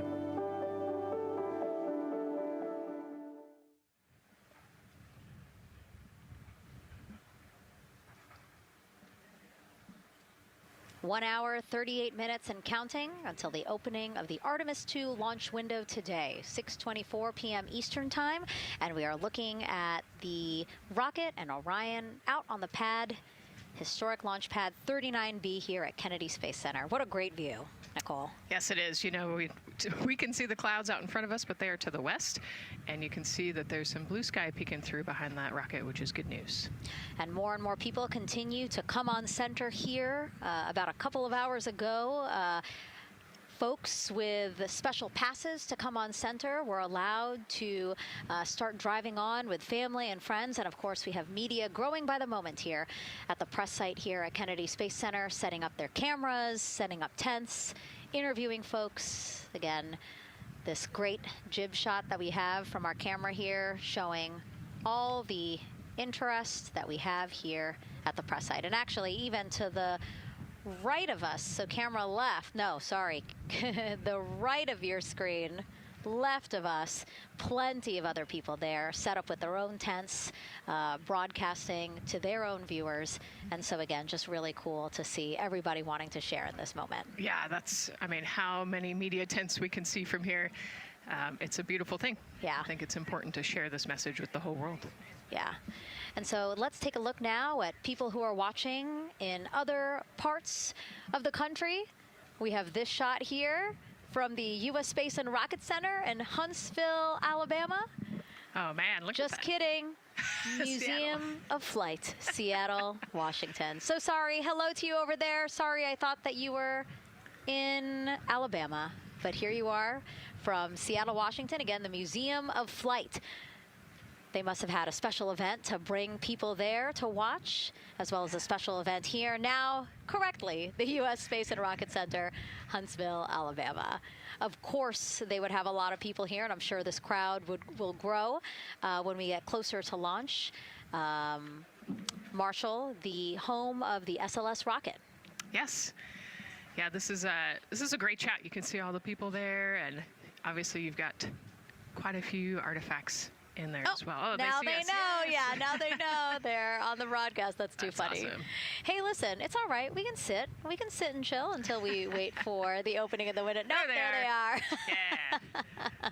Everybody's excited. Thank you guys for showing us your excitement. I know deep down it was in there. It's just that you felt like sitting at the moment, and that's all right. There's a little delay. Yeah, that's all right. Well, thanks so much to those supporting these watch parties and bringing them to us live here. Actually, our video paths are taking quite a circuitous route to be able to bring those live views in from Seattle as well as Alabama, but we're glad that we can be able to share it with you in the broadcast now. And so why are we going to the moon? Why does NASA want to build a moon base there? Here's Megan Carter again with our moon board. All right, thank you, Megan. Yeah, so we are right around that hour-and-a-half mark, hopefully for that launch. It's going to be very exciting. So they are going to have a few days to be around the low Earth orbit, and then they'll be heading on to the moon. So yes, let's talk what will be happening. Why are we going to the moon? So obviously this is not going to be a landing, as we've discussed. They are going to be coming with 4,000 to 6,000 feet around the moon's surface, and this is going to connect us directly to our past. Those Apollo missions did have 6 lunar landings, and the Artemis campaign is looking to build on that past by going back to the moon, staying longer, and then going farther. So how are we going to do that, and why? We have obviously talked a little bit about that lunar South Pole, and we are focused specifically on the far side of the moon for this one for a specific reason. You might have guessed we're going to be looking for some resources especially, and that's going to be water or water ice. That is going to be giving us some really critical pieces for future missions. And as you can see here, we have identified 9 potential landing zones. So this is going to be a critical objective for our crew. Depending on when they launch, it will determine what is going to be visible, but we do have these 9 landing zones right here around the Shackleton crater. And as you can see here, a lot of that area is deep and dark, and that is where we are going to be looking for that water ice, because that is obviously going to give us not just water to drink, but as we know, that can actually be converted into our propellant potentially, that hydrogen and oxygen. So that is going to make the moon a critical place for that moon base, because we want to think of it essentially as a backpacking trip. If you have your tent and your hiking boots and your camping stove and all your gear, you don't want to take that out and be on the trail for the first day and then try everything out. You're going to test things out a little bit closer to home before you go out on that adventure. And that kind of goes for us as well. So the moon is going to be critical for us in the future steps towards our lunar landings, and then also for going farther on to Mars in the future. It's going to set us up for that deep space exploration, and we can't wait to see what they see once they get to that flyby. But for now, we are, like I said, getting closer. So I'm going to turn it back over to you, Megan. Exciting stuff. Again, the idea of accomplishing a moon base, like as we've been saying, sometimes things just seem like science fiction, and it's amazing that we're making it science fact. Yes, yeah, we're going back. We're going to scout it out, and then on the future Artemis missions, we're going to put boots back on the moon for the first time in over half a century.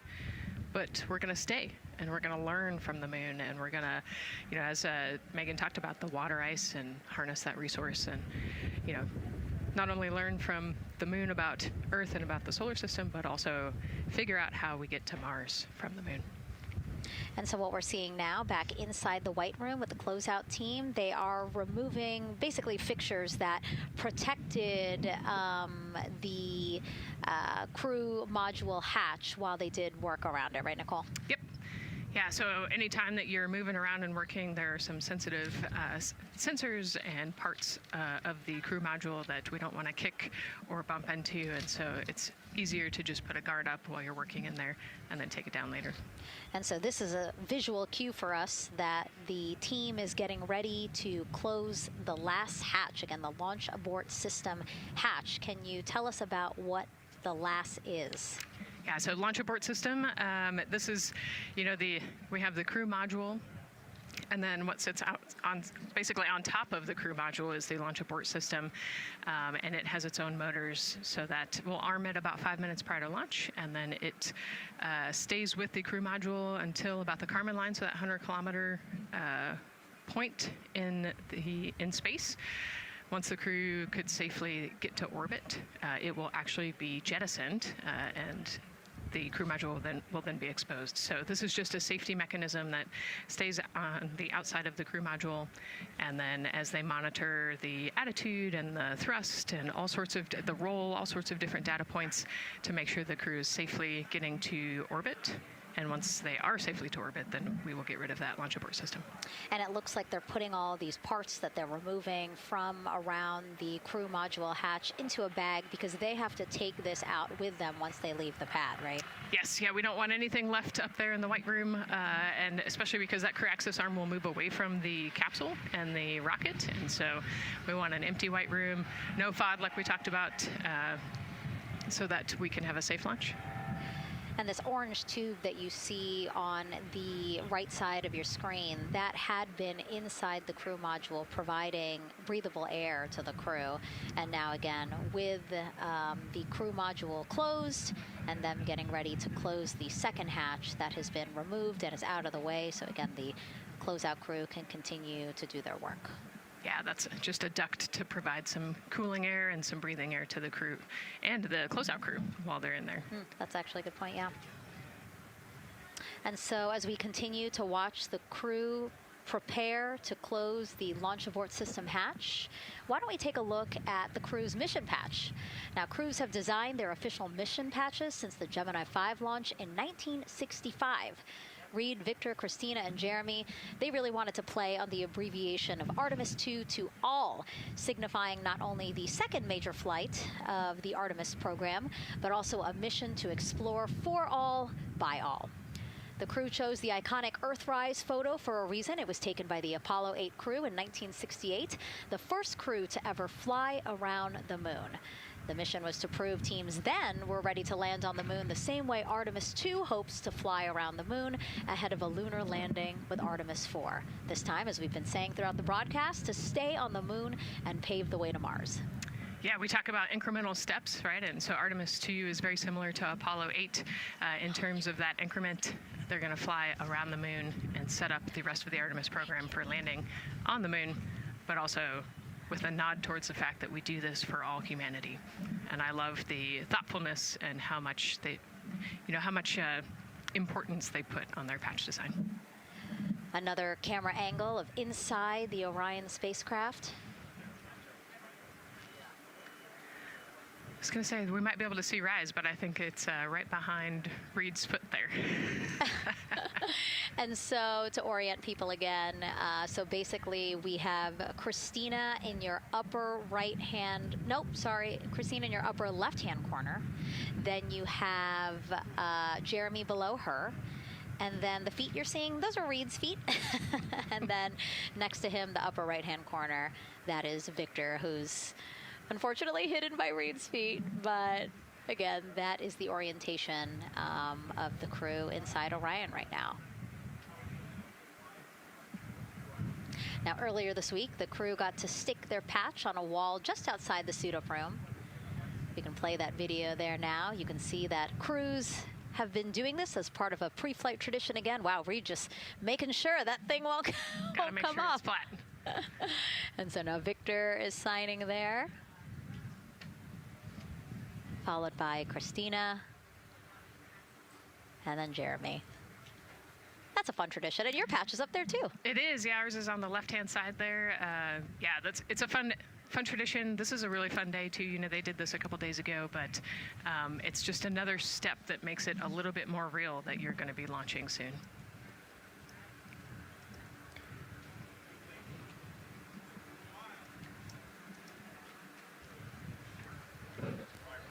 Again, we talked a little bit about this before. The basically like a computer there on Jeremy's leg, a way for him to just check out the data, see some of the data that also Reed and Victor are getting to see, but in those much bigger displays for Orion. Right, yeah, it's basically a tablet on his leg, and it's actually plugged into a cord nearby that allows him to have a screen repeater so he can see what they're looking at. And it looks like he's taking notes.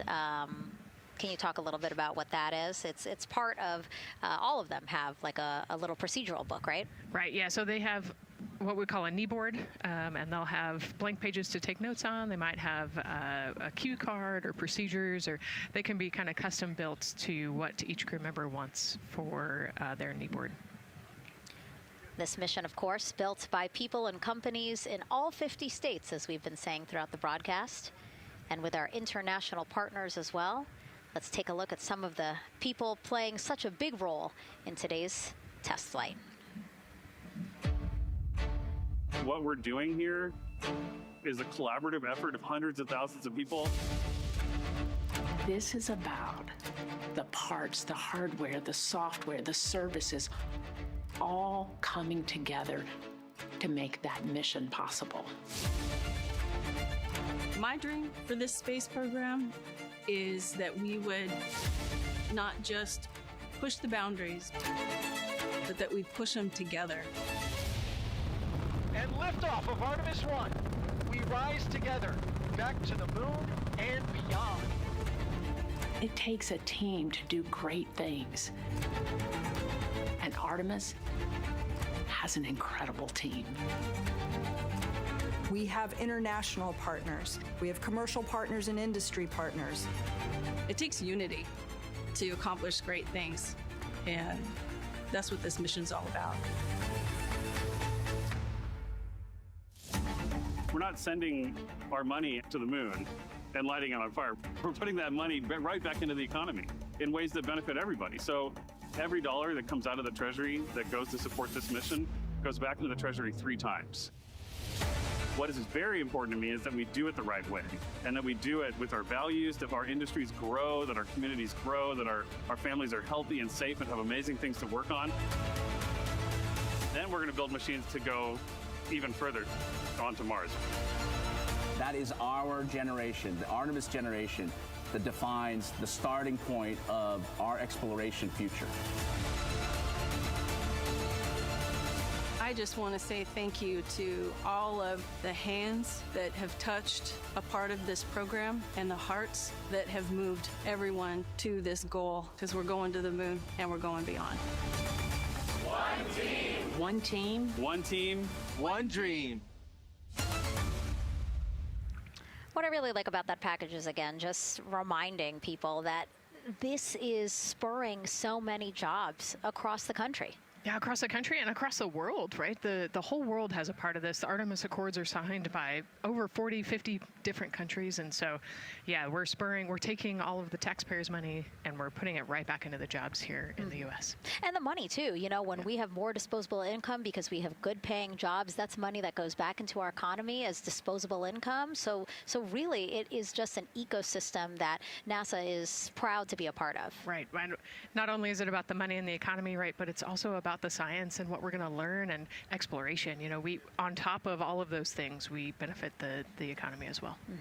Obviously, Nicole is a wealth of knowledge. We're very lucky to have her. We're going to be tapping into that knowledge throughout the broadcast, and we have been for now close to 4 hours. So thank you, Nicole. I hope you're holding up okay. Yeah, I'm loving it out here. It's been great. Let's learn a little bit more about Nicole. Her first mission to space was actually last March. She launched from here at Kennedy Space Center as pilot of NASA's SpaceX Crew 10 mission to the International Space Station. And what a beautiful launch that was. She spent 148 days in space conducting science experiments that could benefit us on Earth. For example, one studied the physics of liquids, which could help researchers deliver medicines more effectively. She also conducted an almost 6-hour spacewalk to help upgrade the orbiting lab's power system. Nicole is a lieutenant colonel in the U.S. Air Force and flew one of its most advanced aircraft. She was born in San Diego, California, and is a twin. That's a cute photo of the two of you. Oh, that one too. Young explorers, yeah. Yes, yes. That's so great to just see how far you've come. Again, I think that speaks to what we've been saying. Like, you know, just if you're passionate about something, go for it and see where that takes you. Yeah, I think that's a great example. You know, I was a serious little kid with really high goals and, you know, just kept working hard and never got bumped up the path and ended up here. You know, I think it's a testament to the human, like we talked about, you know, if you're willing to work hard, be a good team player, you can really get anywhere you want in life. And that's what I love to talk about. Christina has mentioned similar things. And so it's been kind of a theme for the day. Yeah, definitely a theme for the day, a theme for the team. The team has said the same, the crew has said the same sort of things. So absolutely, Nicole, thank you so much for being here. And hopefully only a little bit more until launch today. Hopefully. So today's Artemis II test flight will mark only the 7th time NASA astronauts will launch on a new NASA spacecraft designed for crew. And then controlling the flight will be Mission Control in Houston. Our Gary Jordan is inside with flight controllers. Hey, Gary. Hey, Megan, you are right. This is a significant milestone, and we may be putting the names of a few more astronauts in the history books today. The Artemis II crew is set to launch today will join a select list of humans to fly in a spacecraft for the very first time. And Artemis II, like missions before it, is a test mission. During ascent, the crew and the teams here in the room are prepared for a variety of scenarios. Some of these will be called out directly by Capcom Stan Love during ascent, and some are a little more subtle.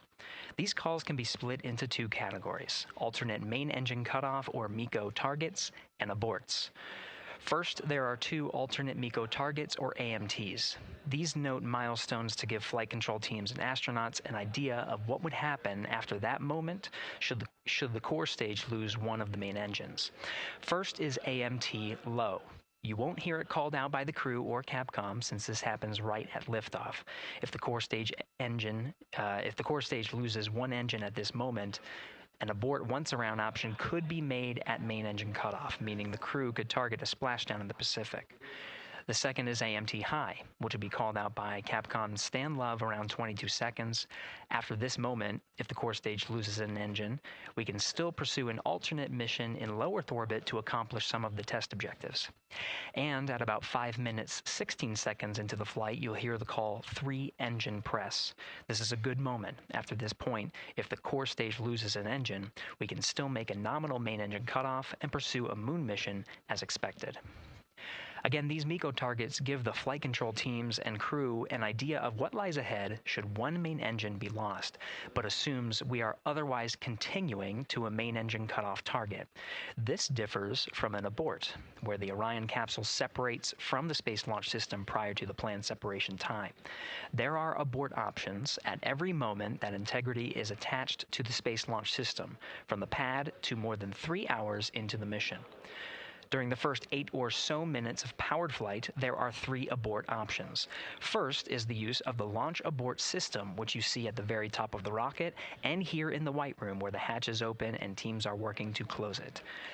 This particular abort capability can be used from here at the pad through roughly 3 minutes and 22 seconds into the flight.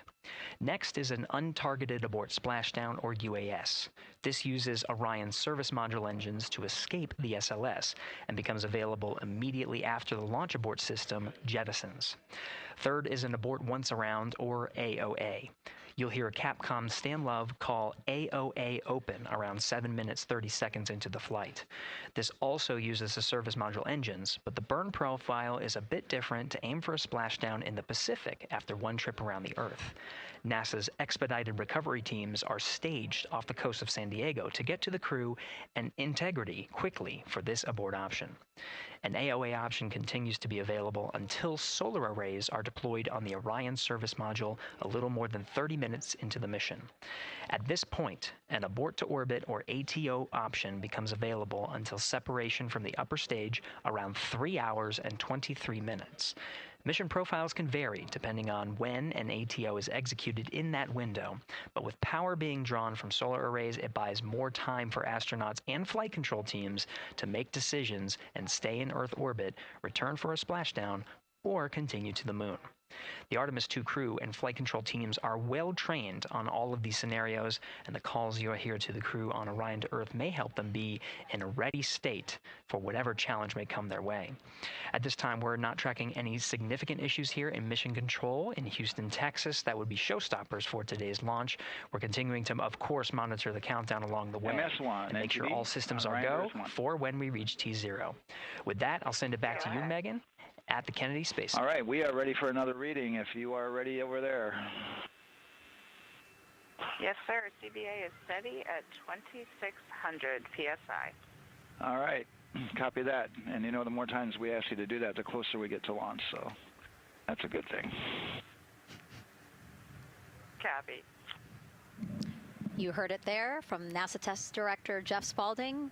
The more that they keep on asking her how the pressure is holding in the counterbalance assembly mechanism is a good thing, because it means we are getting closer to launch. So that's amazing news over the loops that we just heard on Orion to Earth 1. Again, that communication channel with the crew. But now I want to get back over to Daryl with the launch team. He has an update now on the flight termination system that the team was tracking. All right. Thank you very much, Megan. And we're getting an update now from the launch team as we speak.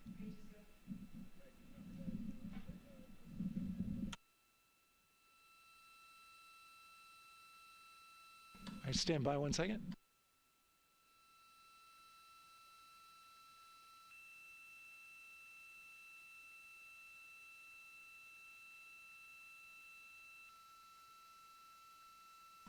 Okay. Sorry about that. We're just getting an update, in fact, about what I was about to report out on the range. And the good news is the range is go. So we reported that they were working to verify their equipment regarding the FTS system. And they asked for a little of that verification work to be done by one of the FTS engineers here in the firing room. He went out to the VAB to get some legacy hardware to help out with it. But in the end, this is a fix that the range had come up with to get clearance, to clear the range rather, and to as well work the FTS system. And so now they are go. Again, the range is go. That is no longer a constraint. And so you combine that with the fact that the rocket and the ground systems here also working, no constraints. clear board here is great news. So again, the range is green, and we're continuing to work through the countdown. We got a weather update that came in to the launch director from Launch Weather Officer Mark Berger. He reported out that there's still a little bit of feisty weather activity that's happening up in the Titusville area. That's the city neighboring the Kennedy Space Center. Those showers had passed over Kennedy, and then now they're currently over in Titusville, currently still within that mile kind of constraint of flight through precipitation rule. But we're still far enough from the window that it looks like it won't be an issue. And in fact, we're seeing some good sunlight now breaking through onto the launch pad. As you can see, it's actually shining on the other side of the rocket here. But to the west, we're starting to see some of that clearing that was forecast. And so the launch weather officer held his forecast for 80% go for flight during our launch window tonight, which, as a reminder, is 6:24 p.m. Eastern Time until 8:24 p.m. Eastern Time.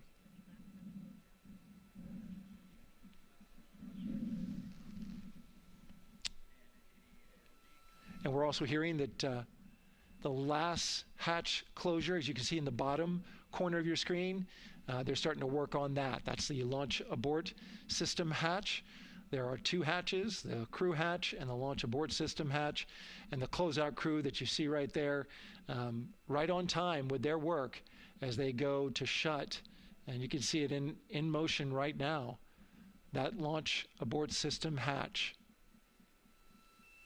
That's the latest from the firing room. We'll send it back to the host desk. Thank you so much, Daryl. Great news all around. And yes, we did just see them close the last hatch.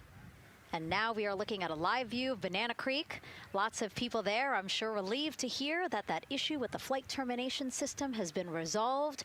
And we are go for launch. Go for launch from the range, go for weather, and go from all of them, I would imagine. Yes, it's got to be exciting. The crowd is building. And as Daryl said, you can start to see the sun poking out here, and we can see all the clouds are moving north and moving away from us. So it's all good news. And so as we know, we have our Leah Martin down there at the Banana Creek viewing location, and she's standing by with some other guests. Hey, Megan, I don't know if you heard that huge cheer just now. If you heard a big rumble, as soon as Daryl said that the range was clear for launch, everybody clapped. It was super excited as we get to do some final countdowns. Standing next to me, I have Hudson and Maddox, the son of brothers here. And I asked you a little bit earlier, how excited are you to be here for launch? What did you say? I'm very excited. It's our mom's birthday, and not a better way to celebrate right now. I asked you on a scale of 1 to 10, how excited are you? Would you say? 11. Yeah, 11. I'm very excited. Super excited. Yeah. So, Megan, we've been watching the launch broadcast here and hearing some of the questions that you and Nicole have been asking and answering. And I actually wanted to ask these two kids, if you could take a 10-day trip around the moon and take 3 people with you, who'd you take with you? Well, I'd take my dad and my mom. And I don't know. Probably my best friend. I'd just say one of my friends, Oh, one of your friends. So brother got left out. Who would you take? That was just what I was thinking. My dad and my mom and my best friend.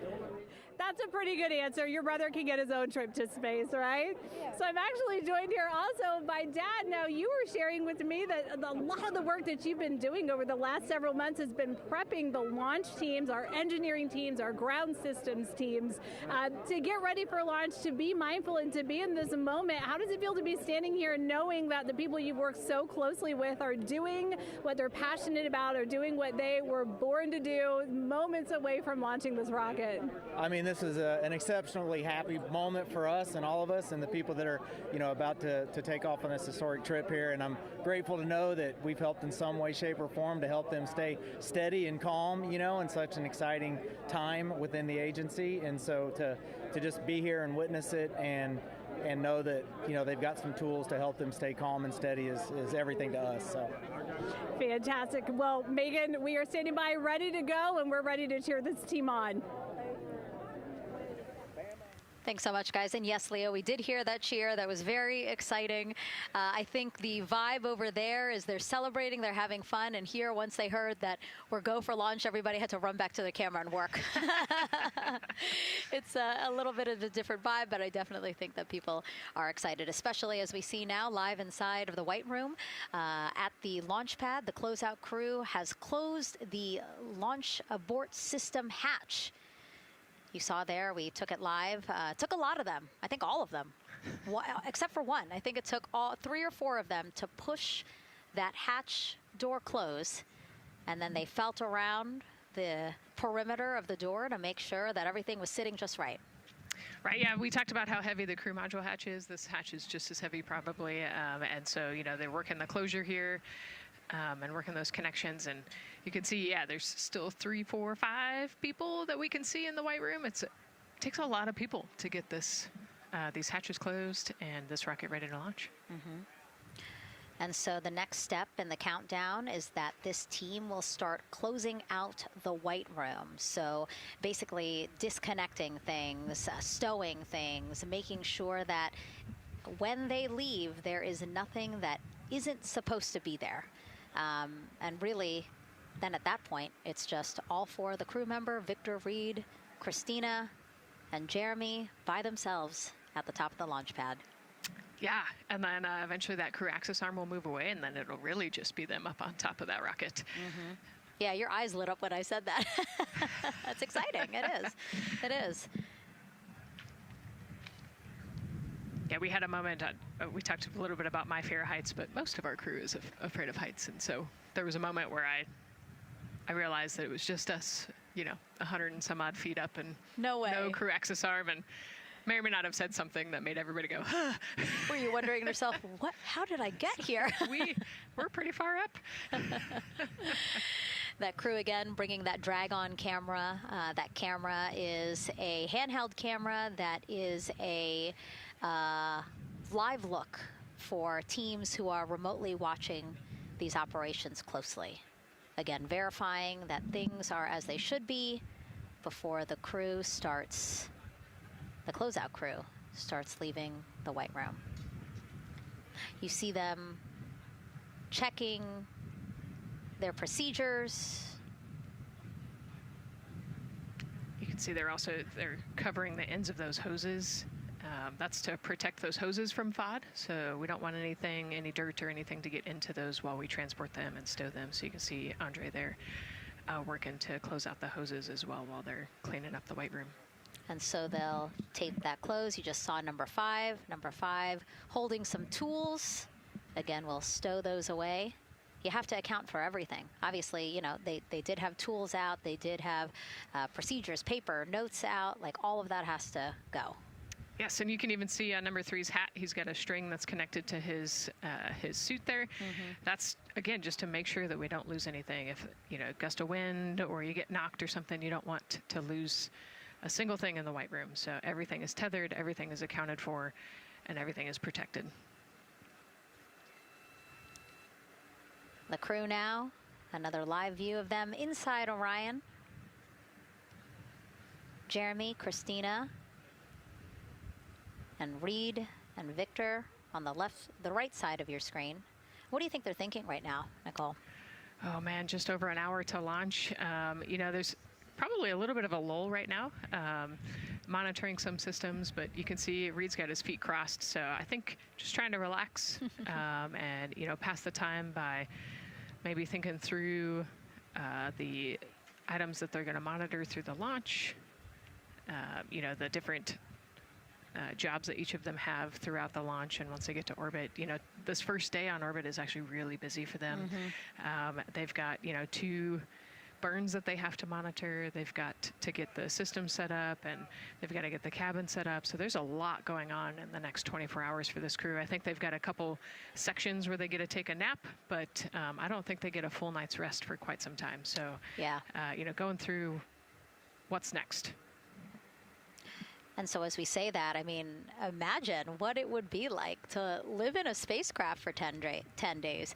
Let's take a look at what life will be like in Orion. Artemis II is our first crewed mission back to the moon since the Apollo program.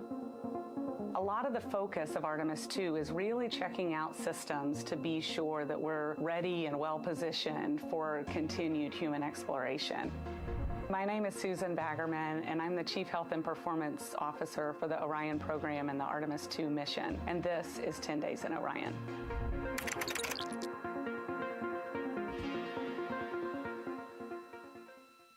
For this mission, the crew will launch in the Orion spacecraft on top of the Space Launch System rocket, or the SLS rocket.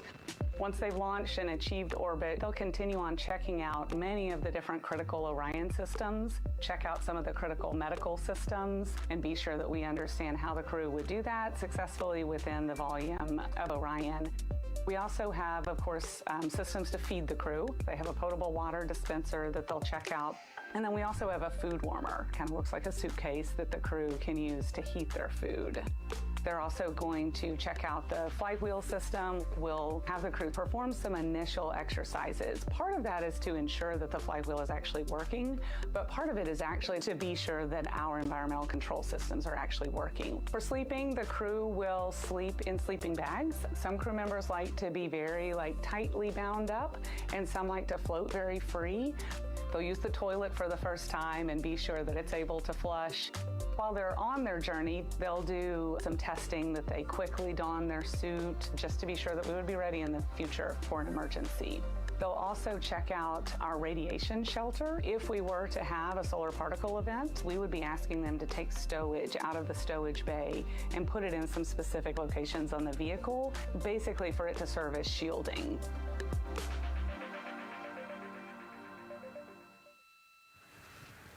And so I want to talk a little bit more about what we just heard in that package. I am interested in the space food. So Reed, Victor, Christina, and Jeremy have a pretty big menu to choose from, so that's really cool. We're actually going to pull up a graphic now that kind of shows you some of the food that they're going to have with them on their 10-day journey around the moon. We know of more than 10 types of beverages. There's coffee, a mango peach smoothie, apple cider, lemonade. So those all sound delicious. And now I've just remembered I haven't eaten lunch. They're actually not too bad. I actually have a mango peach smoothie with me today. No way. Yeah. So you can see they come in these little packets here, but it's just kind of a dried powder that you add water to. So this would actually, you'd add 175 milliliters of water and let it sit for 2 to 5 minutes, and then you can stick a straw in it. You saw in that package they put a straw on the top septum portion there, and then you can drink it. And so this is the packaging. This is food that you brought up with you, or that you had while you were at the ISS. Yes. Yeah. Actually, this is all food that we have available to us on the standard, what we call the standard menu on the space station. And so, actually, the graphic there showed quite a bit of the standard menu that they're going to take with them. So, let's pull space it back food up, is space actually. food. Yeah. We can use the food that we have been using. You know, our food lab at Johnson Space Center actually creates that food, and then they stabilize it and they package it for us and everything. So they do a really wonderful job out there. We've got different types of food. You know, you can see I've got this is a soup, tomato basil soup, so thermal stabilized. It's already hydrated, so you just throw it in that food warmer that we talked about, and then you can eat it. But then we also I have some shrimp cocktail here that's, you know, irradiated, so it's in a package that protects it. I'll show you. I've got a brownie too. That's probably my favorite one. But are we eating it? We might, if you're. Yes. Look, see, they want us to eat. I don't know what happened, but it worked out with what we were saying here. So it's in an outer package to help protect it against, you know, radiation, and then it's in this inner package. And so this cosmic brownie, actually, the trick, Ann McLean, my crewmate, taught me. The trick is you got to put this in the food warmer and get it nice and warm, and then you can get it. But so what we do is we just take scissors and you open it up, and then it comes right out. So these brownies are nice because they don't have a ton of crumbs, and so you can actually just eat it pretty easily in space. You know, if you imagine, that would not happen in space. It would not fall. But yeah, so we've got all sorts of things that you can actually eat. The menu's pretty good and pretty diverse on the space station, and then as you saw, pretty diverse for Orion. Nice. Yeah, that's amazing. And again, here's a look at the crowd that's starting to continue to grow here as we get closer and closer to launch. We are now under an hour from the opening of our 2-hour launch window at 6:24 p.m. Eastern Time. And so let's take some questions from social media. We haven't taken some of those for a while. You put that brownie away, Nicole, or I'm going to steal it. Nicole, we have another celebrity who submitted a question. Let's take a look. Okay. A quick question for the Artemis crew. What food from Earth would you bring with you into space? And why would it be lasagna? Because that's the greatest food. Again, not really a question. Yeah. Because he was like, it's lasagna. It's got to be lasagna. You know, there is lasagna on Space Station, and it wasn't too bad.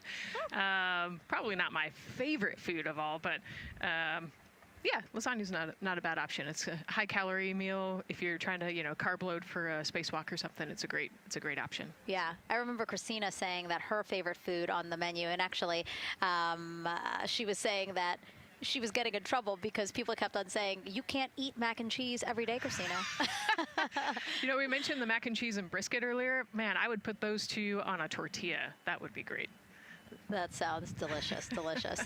Well, thank you so much, everyone, for sending in those questions. For everyone from a 5-year-old that we got a question from to all the way to Roy Woods Jr. there, a comedian. So thank you so much. And if you're just joining us, welcome to the Space Coast of Florida, where we are counting down to liftoff of Artemis II. You see a beautiful aerial shot there of our rocket on the pad.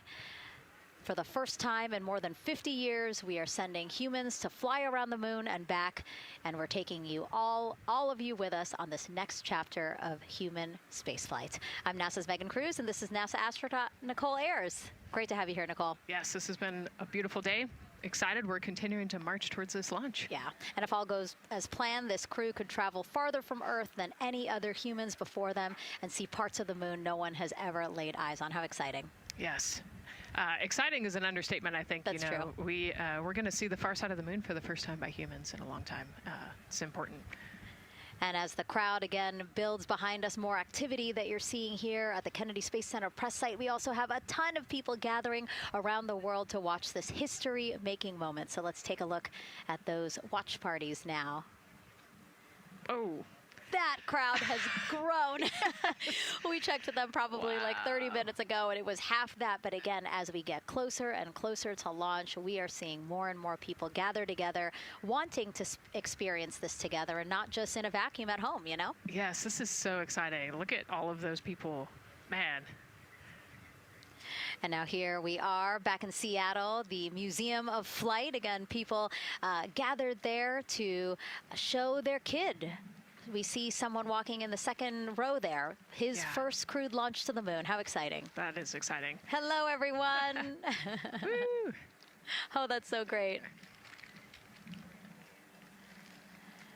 And now let's get you up to speed on what's happened so far. Again, we are now within an hour of the opening of our launch window. So what has been happening so far today? Well, a lot.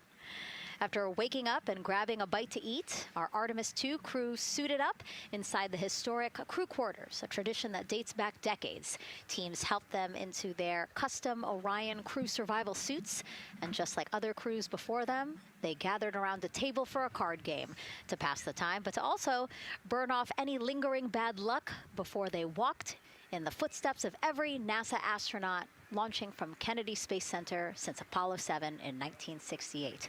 They walked outside the Neil Armstrong Operations and Checkout Building to greet a crowd of family, friends, supporters before getting into their Astrovan for their security-escorted ride out to historic Launch Complex 39B. They got a close-up look at the SLS rocket, then walked across the crew access arm and climbed one by one inside their Orion spacecraft. After that, teams conducted final checks with the crew before closing both hatches, the crew module hatch, as well as what you're seeing there, the launch abort system hatch. And now we are back live at the pad where the closeout crew is getting ready to leave the White Room. They are now tethered, Nicole, because they are about to move some pieces that connect the Orion spacecraft to the White Room, correct? Yes, there's kind of what I would call a shroud. You can see them working that there. So it is actually connected, so that way the gap between the crew access arm and the crew module, and well, I guess that's the LAS there, is covered. but they're about to remove that so that the crew access arm is not connected to the rocket in any way, so that it can retract here in the next few minutes. And for how we're looking with the launch countdown milestones, let's go to Daryl Nail in the Launch Control Center.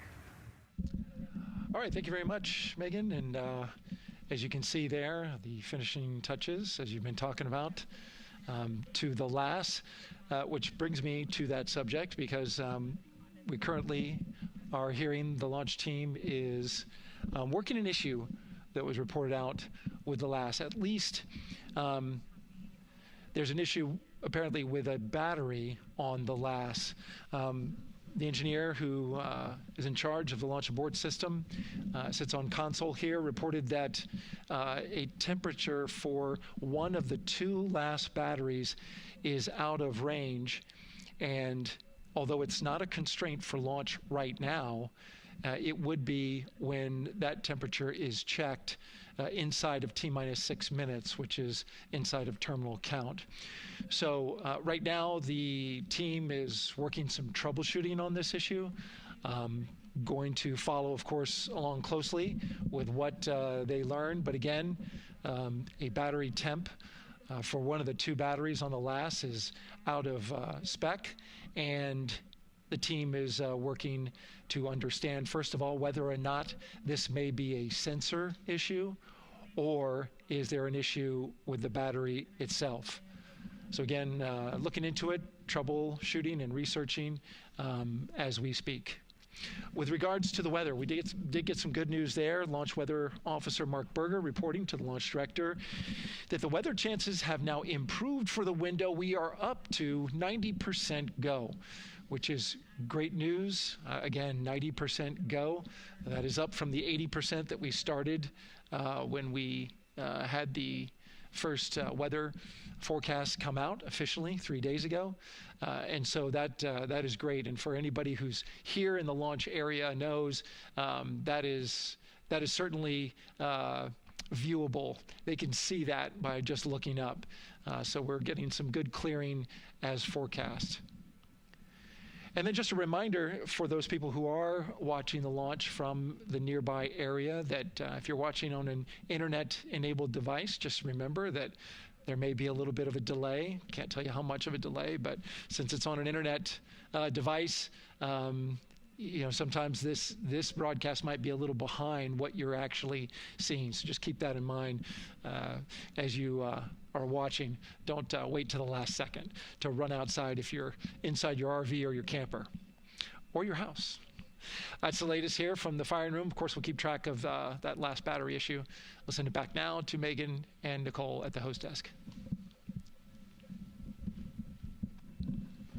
Two of them there had to be tethered to the inside of the white room, because obviously now we have detached the white room from the Orion spacecraft. Yes, that view is quite something. Yeah, spectacular. Yep. Oh, no, I'm sorry. I forgot. Nicole's scared of heights. An astronaut afraid of heights is actually not uncommon, as we've learned today. But yes, so obviously, again, things proceeding as we march closer to the opening of our 2-hour launch window at 6:24 p.m. Eastern Time. Again, the closeout crew just finishing up those last couple of things they have to do before leaving the white room and then leaving the pad, leaving only the 4 Artemis II crew members inside the spacecraft by themselves at the pad. Yeah, and then we'll be curious to follow the battery issue on the LAS as well. I think sometimes it's just a sensor issue, sometimes it's a battery issue. So hopefully they figure that out quickly. Mm-hmm. And so if we can take a shot of the crew inside the capsule, if one's available, why don't we talk a little bit more about each of them? So we have Artemis II Commander Reed Wiseman, Baltimore native, and he's actually, you see his feet in that shot there from inside Orion. He's been in space once before as flight engineer for Expedition 41 aboard the International Space Station from May through November 2014. During the 165-day mission, Reed and his crewmates completed more than 300 science experiments in areas like human physiology, medicine, physical science, earth science, as well as astrophysics. They actually set a milestone for station science by completing a record 82 research hours in a single week. He also served as chief of NASA's astronaut office from December 2020 to December 2022.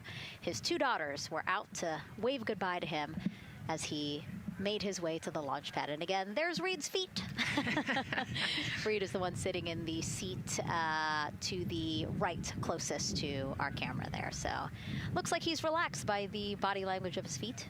Yeah, I think they're kind of in a holding pattern, if you will, or a waiting period. So it makes sense that he's a little bit relaxed. He's also kind of just a relaxed person in general. He's wicked smart, but has a demeanor that keeps everybody calm. And so I think we're seeing that here today. And so in this shot, Reed is the one sitting on the left, and to his right, Artemis II pilot Victor Glover. NASA selected the California native as an astronaut in 2013, and at the time he was actually serving as a legislative fellow in the United States Senate. His first trip to space, November 2020, pilot of NASA's SpaceX Crew 1 mission. That was the first operational mission of NASA's Commercial Crew program, which resumed launching American rockets from American soil to the International Space Station since the end of the shuttle program. Victor is a U.S. Navy captain and naval aviator who served as a test pilot, racking up more than 3,500 flight hours in more than 40 different aircraft. So again, he probably feels pretty at home in the pilot seat of Artemis II. Yeah, I think he does. He got to say goodbye to his wife and 4 kids. Again, those were the family that he had here at Kennedy Space Center before the 4 of them drove out to the pad. Yeah, and you can see there, we talked about Victor's energy earlier, and you can see him working through, pushing some buttons on the displays. Looked like he was pulling up a procedure, so he's following along and ready to go, looks like. And then mission specialist Christina Cook, sitting on the upper left-hand corner of the screen there, native of Grand Rapids, Michigan, was selected to the Astronaut Corps in 2013, same class as Victor, served as flight engineer on the International Space Station from March 2019 to February 2020. During that time, she set a record for the longest single spaceflight by a woman with a total of 328 consecutive days in space. How cool. She also participated in the first ever all-female spacewalk. And before becoming an astronaut, Christina helped build space science instruments and led scientific fieldwork in some of the most remote environments on the planet. Her hobbies include surfing, rock climbing, and community CDR, service, yoga, and photography. Go ahead, NCD. Those couple of suppressed overvolt messages, we're going to go ahead and clear those off your screen. We see them and we copy. All right. NASA test director. We're still working here, trying to get through everything. So we're getting close, and then trying to talk that other issue that we just picked up a little bit ago. But I think work-wise, we're doing really well. Sounds good, NTD. We're doing great on board. Glad to hear it. NASA test director giving an update to the crew. Some messages flashed on their displays. Just wanted to say that they didn't have to worry about that. We're going to clear that. And that also just reassuring the crew, again, that they are tracking and working the issue with the launch abort system battery. Yeah. All right. And then first-time flyer, Canadian Space Agency astronaut Jeremy Hansen will fly to the moon as a mission specialist on the Artemis II mission. The London, Ontario native selected as an astronaut in 2009. After that, he worked as Capcom at NASA's Mission Control Center in Houston. Capcom stands for Capsule Communicator and is the sole direct voice communicating with astronauts while in space. Jeremy also participated in training exercises, really cool ones like living on the ocean floor off the coast of Florida to simulate deep space exploration for a week.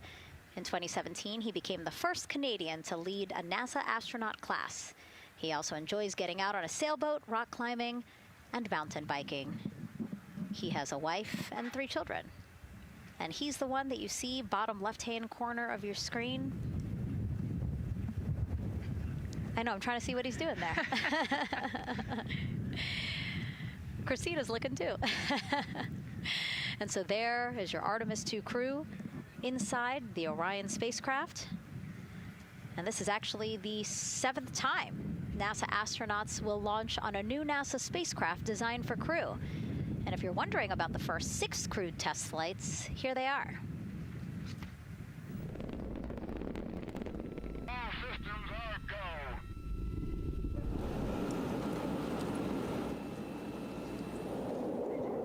go. Gemini 3, Gus Grissom, John Young, March 23, 1965.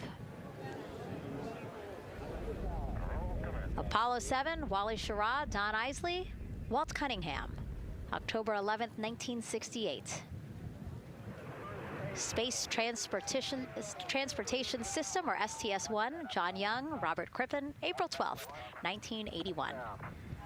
Then NASA's SpaceX Demo 2, Doug Hurley, Bob Behnken, May 30th, 2020, followed by NASA's Boeing Crew Flight Test. Butch Wilmore, Sonny Williams, June 5th, 2024. And now,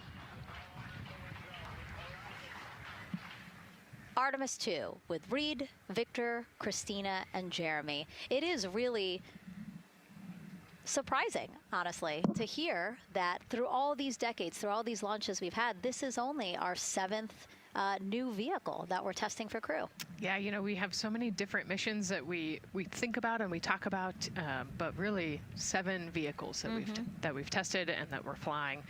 You know, I like to think of spaceflight really as a permanent test, right? We have, you know, hundreds of missions or so.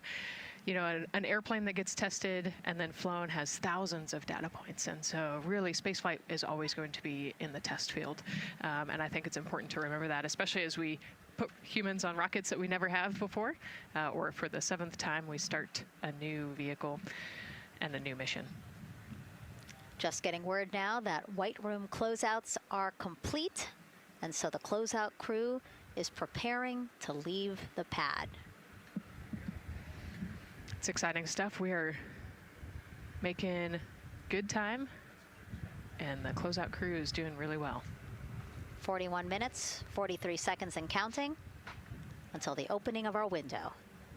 And Artemis II is a 10-day mission that will send the 4-person crew on a journey around the moon and back to Earth. It will be a critical step towards future lunar and Mars missions.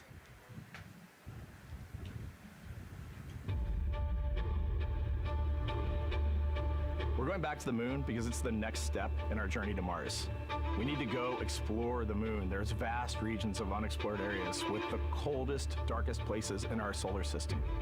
This is a test mission, and when we get off the planet, we might come right back home. We might spend 3 or 4 days around Earth. We might go to the moon. That's where we want to go, but it is a test mission, and we are ready for every scenario as we ride this amazing space launch system in the Orion spacecraft. But another reason we're going back to the moon is to fulfill NASA's mission, which is to explore the unknown in air and space, to innovate for the benefit of humanity, and to inspire the world through discovery. And when we succeed and when we accomplish the things that we set out to accomplish, that inspiration not only can set up new things to happen, but it also is a reminder in tough times that we're capable of doing great things when we work together.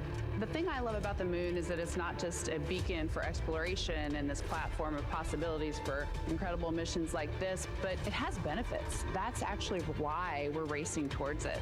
Those benefits are really wide in nature. You have everything from innovation, technology development, not only for future missions going deeper into the solar system, but technologies that come back to Earth. You have inspiration, a whole generation of people starting this pipeline of STEM workers and manufacturers and operators that are excited to see what you can do when you work hard and you come together as a team. When I think about the 4 of us flying around the far side of the moon, seeing that Earth rise, taking images and video and sending them back to you, the feeling that I have inside is hope. We know that Artemis II is not the solution for humanity on planet Earth, but it is a contribution in the positive column.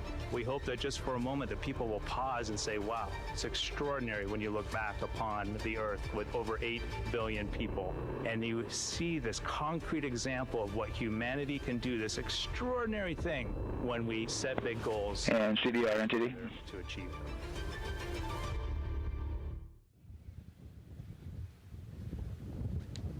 And so Mission Control Houston will control the flight of Orion after a liftoff here at Kennedy Space Center.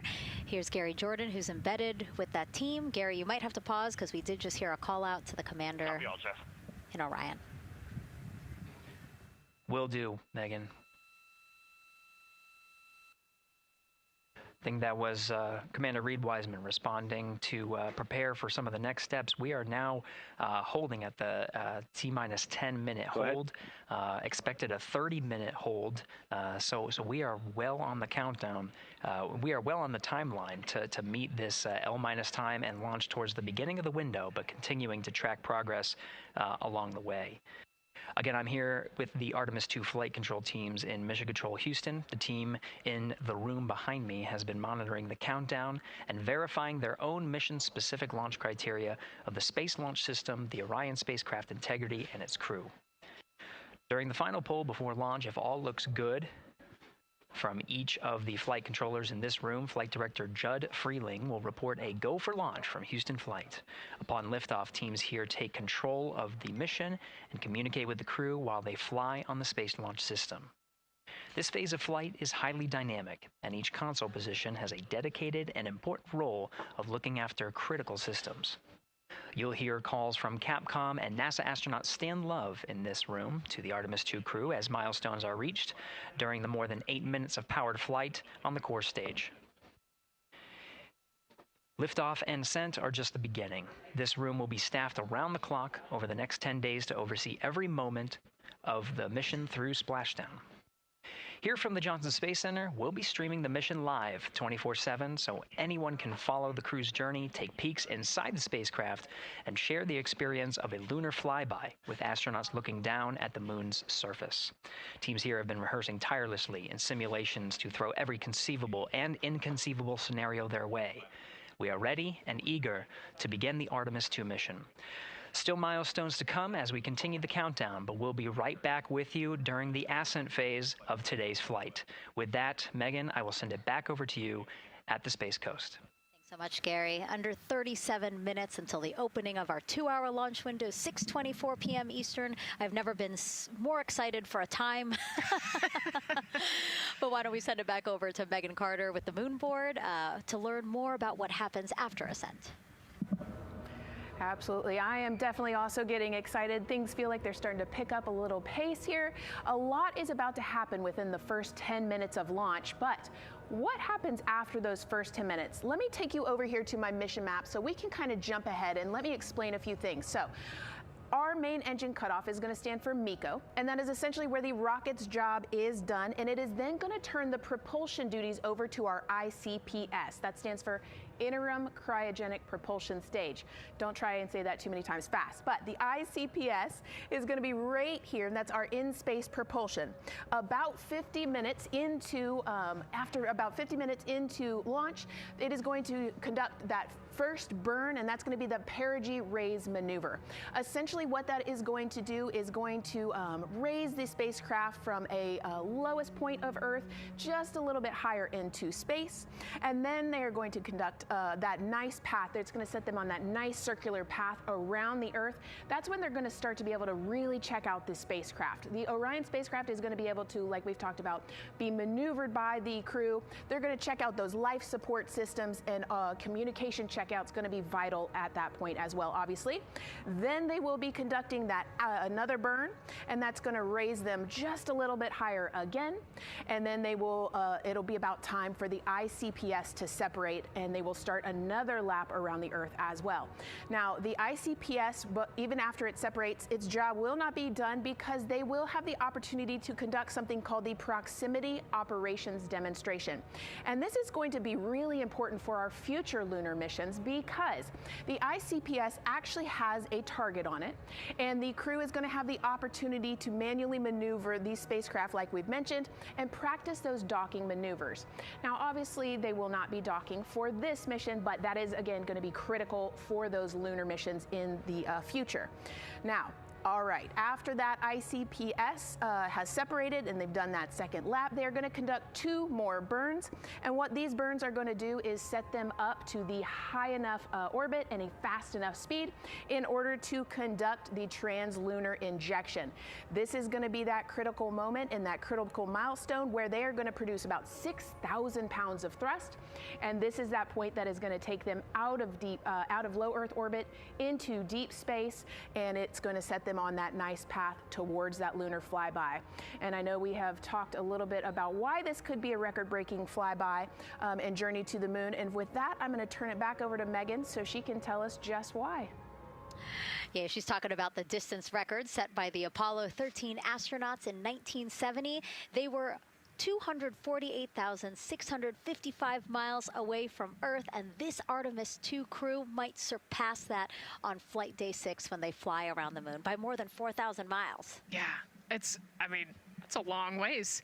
It's tough to fathom 250,000 miles from Earth, right? I mean, space, the space station is only 250 miles, and so we're going, I don't want to do the public math, but we're going much further than that.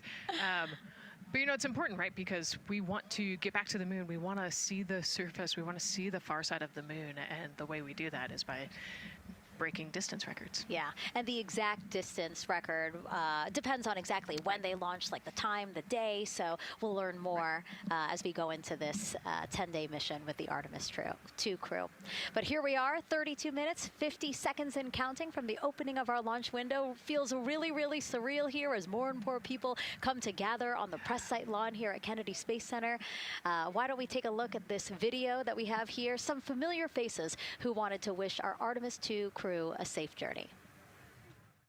Reed, Victor, Christina, and Jeremy, you are the real deal. You're flying to the moon for all of us, and we are in awe. You're the true heroes. You are not just astronauts. You are pioneers, venturing deeper into the unknown. But you are not alone. We will be all cheering you on from planet Earth. Hey, I'm Victor Wembanyama, and I play basketball in the NBA. But I'm not only interested in shooting hoops. I'm also interested in shooting stars, dark matter, and all other types of astronomical phenomenon. And to the Artemis II astronauts who are shooting for the moon, I wish them good luck and Godspeed. Hi everybody, I'm Ryan Gosling, and I play a biologist who goes to space to save the planet in the film Project Hail Mary. But the Artemis II astronauts are going to space for real, and they will travel farther from Earth than any humans in history. Sending all our best wishes to the Artemis II crew. I just want to say how proud I am of each of you and how inspired you make me. But it's not just about me. Your mission is going to inspire future generations of scientists, engineers, athletes, and dreamers to do something that they never thought possible. Hey, it's Roy Wood Jr., and I want to wish the Artemis II crew a happy and safe journey to the moon, well, around the moon. To go around, I know what you're doing. You got to look for a parking space. This is to go around the moon, make sure it's somewhere to park, and then you park journey. Good luck. It's actually a really good way to explain what how this mission builds. Again, we are hoping to land astronauts on the surface of the moon in maybe 2 years. So yes, we are looking around the moon on this lunar flyby mission to see where we might park. Thank you, Roy Wood Jr. Okay, and as we look at this live view of the rocket on the pad, there is a spectacular place here at Kennedy Space Center to watch launch from, and that's the Banana Creek viewing area. Why don't we go back there where the crowd is excited, and Leah has the best assignment ever, talking to people who are super excited about being here for Artemis II. Oh my gosh, Megan, you talk about the excitement being palpable. I'm telling you, everybody here on pins and needles as we get just about half an hour away from launch. I've been walking around talking to people, and I'm just struck again and again by how many people are here from across the agency. I want to introduce you to just a small portion of the people across NASA who have been supporting this mission. Patty Ortiz, NASA Armstrong Flight Research Center, Orion Program. Orion. Kathy Graves, Glenn Research Center, Office of STEM Engagement. David Alexander, NASA Glenn Research Center, Office of STEM Engagement. Jennifer Becerra, Johnson Space Center, the Office of STEM Engagement. Here we go, right back here. Where are you from? I'm from NASA Glenn Research Center, Joseph Panakitis. Joseph, here we go. Wes Furman from APL. Maria Arredondo from Headquarters, Next Gen STEM.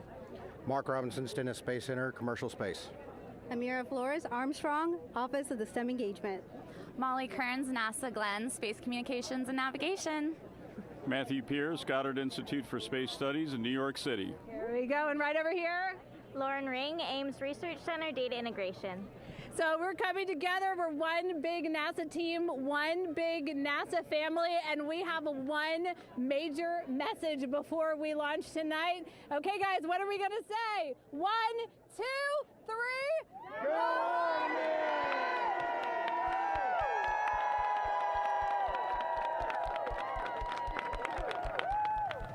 Oh my gosh, that made me so emotional. That was so inspiring to see. I mean, wow, yeah, that was great.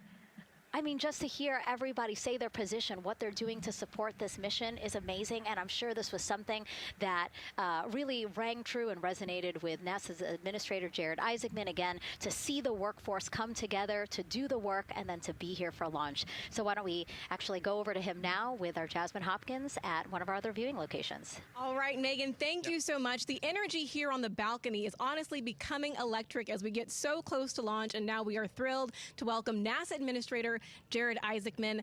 Jared, we're really entering a golden age of exploration. How will Artemis II set the pace for the coming years? Well, I mean, Artemis II is the opening act, right? This is the test mission.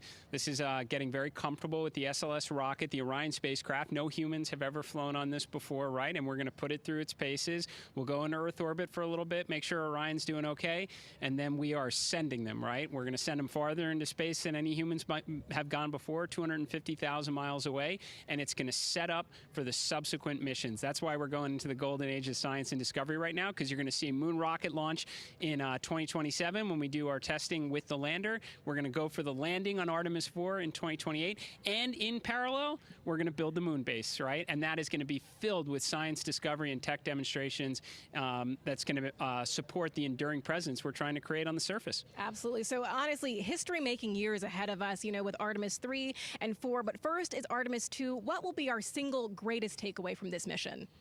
Well, I'll tell you, I mean, after ignition, to me, the moment that I'm going to be most excited for is splashdown. There's no question about that. Good shoots coming down off the West Coast. But look, I think the takeaway from this is gaining extreme comfort in the Orion spacecraft, right? I mean, this is very different than what we've done for more than a half century, right? I mean, the velocities that spacecraft is going to re-enter at, it's going to be new territory for us. We want to get our arms around that completely. So I would say the performance of SLS plus Orion is everything on this one. We want to make sure we do it in as a safe way as we possibly can, understanding what we are undertaking right here, bring our crew back, learn as much we can from the vehicle, set up for Artemis 3 in 2027. Right. And Administrator, we've actually had a pretty young audience today here, some kids running around the balcony. How do you hope Artemis 2 inspires that next generation? You know, I talk about this all the time. Like, you know, one of our overarching KPIs that we should always be tracking is the number of people living and working in space. Well, you know what's another strong number 2 on that one? It's the number of kids that are dressing up as astronauts for Halloween, so that they grow up, that they're inspired to want to join in this grand endeavor, whether they come work with us here at NASA or they join in industry, but they're helping humankind venture out farther, pursue all the secrets of the universe. Yeah, I think we'll see a lot of kids dressed as astronauts this year. And finally, Jared, you've really made it a personal mission to get to know the people behind the work at NASA. Do you have any final thoughts, any final words before today's history-making launch? Yeah, well, one, I want to express a lot of appreciation. I'll tell you what, the 4 astronauts on top of Artemis II know this. It takes an army to pull a mission together like this, right? Across all 10 of our centers, all of our commercial partners, the international partners that come together to make this possible. My sincere appreciation for everyone who is currently working the mission right now, so getting them ready for launch, that will be watching over them in mission control, recovering this crew when they splash down off the West Coast. I have complete trust and confidence in your abilities. And everybody else who's not directly working on Artemis II, Artemis 3 is coming up next year. When this mobile launcher gets back in the VAB, we're going to start stacking. Wow, plenty of excitement ahead of us. Jared Isaacman, thank you so much for being here. Thank you. Thanks for being here. Of course. All right. And with that, let's get back to the countdown with NASA's Megan Cruz. Under 25 minutes and counting from the opening of our 2-hour launch window, and take a look at all these people behind us. I literally, every moment I turn around and I see the clock, I am like, Oh, wow. Oh, wow. There are more people and less time. Yes, exactly, which is a great problem to have. Yes. Now, this first crewed test flight of NASA's Artemis program coincides with the 250th anniversary of our country's founders signing the Declaration of Independence. Exploration is a part of America's DNA, and it continues now with our return to the moon. 250 years ago, 13 colonies laid the foundation for the greatest and most enduring democracy in the history of the world. One driven by courage, faith, and freedom. From that moment, we became a nation defined not by where we stood, but by how far we were willing to go. We conquered vast frontiers, invented tools that shaped a modern world. We found light in the dark, and we rose from the earth. Faster, higher, farther. We pushed beyond the sky and into the unknown. We carried our courage into the cosmos, and we planted the American flag on the moon, the defining achievement of American superiority in space. Today, our curiosity stretches farther than ever. American robots search ancient rivers on Mars. New telescopes unfold to glimpse the first stars. And a new generation prepares to return to the moon, this time to stay. For 250 years, America has carried the light of humanity forward. But American exceptionalism isn't inherited, it's earned. Our greatness comes not only from what we've done, but what we're still determined to discover. Because in every era, across every horizon, America is at its best when it's reaching for something greater. America celebrates 250 years, and we are leading the world into the future. "22 minutes, 15 seconds and counting from Artemis II, NASA's boldest test flight in a generation. The crew has said this often, that they hope it inspires children around the world. And recently, a group of kids here at Kennedy Space Center got a surprise of a lifetime while watching that rocket roll to the launch pad.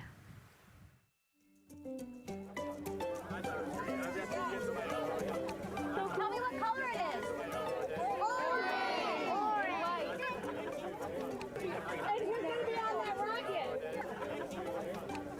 We're going to be on that rocket. I could make it a little bit longer. Did you see it? Okay, so everybody's looking at the rocket because it is kind of cool and impressive. One of the coolest things happening over there right now, though, is it's on top of a giant tractor. Doesn't all food come in like tubes? It's in these like little plastic bags, and you have to like rehydrate it. Sushi. There's not. I haven't seen sushi in space. It's probably hard to keep that back. Sushi mashed together. My favorite part was this one little girl, she had a question. She had patiently held her hand for a long time, and Christina turns to her and says, "Okay, what's your question?" She just goes, "I forgot." It was like, that's a perfect little kid moment. I just like. Wait, are you my mother's cartoon astronauts? What? Say that again? Never mind. It's a little hard to say. Go Artemis! These two? Yeah. You can put it on. Yeah. There you go. I like your dabbing astronaut back there. It's just so fun to see the enthusiasm, the energy, and a little bit of chaos. 3, 2, 1. Wasn't that so cute? I love kids and their excitement and, you know, even just being real. Like, I don't remember what I was know, gonna he ask. goes, but I'm glad you're here.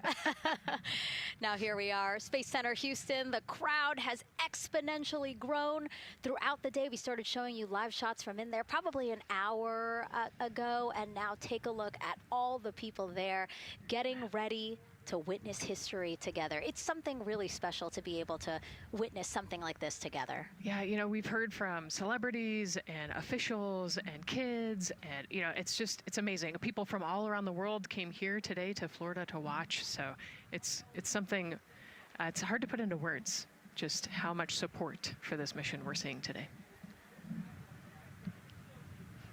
And great news, too. Remember, the team was tracking an issue with the launch abort system battery. They appear to have cleared that issue, so we are go for launch. Yes, it's exciting.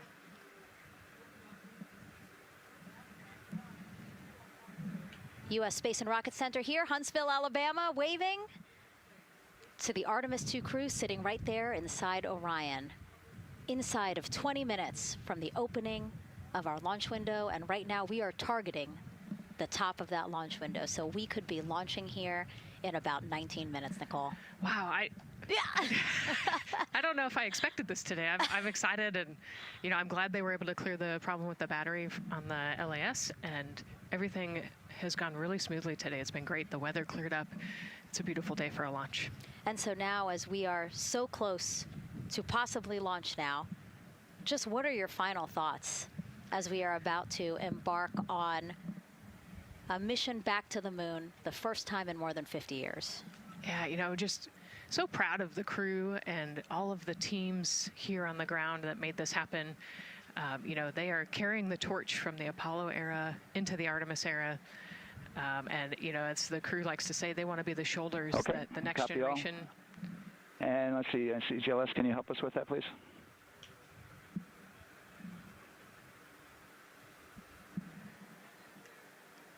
They want to be the crew wants to be the shoulders that the next generation can climb on. 001. I think it's in their patch.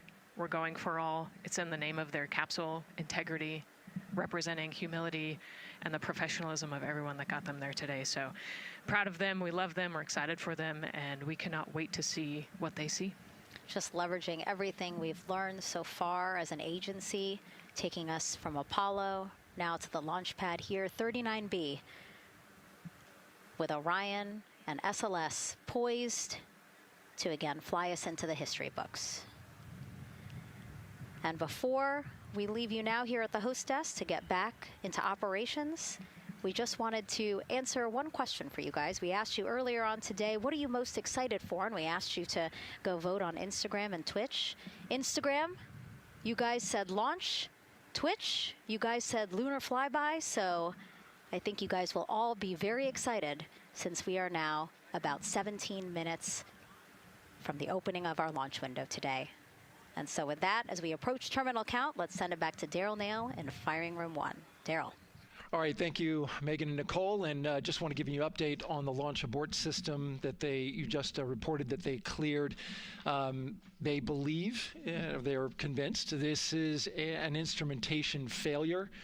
So there are 2 batteries on the LAS. The LAS, of course, and with the help of my 2-year-old son's model rocket, Daniel said I could use this, so it's okay. The LAS is right here. It's the tower above Orion.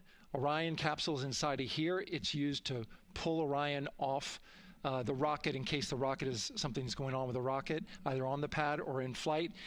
2 batteries are bad. Well, I'm sorry, one of the 2 batteries reported an out-of-family temperature, and it was very much out of family.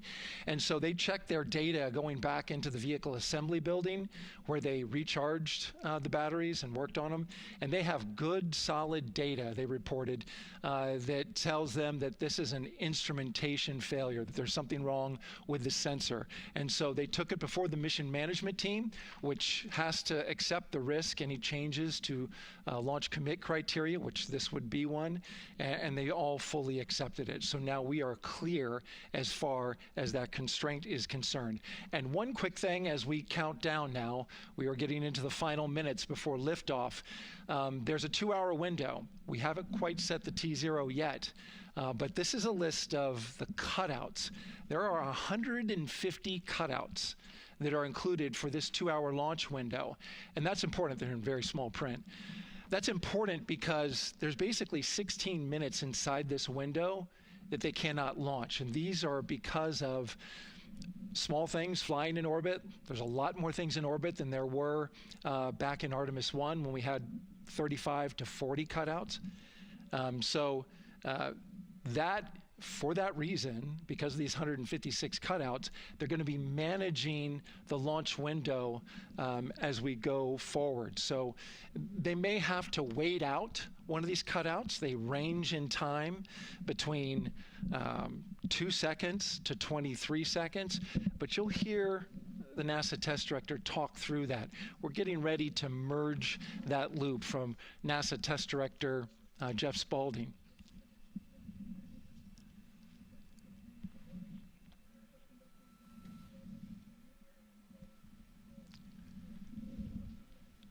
And so now I'm listening to the launch team get ready to merge their operational channel.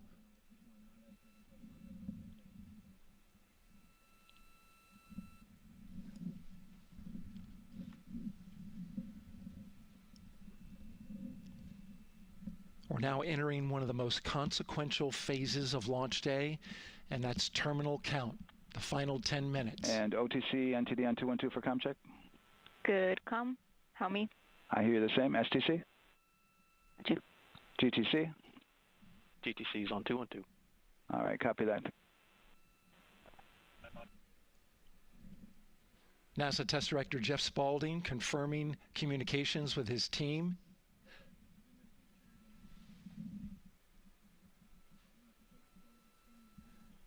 There will be 2 polls that we'll hear. One from Spaulding, the NASA Test Director, confirming the ground systems and the launch team are ready to proceed. At this point, we have a clear board, no constraints, but we need confirmation from each individual on the NASA Test Director team. So we'll hear him poll his team. The other poll that we're waiting for is the poll from Launch Director Charlie Blackwell Thompson, who will take that final status from NASA management before giving the go to come out of a hold. And you're seeing the clock count down at L minus 12 minutes. CCL, OTC, Orion, RS1. CCL. Yes, sir. Reconfigure ARS primary loop ISO valves. Copy, that's in work. And CDR, OTC, Orion, RS1. Go. ARS loop ISO valves are being closed at this time. Integrity copies. NGDLP. Go. Yes, I had a discussion with sea ice and with MER manager regarding the observation the sea ice had a few minutes ago. They were able to confirm with BCI photos that the condition that they observed has been there since 2025. MER manager has had a chance to review the findings, and they do not have any constraints from either a sea ice or MER manager perspective. Okay. Copy all. And Launch Director, NTD, you copy? Yes, sir. I copy. That's good news. OTC, CCL 212. OTC. ARS primary loop isolation valve configuration is complete. Copy.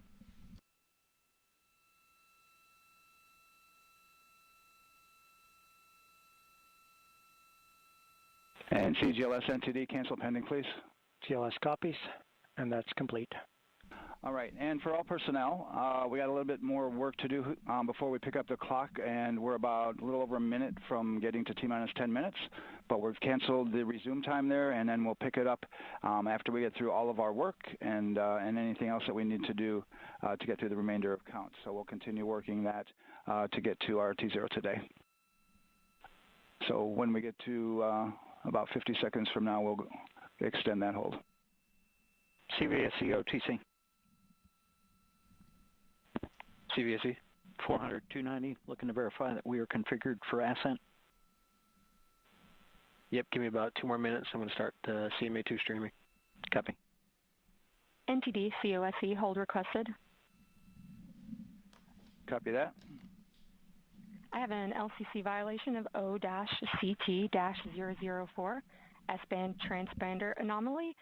This was a transient LCC violation, so transponder 1 had a demodulated SNR estimate that went down to 2 dBm when it should have been between 10 and 13. It is now back up to 12, but we did lose that for just a moment.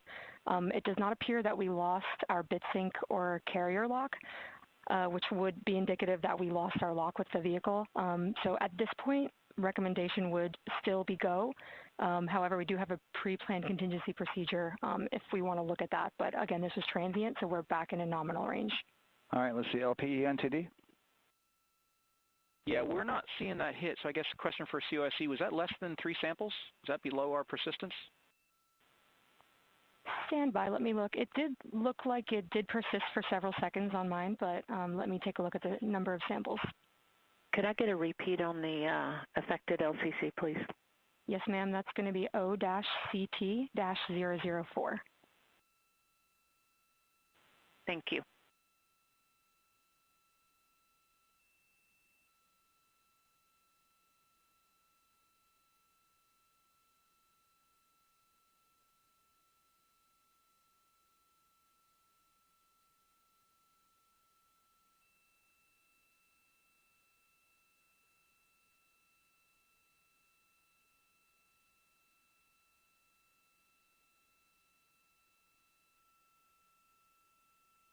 Yeah, us taking a look at the data right here, looks like that was a single sample.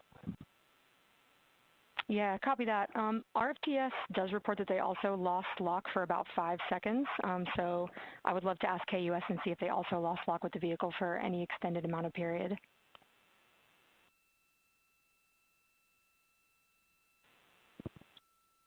And COSE, while we're doing that, these are 1/10 hertz measurements, correct? So we would have had to lose it for over 10 seconds to get a second sample? Yes, sir, that's correct. It is 1/10 hertz. Yeah, so from our perspective, the allowance is effectively up to 30 seconds, up to 3 samples based on the 1/10 hertz. This is not an LCC violation, I believe. Yes, sir, I would agree with that at this point. Copy that. We're checking with KUS on 232. I don't think they have 212 access. We're trying to verify, but it sounds like they have a loss of lock as well. About 2 seconds. Okay. And I guess for both KUS and COSE, do we have lock now? That's affirmed. We do have lock for COSE.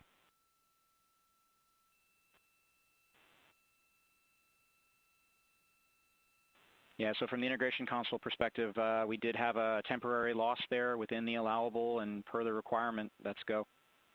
This is Houston Flight. We have lock and we have good telemetry here in GSE. And KUS is reported to they have good lock now. So with all of that, OSC, then are we in a go configuration per your LCC? Yes, sir. Recommendation would be go. Okay. LP, you concur with that? Yes, sir. LP concurs go. And Launch Director? Yes, sir. Launch Director concurs go. All right, and I'm going to go ahead and just verify everybody has everything else complete, Launch Director, and if we do, we'll be ready to pick up the poll at that time, unless there's something else that you're aware of. No, sir. Let's verify all our work is complete, and I would like one last check of our constraints list. All right, let's see. OTC, are you still waiting for ComConfig, or are you? That is affirmed, sir. Okay, yeah, the only open item? Yeah, OTC, this is CVSC. That 400 step 290 is complete. Copy. Okay, so OTC, you're complete with all of your work? That's affirmed. All right, copy that. STC? STC is complete. And GTC? GTC is complete. Okay, excellent. All right, and LPE, just want to verify we have no open constraints at this time. No open constraints. We have a clear board, sir. Okay, tracking the same here. And Launch Director, with that, we are clear and ready to pick up the launch readiness poll with your go. All right, sir. I am go for the poll. All right. And for all personnel, this is the NTD conducting the Artemis II launch readiness check. Verify ready to resume count and go for launch. OTC. OTC is go. STC. STC is go. GTC. C's go.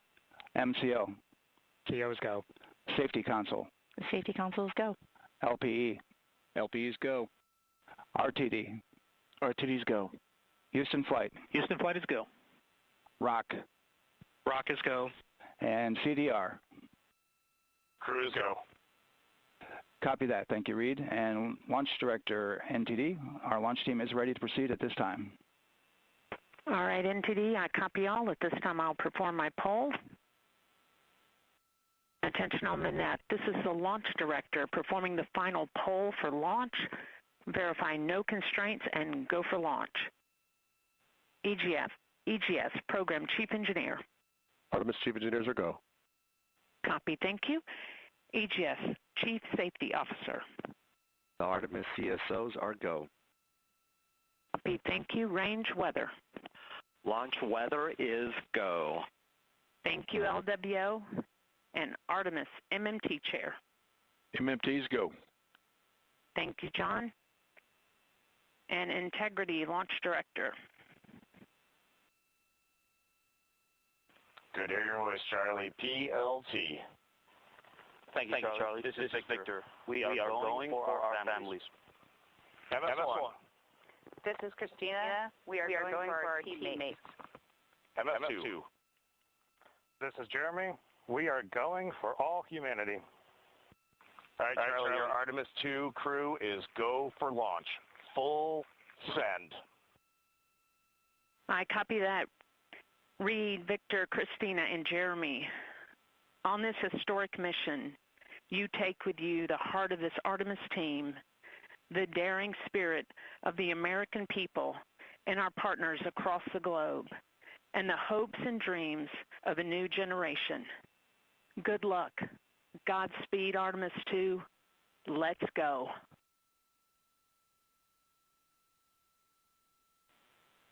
And NTD Launch Director. Go ahead, Launch Director. Yes, sir. You have a go to proceed with countdown. Copy that. I'll put it in work. CDR, NTD. Go. Your risers and initiate short purge per your EPROC 10.1.1, steps 8 and 9. 10.1.1, 8 and 9 going to work. Copy. CVSE, NTD. Start and verify recordings of our Orion cameras. Copy. Okay. Well, there you heard it. RSR, NTD. RSR. They're getting ready to start terminal count. arm rotation enable at this time, please. It's currently at T-minus 10 minutes. Once we wrap up this last bit of work, SNA arm rotation enable complete. We're going to start that clock. Copy that. Thank you. Integrity crew, close and lock visors.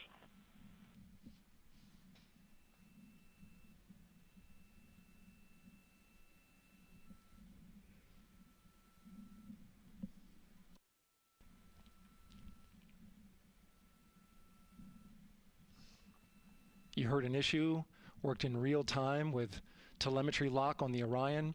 It was transitory. It was very short. They checked the data, confirmed that they had a good lock. This was with the S-band transmitter on the Orion. Worked through that issue, looked at the data, and cleared it. All with the world watching. Impressive work by the launch team. So we have a 2-hour window, which starts in just a few minutes at 6:24 p.m. Eastern Time and goes until 8:24 p.m. Eastern Time. And ECL NTD will be waiting for your verification on the short purge. ECL copies. And for all personnel, once we get that short purge verification, we'll verify that we are clear to go, and then we'll proceed with the terminal count.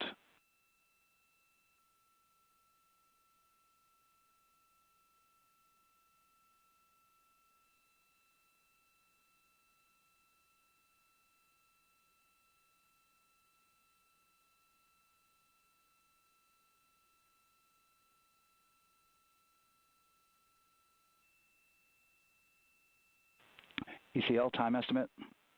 About a minute. Copy.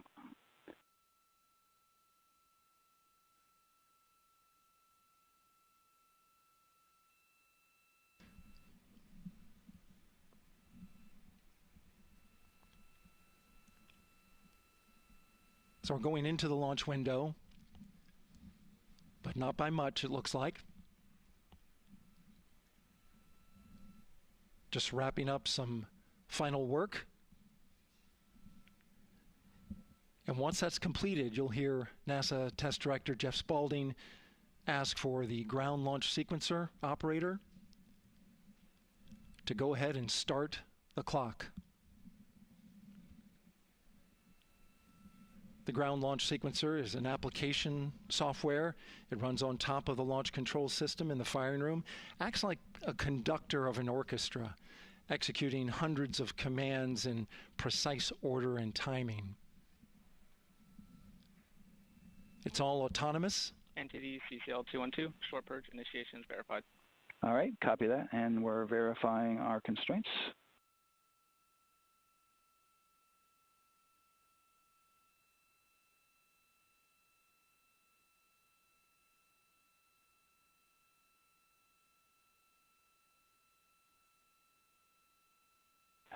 All right, and we're clear from cutouts.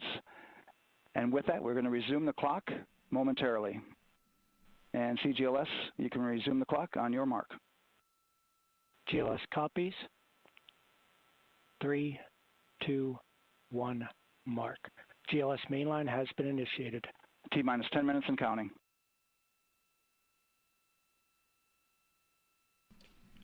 And that begins terminal count. Our new T0 is 6:35 p.m. Eastern Time. 6:35 p.m. Eastern Time. We are now counting down to liftoff of Artemis II.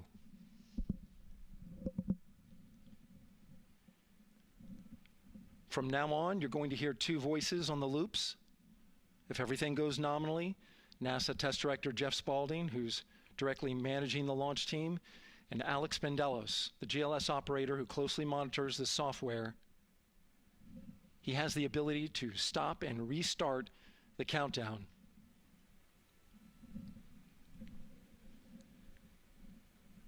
A lot of people ask about whether there's a launch button. There certainly is not. Flight and Rock, our new T0 is 22:35:12. Houston flight copies. Rock copies. 22:35:12. Affirm. There you heard confirmation of the exact T0, 6:35 and 12 seconds p.m. Eastern Time. Again, our T0 is 6:35 and 12 seconds p.m. Eastern Time. But as I was saying, there's no launch button. This is autonomous. But there is a button that keeps you from launching, and that button allows the GLS operator to pause the countdown outside of terminal count and during terminal count and submit a hold to the next holding point. So the clock won't stop right away. If there's an issue, we'll go to the next stable holding point. This is how GLS configures the rocket and ground systems to a stable point where they can stop the countdown if that's needed. But right now, we are counting down. Our next big milestone, looking to retract the crew access arm. GLS is go for crew access arm retract. And there you see the crew access arm moving away.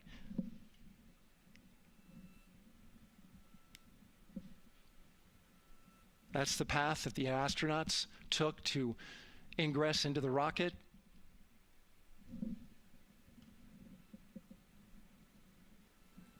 Until this point, that was their way off the pad if they needed to evacuate.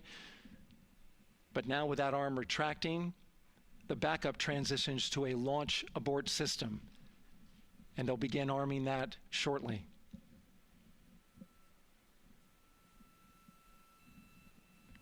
Of course, the launch abort system, great shot there of the crew access arm retracting away.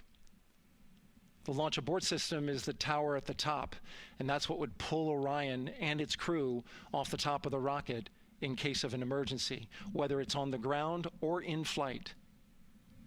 This is critical safety hardware that protects the lives of the astronauts.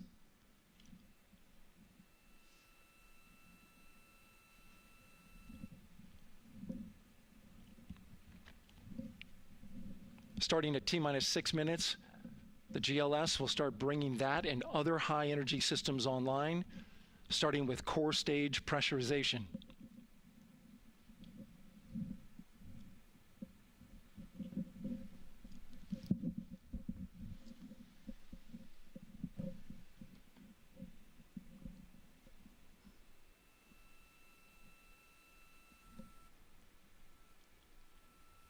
Weather is 90% go. The range is go. All systems are go.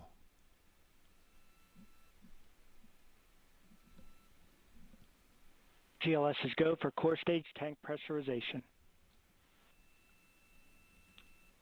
That means the replenish valve for the liquid hydrogen tank has now closed, and that tank is beginning to pressurize to flight levels because that hydrogen is naturally boiling inside the tank. We'll get the liquid oxygen tank a little later in the count.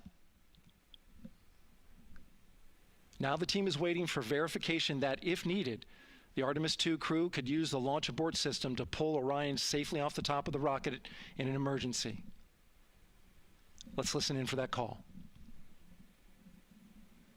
GLS verifies last capability available. And CDR, do you copy? CDR copies, last available. That's great news, and you heard the NTD verify that with the commander of the mission. GLS is go for FTS arm. Now work is being done to arm the flight termination system.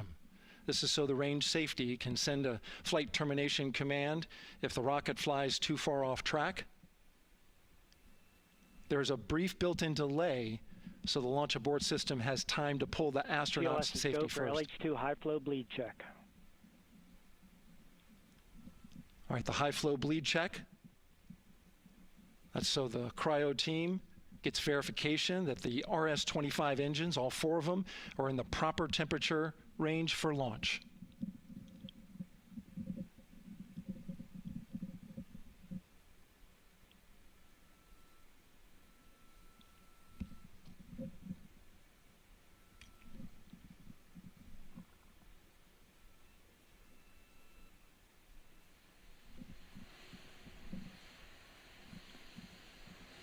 GLS is go for core stage APU start.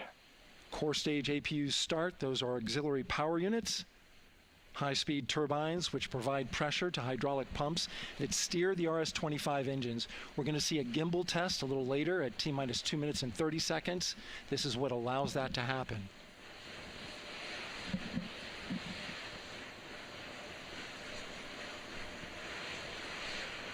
Coming up in about 20 seconds, we're listening for go for purge sequence 4. That's a helium purge of the 4 core stage engines downstream of the propellant valve. This gets all the air and moisture out of there.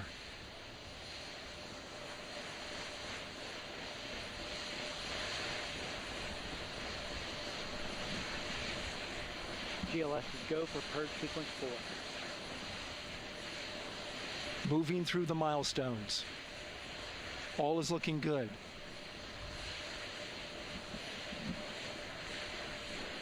Coming up in just a few seconds, we're going to get that thrust vector control actuator test.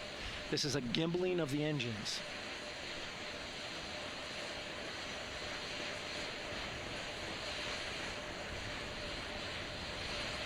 There are the 4 RS-25s, 3 of them Shuttle Heritage, 1 of them built from shuttle parts. And there you see them moving.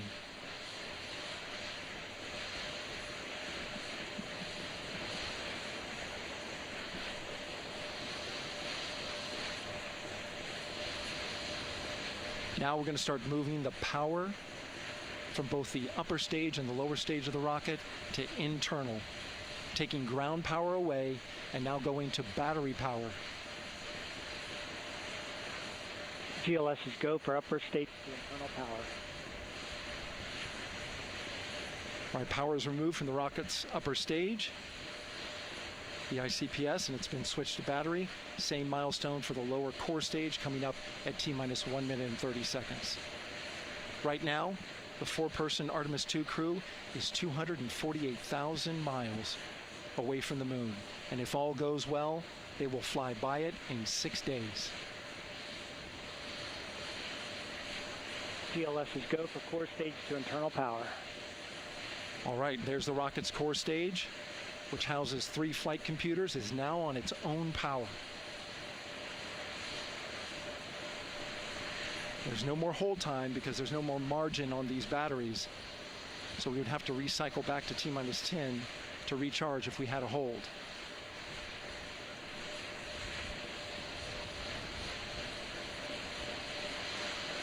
1 minute. Right now, the rocket does not know what the T0 is, but coming up at T-minus 33 seconds, control shifts from the ground launch sequencer to the rocket's onboard autonomous launch sequencer, or ALS. The rocket will count itself down, but honor any holds that could come from the ground. Now, shortly after liftoff, Houston will take control of the rocket, and my colleague Gary Jordan will take over commentary. GLS, go for ALS. Great call out. The rocket is on its own. 4 brave explorers ready to ride the most powerful rocket NASA has ever launched. Sound suppression water is flowing. 15. And here we go. 10, 9, 8, 7. RS-25 engines lit. 4, 3, 2, 1. Booster ignition. And liftoff. The crew of Artemis II now bound for the moon. Humanity's next great voyage begins. Good roll pitch. Roger, roll pitch.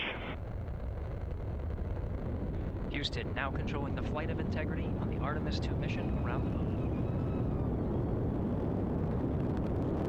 Integrity, AMT high. AMT high. On time, passing 30 seconds into the flights. Integrity passes the alternate MECO. Target milestone. Mission Control Houston seeing good performance on 4 main engines. Space Launch System core stage. Integrity, 3 miles in altitude. Traveling more than 1,200 miles per hour.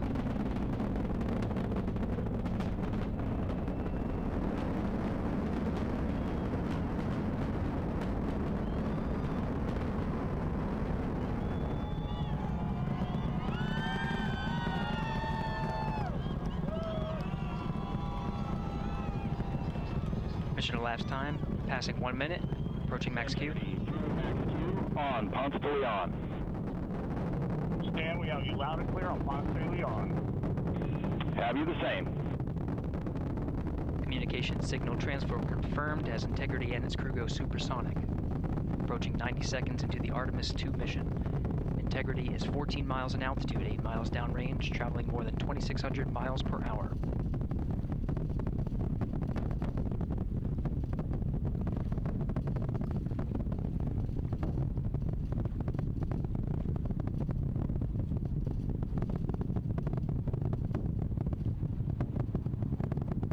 Minute 50 seconds of mission elapsed time, standing by for main engine throttle down to 85%, ahead of solid rocket booster separation expected at the 2-minute 9-second mark. We see throttle down.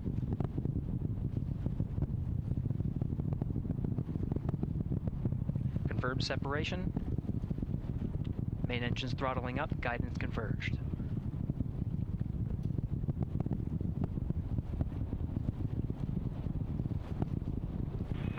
Integrity, guidance converged, performance nominal, upper stage RCS ready. Copy all, Stan. Integrity, SM priming complete. SM priming complete. 2 minutes 45 seconds of mission elapsed time into the Artemis II mission. Thrusters on Integrity and upper stage confirmed in a ready state, ahead of service module fairing separation.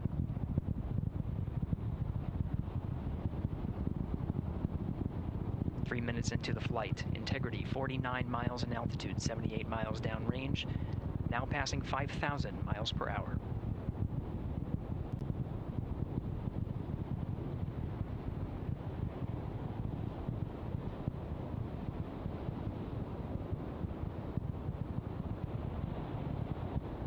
Standing by for launch abort system jettison.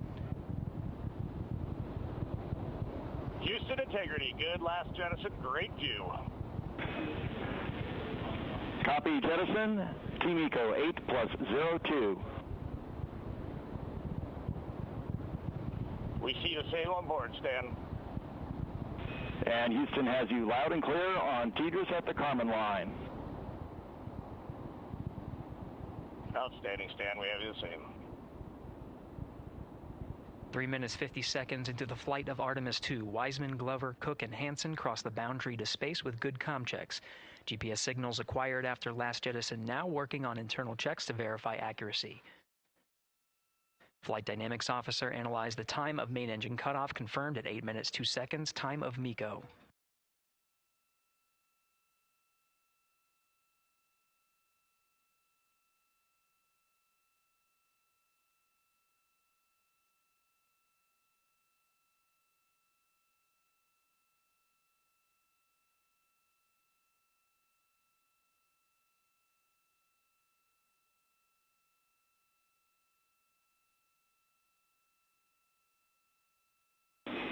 Integrity, GPS processing.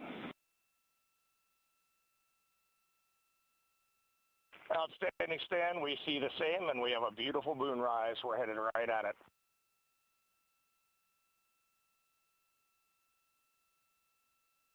Approaching 5 minutes into the flight, Commander Reed Wiseman confirms he has visuals of his destination. GPS guidance, navigation, and control software finishes internal checks and sends to navigation channels. Integrity, 3 engine press. 3 engine press. On time, now passing 5 minutes 20 seconds of mission elapsed time into the Artemis II mission. At this point, 3 good main engines are all that's needed to carry Integrity to a nominal main engine cutoff target. Though at this time, we're seeing 4 good engines here in Mission Control Houston. Integrity, 75 miles in altitude, 330 miles downrange, approaching 10,000 miles per hour.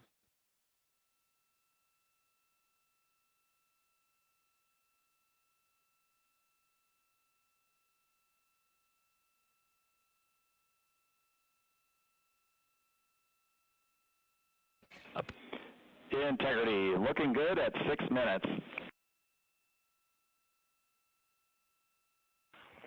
Same on board, Stan. Good trajectory and engine performance. Booster officer will soon report the shutdown plan to Flight Director Judd Friedling, expected at the 7-minute mark. Integrity, 78 miles in altitude, 460 miles downrange. Integrity, expect nominal shutdown. Integrity copies nominal shutdown.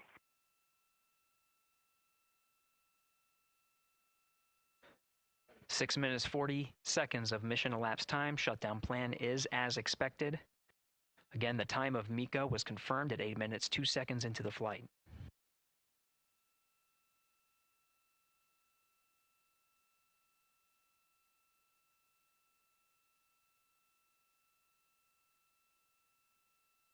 Seven minutes of mission elapsed time. Throttling down as we approach the abort once around option. Milestone at the 7-minute 30-second mark. Now 84 miles in altitude, 650 miles downrange, traveling more than 15,000 miles per hour. Integrity, AOA open. AOA open. The window is now open for an abort once around option that would target splashdown in the Pacific Ocean. Still following nominal ascent at this time.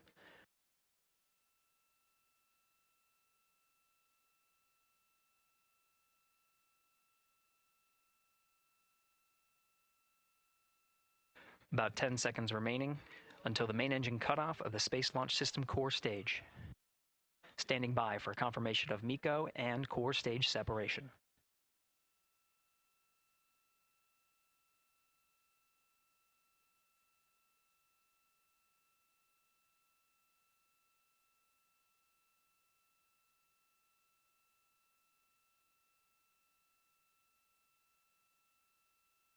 Integrity and nominal MECO, core stage separated.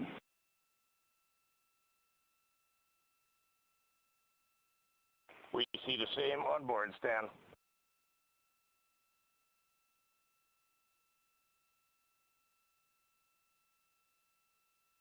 Eight minutes 40 seconds into the flight, we have a nominal main engine cutoff heading in the right trajectory on the way to swing around the moon.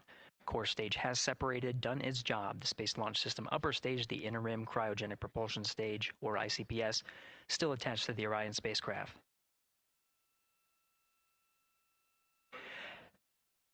Nine minutes of mission elapsed time. Integrity crew of Reed Wiseman, Victor Glover, Christina Cook, and Jeremy Hansen now in orbit around the Earth at the beginning of their journey to the Moon.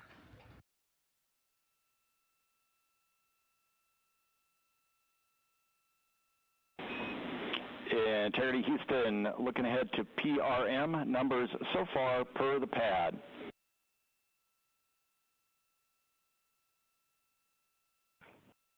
Copy that, Stan. Numbers for the pad.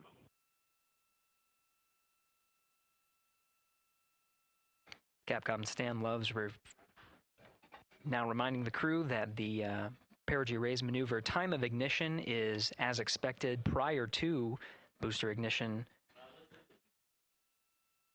That time being 49 minutes, 50 seconds of mission elapsed time.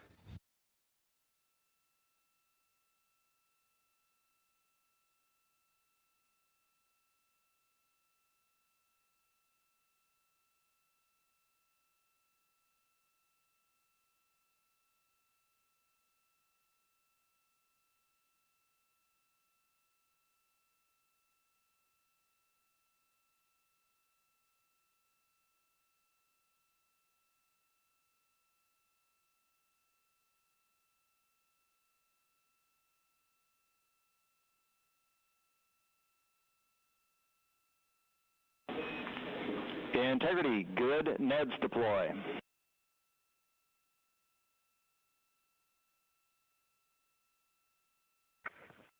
Copy that, Stan. Good, Neds.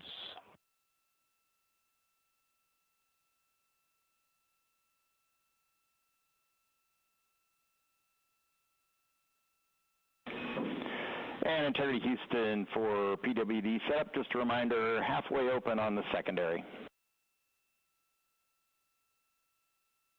We copy that, Stan. Halfway open.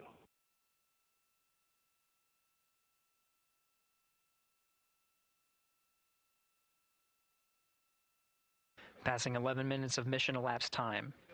Here, overhearing the conversation between Capcom Stan Love and Commander Reed Wiseman, already passing some milestones. We have a good nozzle extension deployment system. That is confirmed. Complete. We also have the visors are confirmed up. Now past the dynamic phase of flight, that is ascent. Their launch and entry suits that provided them an extra layer of protection. Now not as needed. They're going to raise those visors. And later in today's mission, they will begin to egress or get out of the suits to begin some of their initial tasks of activating some of the systems aboard in the Integrity spacecraft. It's passing 12 minutes of mission elapsed time. Again, the perigee raise maneuver that's targeted near 50 minutes of mission elapsed time, 49 minutes, 50 seconds. That's what the crew is going to be working towards. The Commander Reed Wiseman, pilot Victor Glover will focus on preparing for that milestone. In the meantime, mission specialist Christina Cook and Jeremy Hansen will start some of the activation of environmental control life support systems. You may hear confirmation of their activation over the Orion to Earth communication network.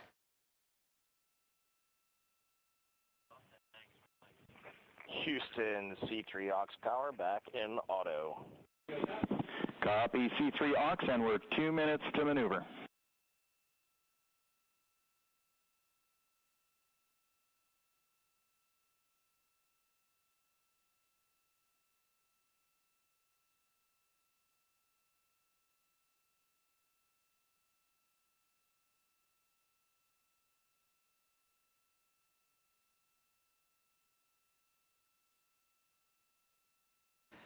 "13 minutes and 30 seconds of mission elapsed time. We're going to continue to follow the crew of the Artemis II mission.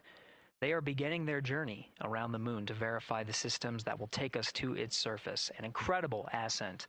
Artemis II is underway. Reed Wiseman, Victor Glover, Christina Cook, and Jeremy Hansen begin their journey to the moon. Still milestones to come up as we await solar array deploy and the critical burns that will get Integrity into high Earth orbit around the Earth before engines are fired to get us around the moon. We'll keep tabs on Integrity and its crew from here in Mission Control Houston. But for now, we're going to send it back to you, Megan and Nicole at the Kennedy Space Center. Very jealous to hear how the launch experience was over on the Space Coast. Yeah, Gary, if people are just joining us, welcome back to the Space Coast, where we just saw Artemis II lift off 14 minutes ago. And wow, what an amazing launch, and an emotional one, too. As soon as the rocket lifted off, Nicole, you had tears in your eyes, I had tears in my eyes, and we had all these people around us cheering. It was amazing. Yeah, the energy was wonderful. I mean, it was a beautiful launch. We've got 4 friends and family members headed to the moon. It's pretty amazing. Yeah, how does that make you feel as someone who, is an astronaut as well, but also, as you said, friends? Yeah, so proud of them. Man, we don't have the words in the English language to describe this kind of an event, and pride, love, so many emotions.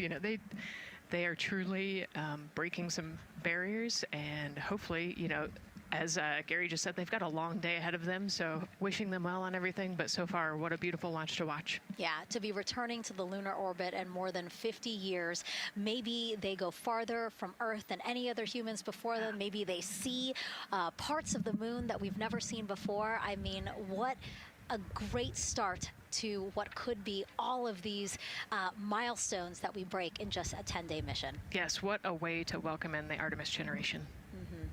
Yeah, how do you feel? I mean, we saw some beautiful shots we were covering of course, the rocket, of course, the Earth falling away as we continued up into our ascents, but also some of those crowd shots where we saw young and old, just emotional, overcome by this history-making moment. Man, we are going back to the moon for all, and we saw that today. We saw that in all the crowds. And yeah, you guys just saw that view, the sunrise or sunset, I guess. They just made it over the crest of the Earth, and you could see the sun peeking over. One of my favorite views from space. And I can't imagine what they're looking at now, and I can't wait to see what they're looking at in about 5 or 6 days. Yeah, and I know a lot of people are like, I'm surprised this launched on the first try, because we know, like any little thing, we have to be keeping safety in mind, and we want to make sure we're ready to go. But we were ready to go, and I think it surprised a lot of people.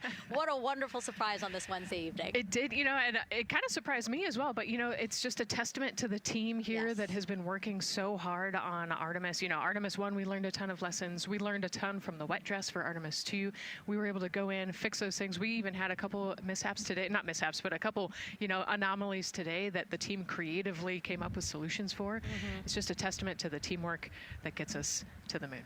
And so we can continue to watch Christina, Reed, Victor, and Jeremy on their way now to the moon in Earth's orbit and awaiting the next in-flight milestones, deploying Orion's solar arrays. So why don't we get back in with Mission Control and Gary. Hey, thank you, Megan. Again, we're following along in the action. It is a long day. They have a number of procedures they need to get to immediately in their timeline. And Integrity Houston, cross-tie is on board per the ETSI-DEM. We copy, Houston. Thank you.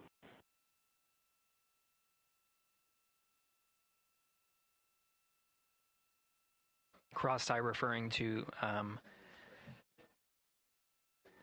flight controllers here initiating a connection between some of the batteries aboard the Orion spacecraft, allowing for an even distribution of power. This is the flight control teams that took us through ascent of the Artemis II mission today. Right now we're, as you see, passing 18 minutes of mission elapsed time. The Orion spacecraft Integrity and the interim cryogenic propulsion system are maneuvering tail to sun. It is in this orientation, this attitude. Integrity anywhere, so not momentary prop caution.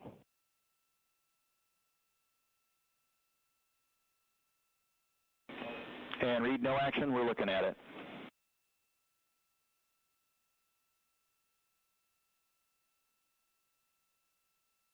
Commander Reed Wiseman verifying what is being routed to his displays aboard Integrity. Propulsion engineer confirming that no action is needed at this time. They're pressing through with their nominal procedures to prepare for the perigee raise maneuver. And of course, the solar array wing deploy ahead of that. The solar array wing deploy is a critical milestone. We'll continue to have our coverage follow the mission until that deployment. A successful launch is just the beginning. The deployment of the solar arrays and successful confirmation that those solar array wings are drawing power is a significant milestone, and says to the flight control teams that we will continue on today's mission. Power needs to be drawn to continue through some of the next milestones. Until then, the AOA open option that was called up upon ascent, the aboard once around, is the current option, and abort to orbit option ATO will be switched to a preferred mode at the time that the solar array wings are deployed and latched. It gives the flight control teams a little bit more flexibility. Integrity Houston, update on TDRS handover for your pad.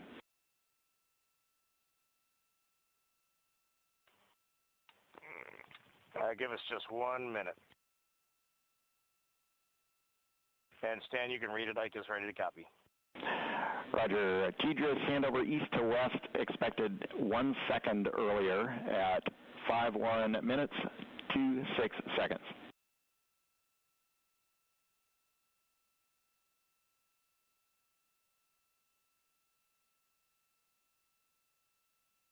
Hi, Stan. We copy 1 second earlier for 5126 TDRS east to west, and saws are starting to deploy. Thermal knives are firing. We concur. Thanks for the report.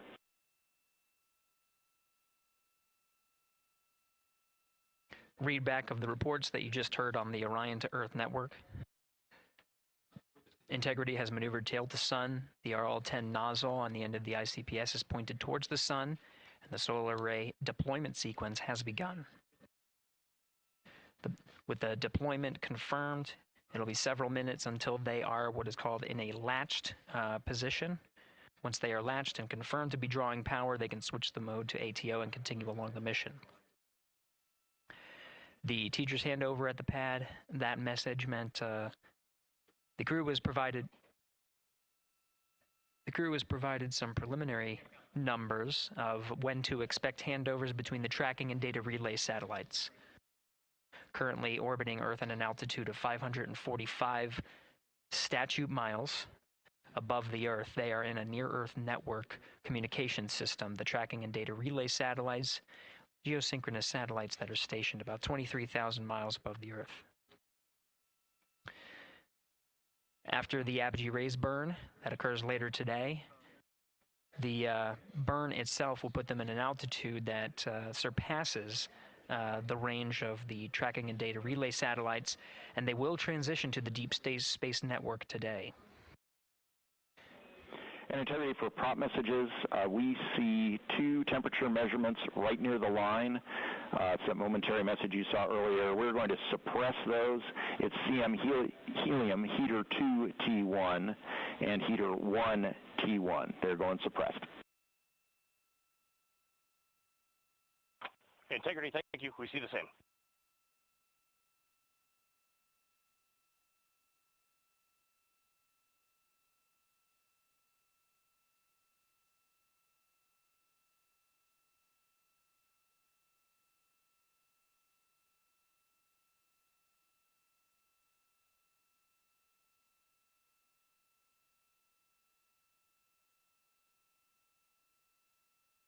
This is Mission Control Houston, passing 23 minutes of mission elapsed time into the Artemis II mission.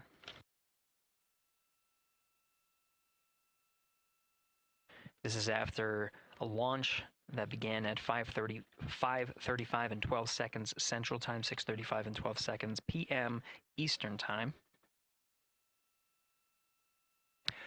Right now, the orientation you're seeing from our aero visualization that translates some of the telemetry that we're getting from the spacecraft and puts it into a model so you can follow along on some of the milestones that we are following here.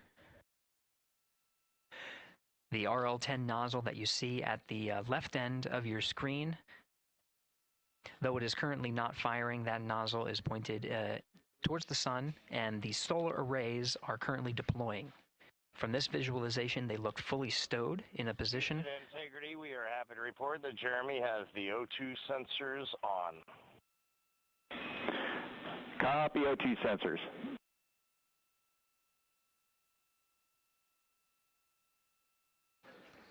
Again, Commander Reed Wiseman and pilot Victor Glover overseeing the deployment of the solar arrays. And we'll follow the attitude maneuver changes ahead of the first burn of the ICPS engine, the perigee raise maneuver. Integrity Houston, we see 4 saws deployed and latched, ready for ATO preferred. Yeah, we're almost there in the procedure stand, and we see the same thing.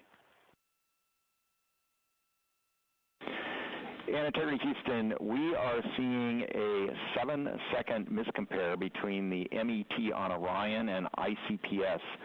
We'd like you to read us the MET from your center status bar and for the ICPS on StackSum.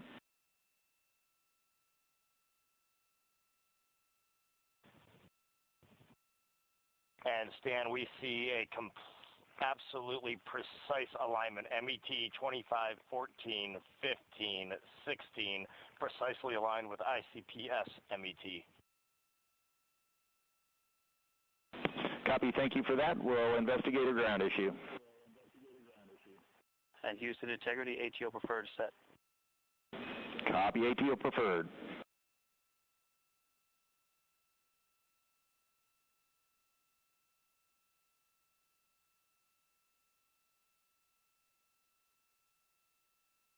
This is Mission Control Houston, 25 minutes, 45 seconds into the flight of Artemis II.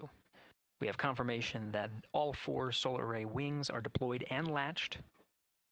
This is the configuration needed to switch to ATO preferred, which you did hear confirmed from pilot Victor Glover. That mode has been switched. There's also a discussion with Capcom Stan Love and Commander Reed Wiseman about the alignment of the MET clocks on the Orion spacecraft and the ICPS. Commander Reed Wiseman confirmed the clocks are in sync, no issues. They're going to investigate it on the ground. We're proceeding with today's mission. 26 minutes of mission elapsed time and counting.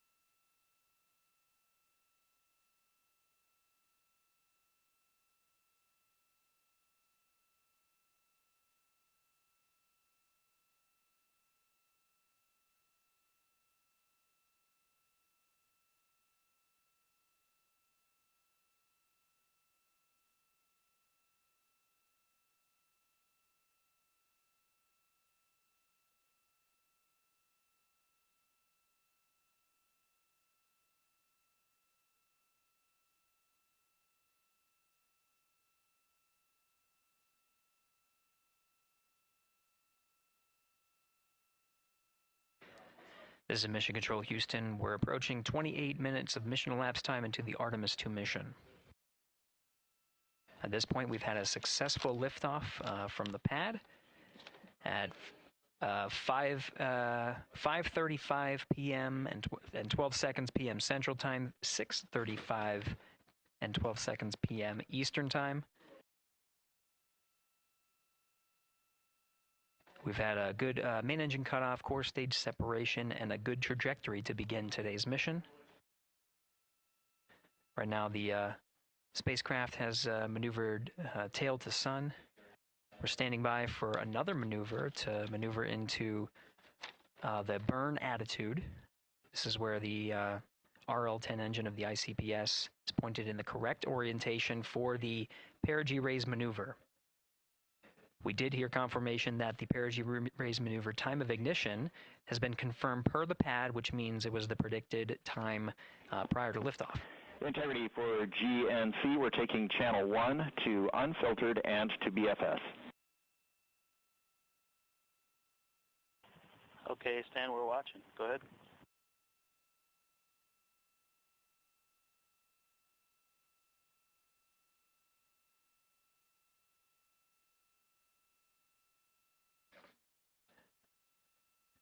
Capcom Stan Love reading up to the crew of Integrity.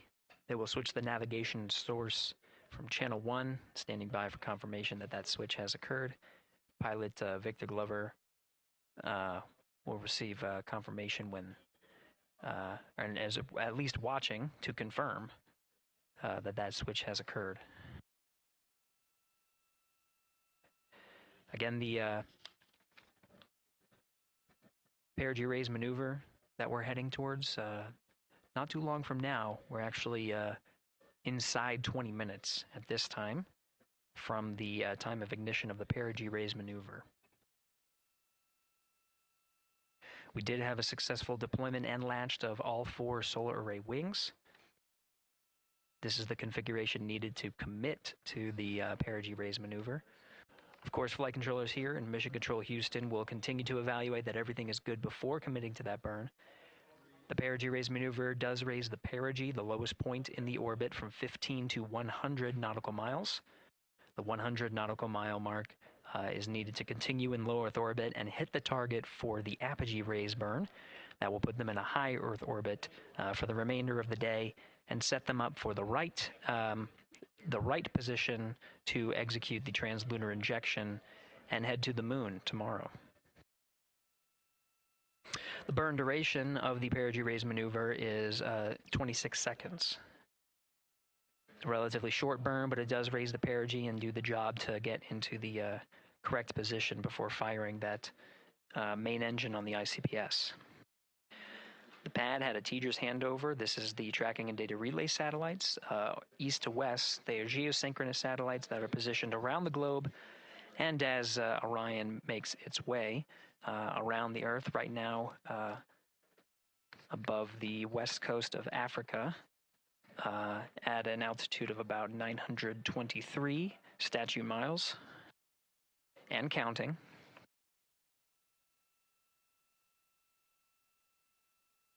The perigee raise maneuver is not executed at the perigee. It is rather executed on the, actually closer to the apogee. But what it does is it raises the perigee on the other end of the orbit to 100 nautical miles.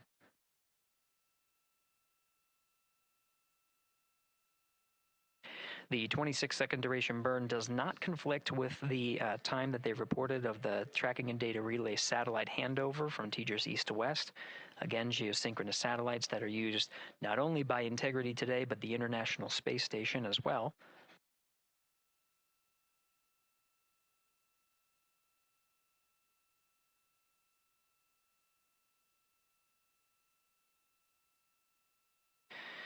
That time of handover is 51 minutes, 26 seconds.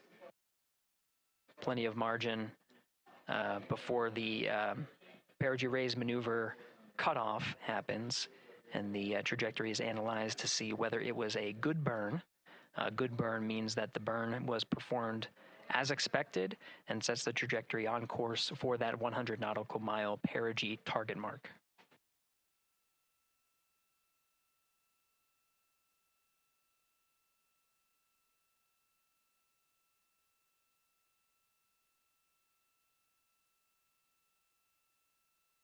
Again, for those sticking with us on NASA Plus and following along on our coverage, we will continue to follow and to cover the mission until,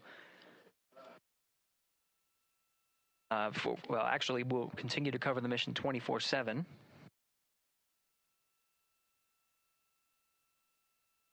But we'll wrap up our coverage here shortly. And now that solar array wing deployment has occurred on NASA Plus and Amazon Prime. Again, we will continue coverage 24/7 at the NASA YouTube channel. For those that want to see all of the upcoming milestones, there are select times where we will be coming back to NASA Plus and other streaming platforms. You can go to nasa.gov to find the latest on when to find those activities. Given that this is an operational mission, we do want to make sure that we are maintaining transparency in the mission and providing you all the information on what's happening in space as Reed Wiseman, Victor Glover, Christina Cook, and Jeremy Hansen head on their mission around the moon.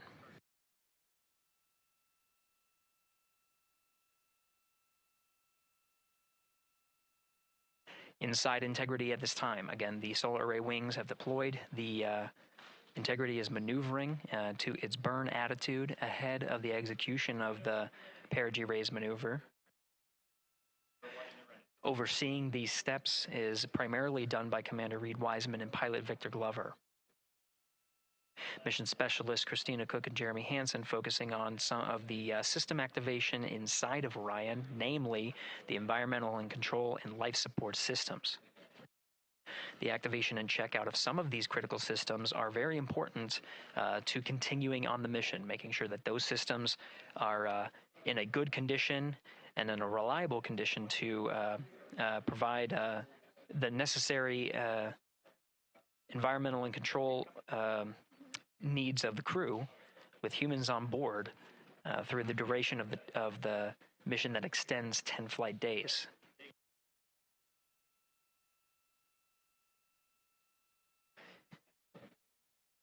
Standing by for an update to the perigee raise maneuver time of ignition.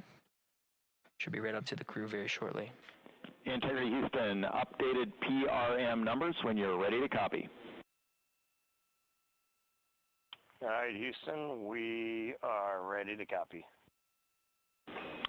TIG is 2 seconds earlier at 4 minutes, 48 seconds. TIGO unchanged at 26 seconds. 49, 48, TIGO 26.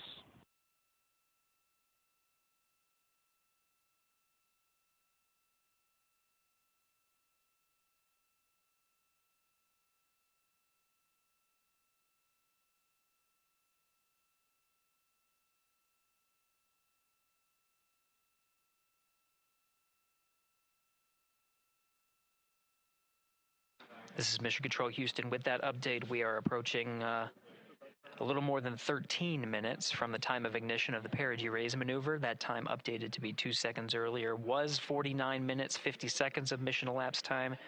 We'll now move to 49 minutes, 48 seconds. The duration of the burn, that's what was referred to as the TGO, will still remain at 26 seconds. Relatively short duration burn, again, just raises the perigee of the orbit today.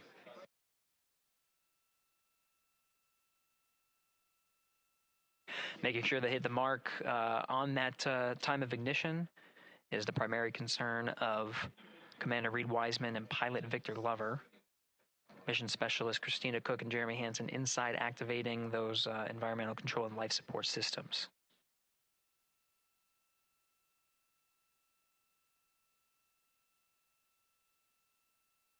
At this time, all 4 crew members are wearing the launch and entry suits.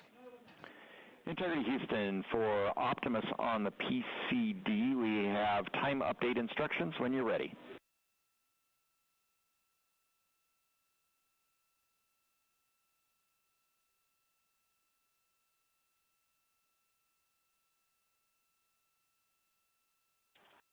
And Houston, Integrity, we copy. Hands are pretty busy at this time. I think we will call you back when we're ready for that. All right, that one is not urgent. 2 minutes to maneuver to PRM attitude.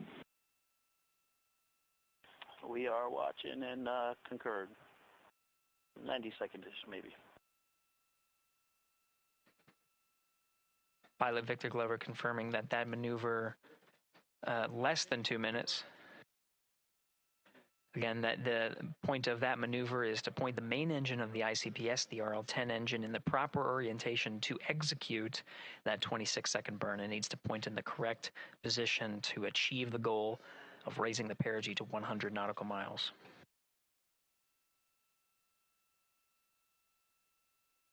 You heard some of the environmental control system activations over Orion to Earth. Jeremy Hansen activated the O2 sensors. They'll be measuring the cabin of Orion.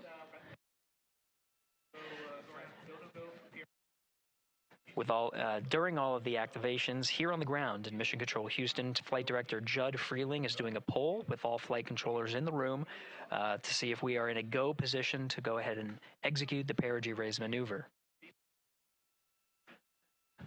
Once concluded, Stan Love will report it back up to the crew, and we'll stand by for that.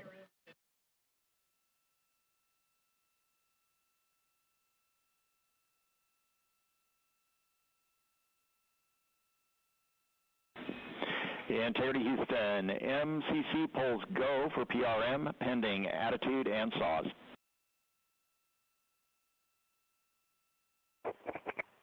Hey, we copy. MCC is go. Maneuver starting.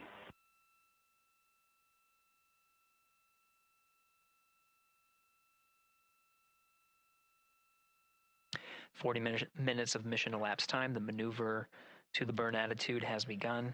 The maneuver also is paired with reorientation of the solar array wings that have been deployed. They will have various positions throughout the duration of the flight. Of course, solar array is meant to maximize the draw of power from the sun. So when deployed, we're in a biased solar array wing configuration that was called solar normal. This allows for the greatest surface area of the solar array wings to be drawing power and powering up those batteries of Integrity, of which a cross-tie was enabled between the four batteries, the four battery buses that are inside of Orion. However, for the perigee raise maneuver, the solar array wings will be put into a position to take on the loads imparted by the ICPS main engine when they execute the 26-second burn.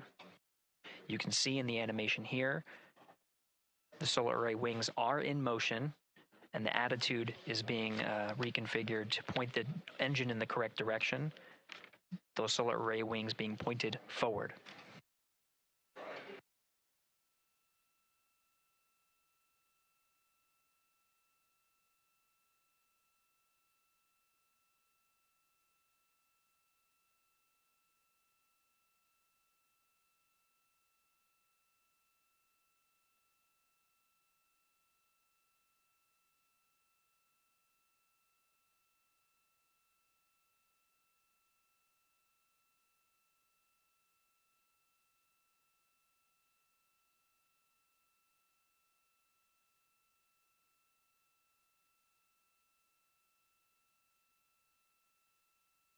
You're getting a live look inside the Artemis II mission flight control room. The team you see here oversaw the ascent of our four astronauts inside Integrity, launching at 6:35 and 12 seconds p.m. Eastern Time. Now again, this room will be occupied 24 hours a day, 7 days a week, with flight controllers shifting on 3 shifts to oversee 24/7 operations of Artemis II while in flight. We will cover that live on the NASA YouTube channel, and we'll be covering that around the clock as we begin to wrap up our coverage here on NASA Plus. Before I do want to send it over to our colleagues at the Kennedy Space Center. And to my colleagues, it was a pleasure to join the teams at the Kennedy Space Center and be a part of such a historic launch. Here in Houston, again, we're turning our attention to the mission. And for now, we'll say farewell and thank you to our colleagues there for today's launch coverage. We'll see you again soon for Splashdown. This is Mission Control Houston, sending it back over to Megan and Nicole at the host desk. Thank you, Gary. And yes, it was such a pleasure to be a part of this historic mission that started right here at Kennedy Space Center. It was such an amazing sight to be a part of.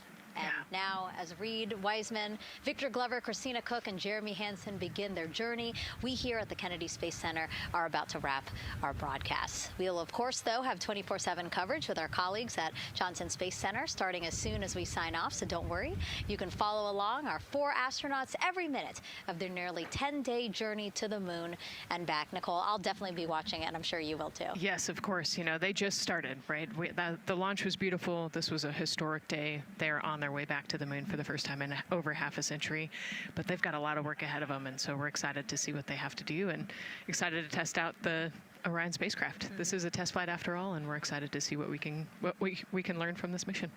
Very humbling, inspiring. It was really amazing to be a part of this, and I'm so glad that so many people joined along by either watching here in person or watching online. And of course, Nicole, thank you so much for sitting through this, answering questions, adding so much context and information that really brought a lot out of what we saw today. Oh man, I had a blast. You're a rock star. You're a professional. Gosh, this was great. Oh, you're great. So this was a wonderful day.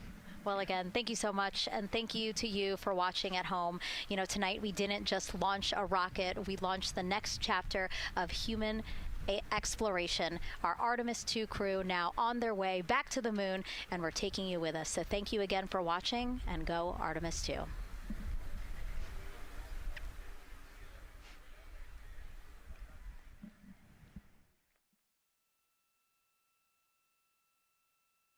All 4 astronauts, and it appears all of them are undergoing their suit leak checks. Yes, a pre-flight tradition that we have seen with our crewed flights, the card game. The astronauts who have just left crew suit up and are now walking down a hallway. And here they are, NASA's Artemis II crew, taking their first steps outside for their historic test flight. And the 4 of them step into their astrovan. And off they go.